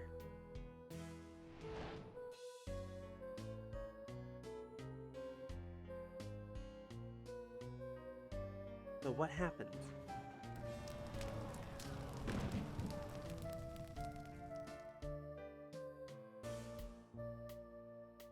But also she had 2 minutes.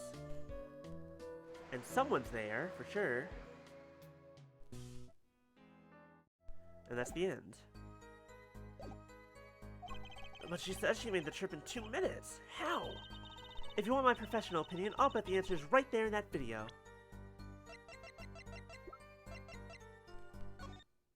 What do you mean it's right here in this video?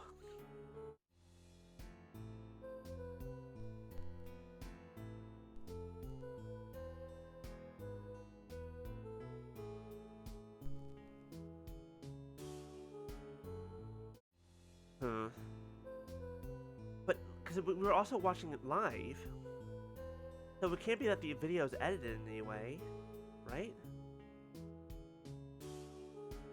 My best guess is that at this moment in time, that's not La Morar. She's not there.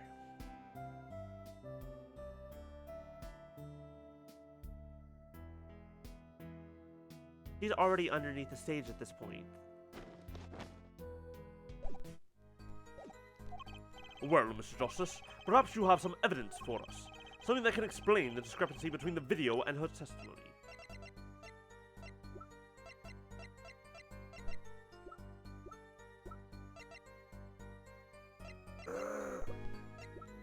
I don't have evidence to describe it, to explain it. Evidence explaining the discrepancy?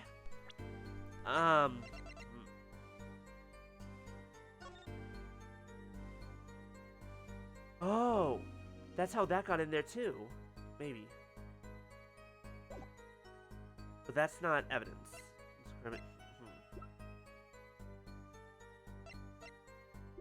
Or is it?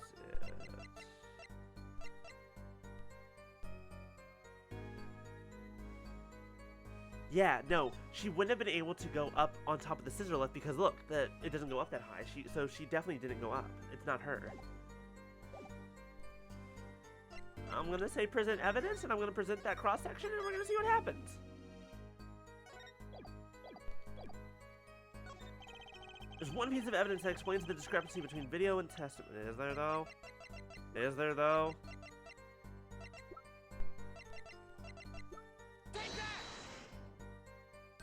Oh ho! So this is it. Oh, nope, never mind. I fucked up. Tell us how it works, quickly! I can't bear the suspense. I'm kind of hoping someone else would jump in at this point. Well, you see... Judge, I do hate to spoil the mood, but I haven't the faintest idea what he's talking about. And neither does he. I'm a little confused too there, Apollo. Right, I wish I conclude that I was wrong. Better luck next time, Pollywog. Mr. Justice, I'm holding you responsible for spoiling my mood. Was that a tear I just saw in the judge's eye? Alright, nothing to do but rethink this through. The key's in the video somewhere, I'm sure of it. Oh.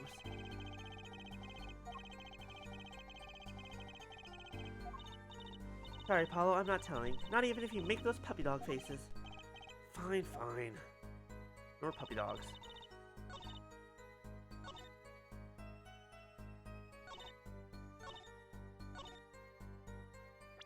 It must be the video.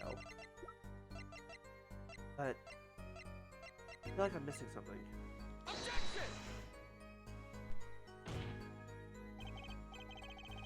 Oh, whoops.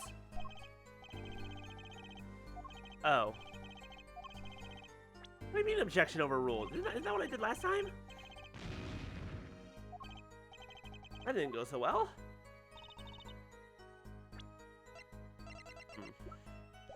I'm gonna start pressing you on some stuff. Did everyone on the concert staff know about the trick? And not at all. Only a few that were needed to help. See, like I said, it's on a need-to-know basis.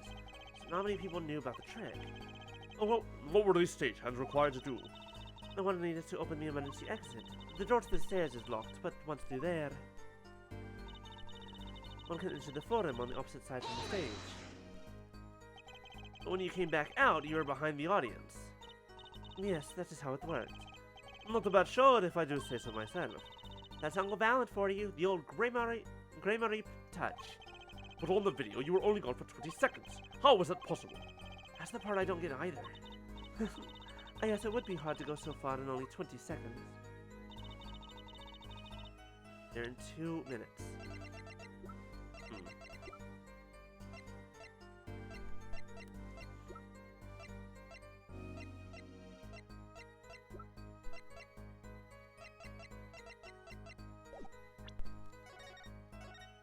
Because I feel like I'm about to make more mistakes. It's gonna happen.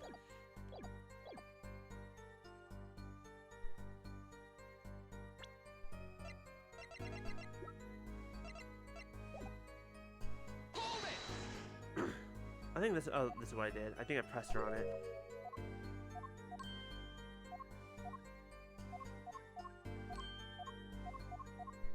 I think they want me to present the video as evidence and actually look through it. Nope. Nope, nope, nope, nope.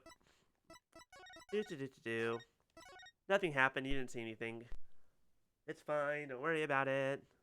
Uh-oh. Hmm.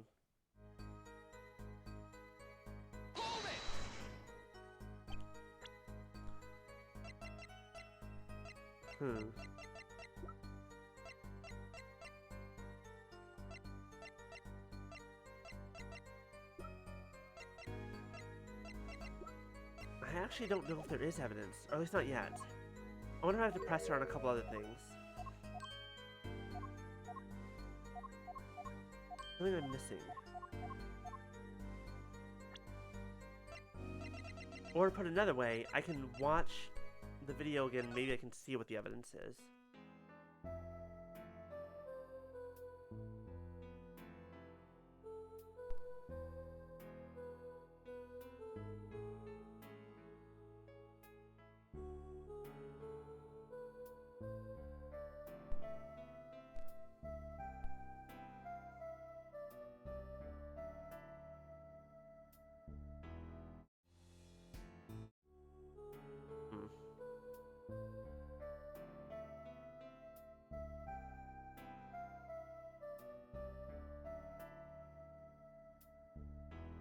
Okay, she's also wearing her brooch right here.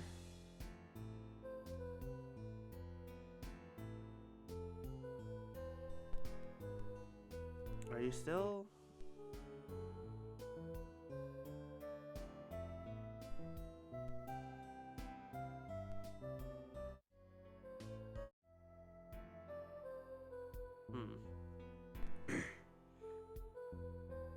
And she's not, and she doesn't have it anymore.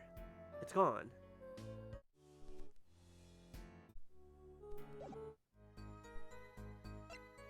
Okay, so she was wearing it and it probably fell through.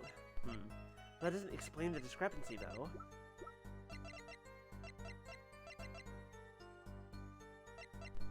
Or maybe it does.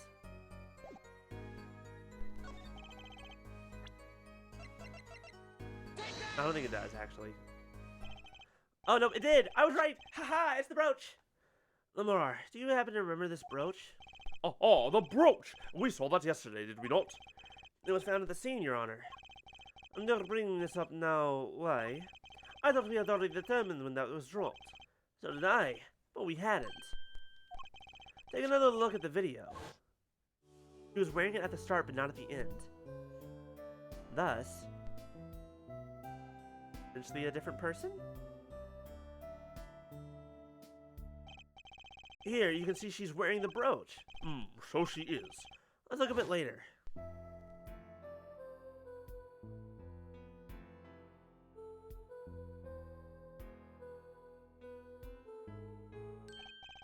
What? The brooch! It's gone! What? Yes. The brooch disappeared in this short space of 20 seconds. It takes a full minute to run from the stage to the backstage. Which means there can be only one explanation. There's two people. The Lamarar we saw before the Vanishing Act and the Lamarar we saw after are two different people. What? What? The brooch was found on the floor at the crime scene. And not just on the floor, but on the floor directly beneath the vent. Now it was not directly beneath, but okay. Lamarar, tell me, did you drop the brooch on your way from the stage to the backstage? At the very moment you witnessed the crime? Yes, I think I did. Order! Prosecutor Gavin!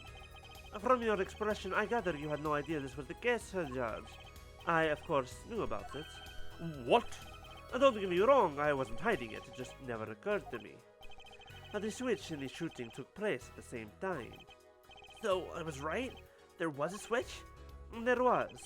Just before the stage's tower rose, Lamara was replaced. I knew it. Roll the subject. Just who was this replacement Lamara? Why, the man behind the illusion, Valent Gramare. Was Gramare? That's quite the illusion, but I still don't get one thing. Yes. The switch happened before the tower rose, correct? So you weren't on the stage. That's right. But this fake Lamara is still singing. And she's pretty good. That's true. Come on, Apollo. That's an easy one. It's a recording. They're just playing a recording. The governor is on some kind of air guitar band for a life. Oh? You mean I'm wrong? When we play a show live, we play live. No recordings. Perhaps you can explain, Lamara? Very well. You were singing the whole time? Yes, do tell, and add it to your testimony. I had to keep singing, even while I moved. You were singing? Yes. Mr. Gavin expressed a dislike for recordings, so I used this. Wait, so you were singing the whole time? Even when we were crawling above the ceiling toward the backstage? Why should it matter where I sing, when everywhere I go is the same darkness? Acoustics, for one. But if you were singing while you were walking... That's right, wouldn't the shooter and victim have heard? She was singing right over their heads after all. But if they had the headsets on, that is right. Not even sure. You'd have to be pretty hard of hearing to miss someone singing in the ceiling. Once again, we come back to the stage of the scene of the crime. What stage? I know what he means. That old speaker, Apollo. The speaker. That speaker was blaring at the time of the murder. That's for monitoring the stage from this room. That's right, so they would have heard it regardless. They wouldn't have known. It would have come from the same fucking location. It pipes in a real-time feed from the stage microphones. Useful for knowing when your set is coming up. Satisfied. The dressing room was fitted with a large speaker playing a direct feed from the stage. At my request, actually. The Lamarar singing in the ceiling, and just like Lamarar over the speaker. Ingenious! Her voice was hidden by her voice! Lamarar? I have just remembered something. Do tell. When I heard the noise, the gunshots, yes? It startled me, so I stopped singing. What? I forgot the words I was supposed to sing. The song stopped? Thankfully, it was the very beginning of the second verse, so not many would notice.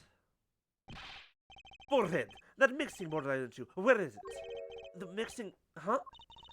That machine, Apollo, the one that breaks music into tracks.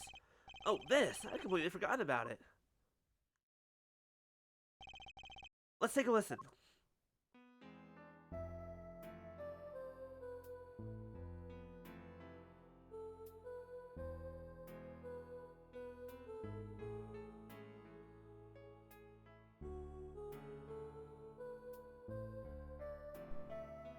I assume she's number 1? That's what it looks like.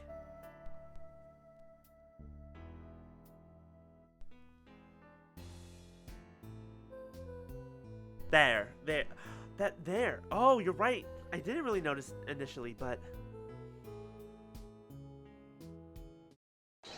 the song does stop there. It does? I must have missed it. Look at the lyric sheet. At the top of the second verse. See where it says pleasure, pleasure? Now listen again. She only said it once.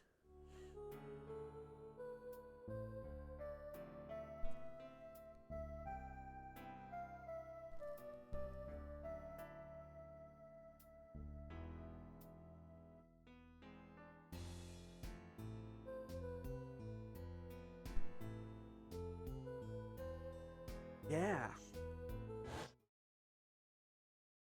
It's so much more obvious once you know that there's something happening around that time that, oh, it's actually really off once you listen to it. This is evidence indeed.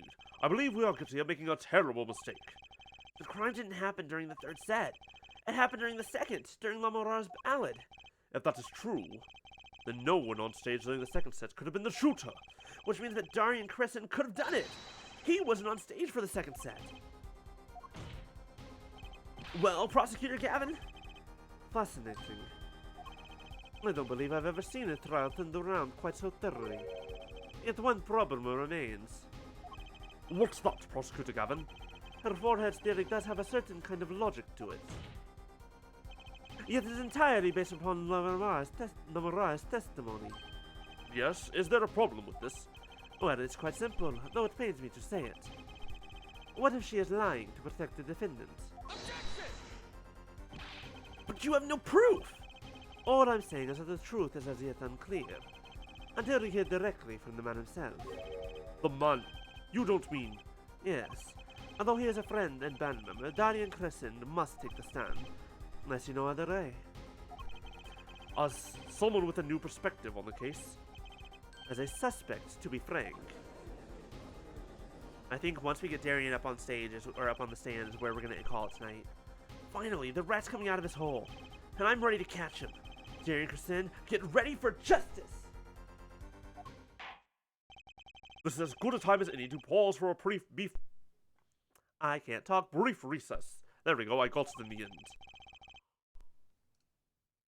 The prosecution will summon the witness. Have him here and ready by the time we begin. I'm the last man who needs to be reminded of what his duties are. Very well. Court is adjourned for a 15-minute recess.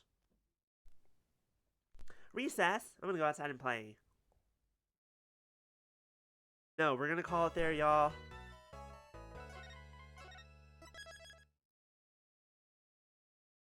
Believe that is a good place to end it for the night. So, thank you all so much for joining me today. We're almost done with this trial. We're getting there. It's coming up soon. Shit's getting wild. If it wasn't already. Alright. Outro. How do I do an outro again? Yeah, thank you all so much for joining me. Hope you enjoyed this. Saturday will not be a stream because I have work, unfortunately. But we should be back on Sunday, as normal. But until then, I hope you all enjoy your, the rest of your week. Let me see who we have to raid. Let's see here.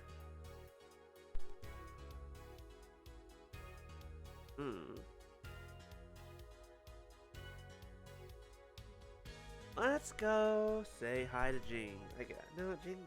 Yeah, let's go say hi to Jing. We haven't said hi to Jing in a while.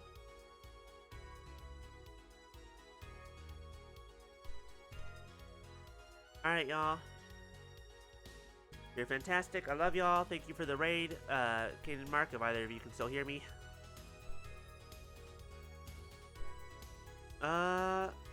hope you all have a fantastic rest of your week. We'll be back on Sunday. Farewell, y'all.